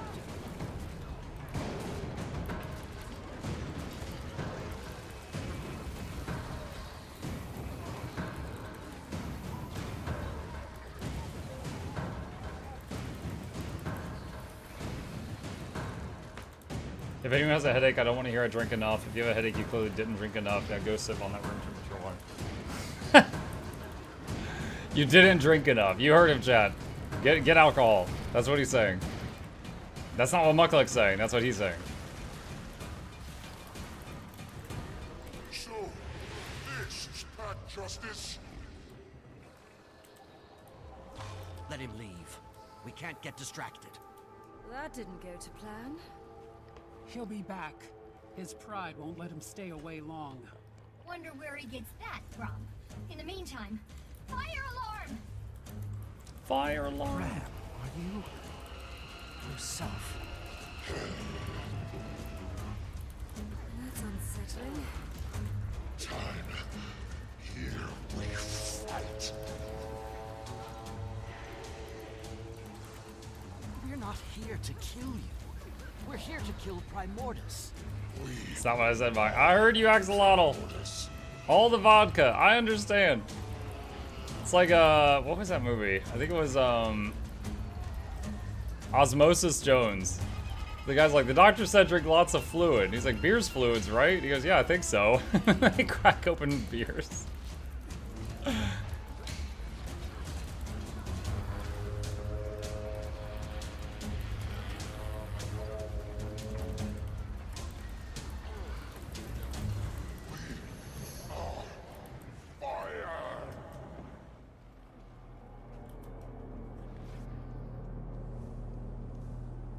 Vodka's just Russian water. As a new player, the world bosses are amazing. Being from WoW, I wasn't expecting that. Oh yeah. Oh yeah. Otter, I came from years of World of Warcraft before this as well.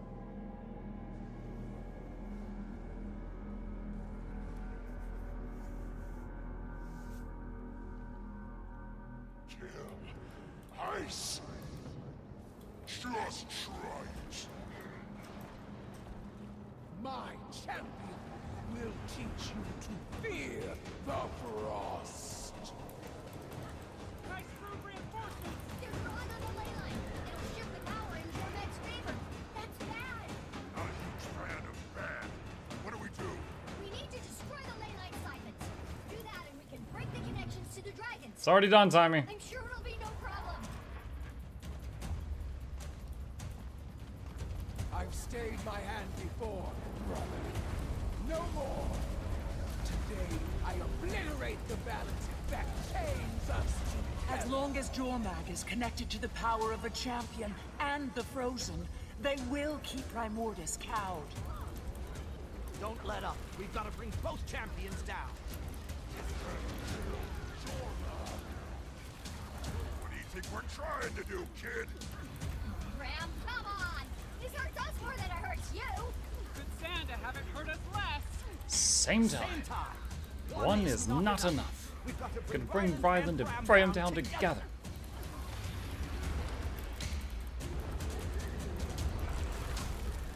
I think we don't have enough Necros in this squad, chat. This squad is 1/3 Virtuosos, 1/3 Necros, and 1/3 Ether.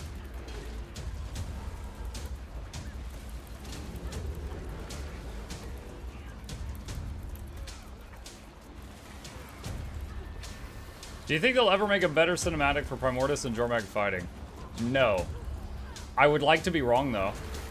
Because if they're going to go back and fix old content, I would love for them to fix the Zaitan fight first. It's kind of embarrassing.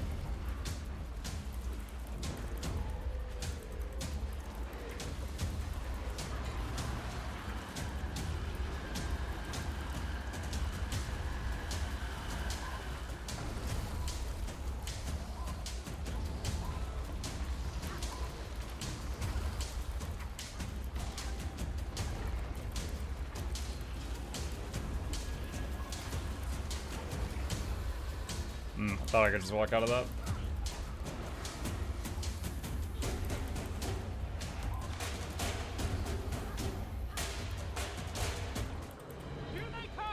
Zaitan fight fits New Year's though, fireworks all around.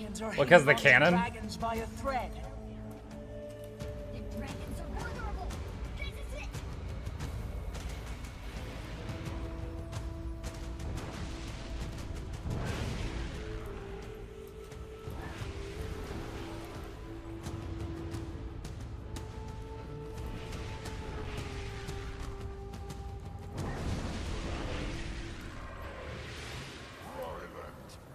Come on then. Elder dragons. This might take a couple rounds. Stay strong. Ice and fire forces are desperate. Can't let them get a foothold on the ley line. Orders and Jormag have reached equilibrium on the power meter. We're close.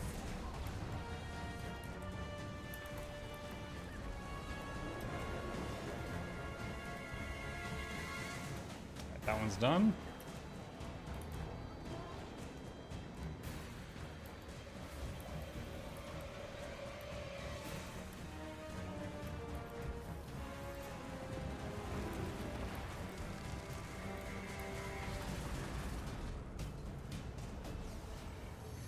Redo the cinematics and replace all the dragons with plushy versions. What about when they do April Fools and there's those like gigantic cats around the world? What if they replace the dragons with those giant cats?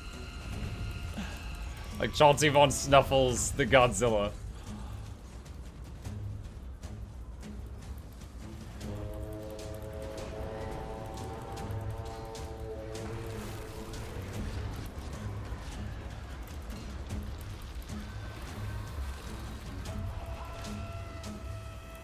Giant cats are always there. Yeah, but you need those special things to see them.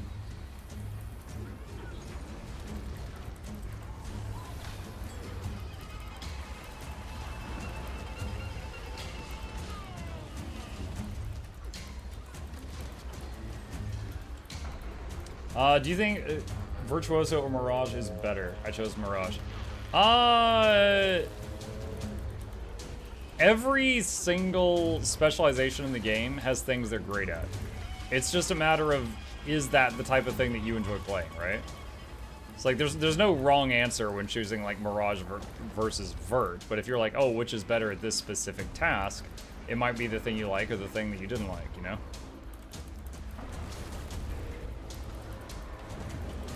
Game doesn't really have like a dead specialization. It just has specializations that are good at this or good at that. The connection's And it's a matter of which one do you want. The prisms are ready to launch in closer, Commander. Attack now. Surrender on to the dragon.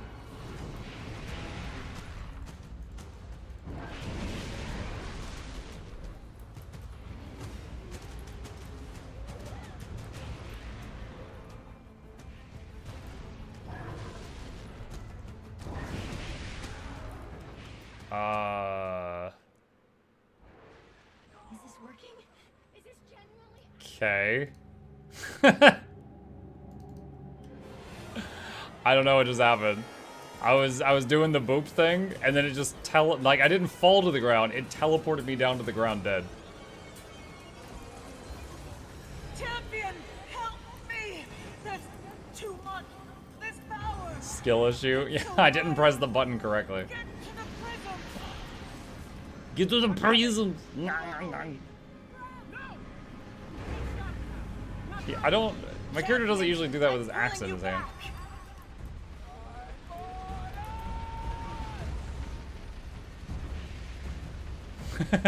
Sweet home Elder Dragons. Ba-na-na-na-na-na. Now Kith.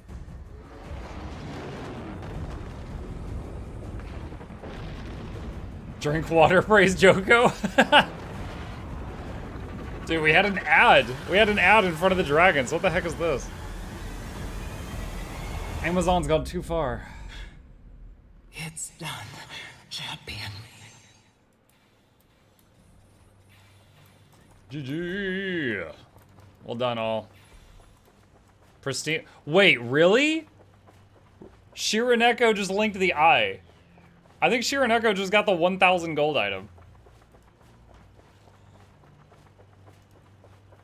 Now, granted, they could be fooling us. They might have just had a link to it. But if they're telling the truth.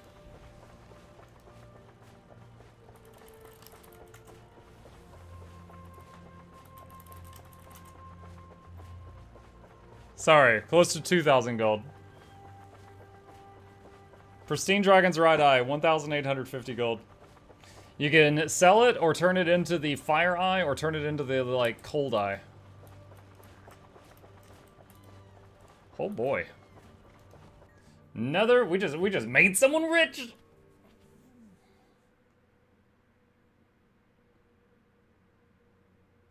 Wait, what? Zeroth says, so breathy when she says it's done, very ASMR sexy. Oh my god. We've got someone lusting after Aureen in chat.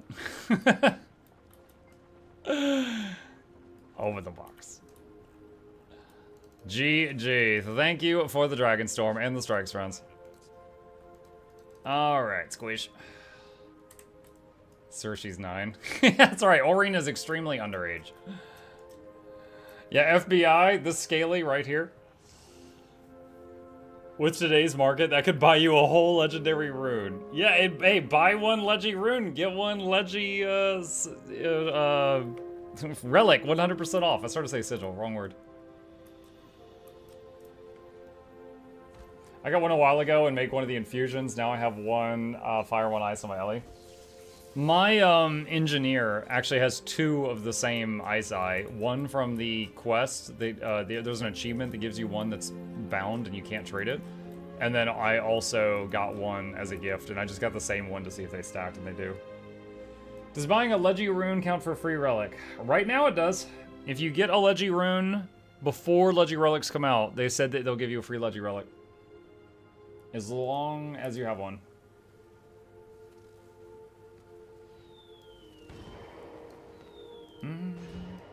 You got 2 of the same eye? Yep, I did. Hang on.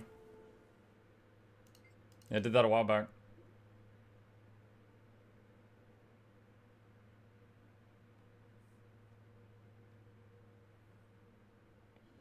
Alright, so my NG, let me find a wall.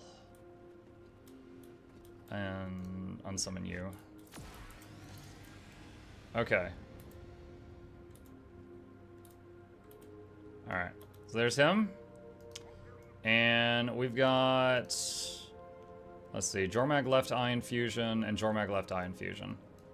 So if I change that to like this one, you see how it just got dimmer? And then if I equip this again, so it gets a bit brighter, and then I'll unequip it again as soon as he stops moving.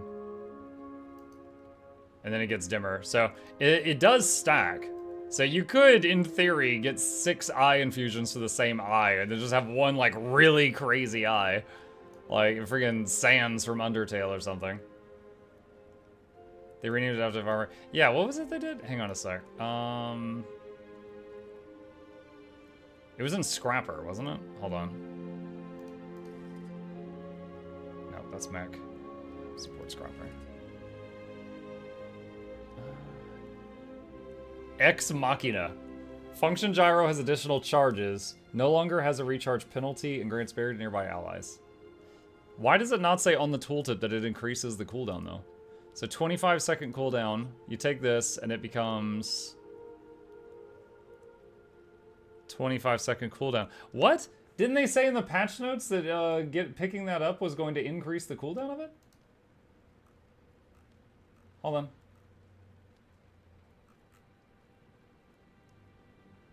Yeah, they did. They did. Function gyro no longer has an increased recharge when creating additional gyros, but has a higher base recharge. But it doesn't. Count recharge 25 seconds. Cooldown 25 seconds. Okay.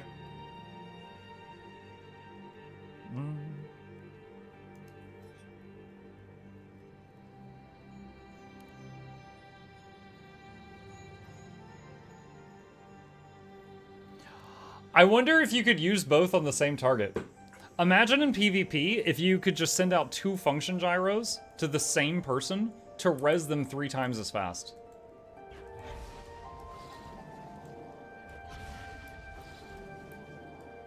There's a short delay in between the two. Also, it's weird that it's floating above my head. Usually you don't see it flying above you if it's on cooldown.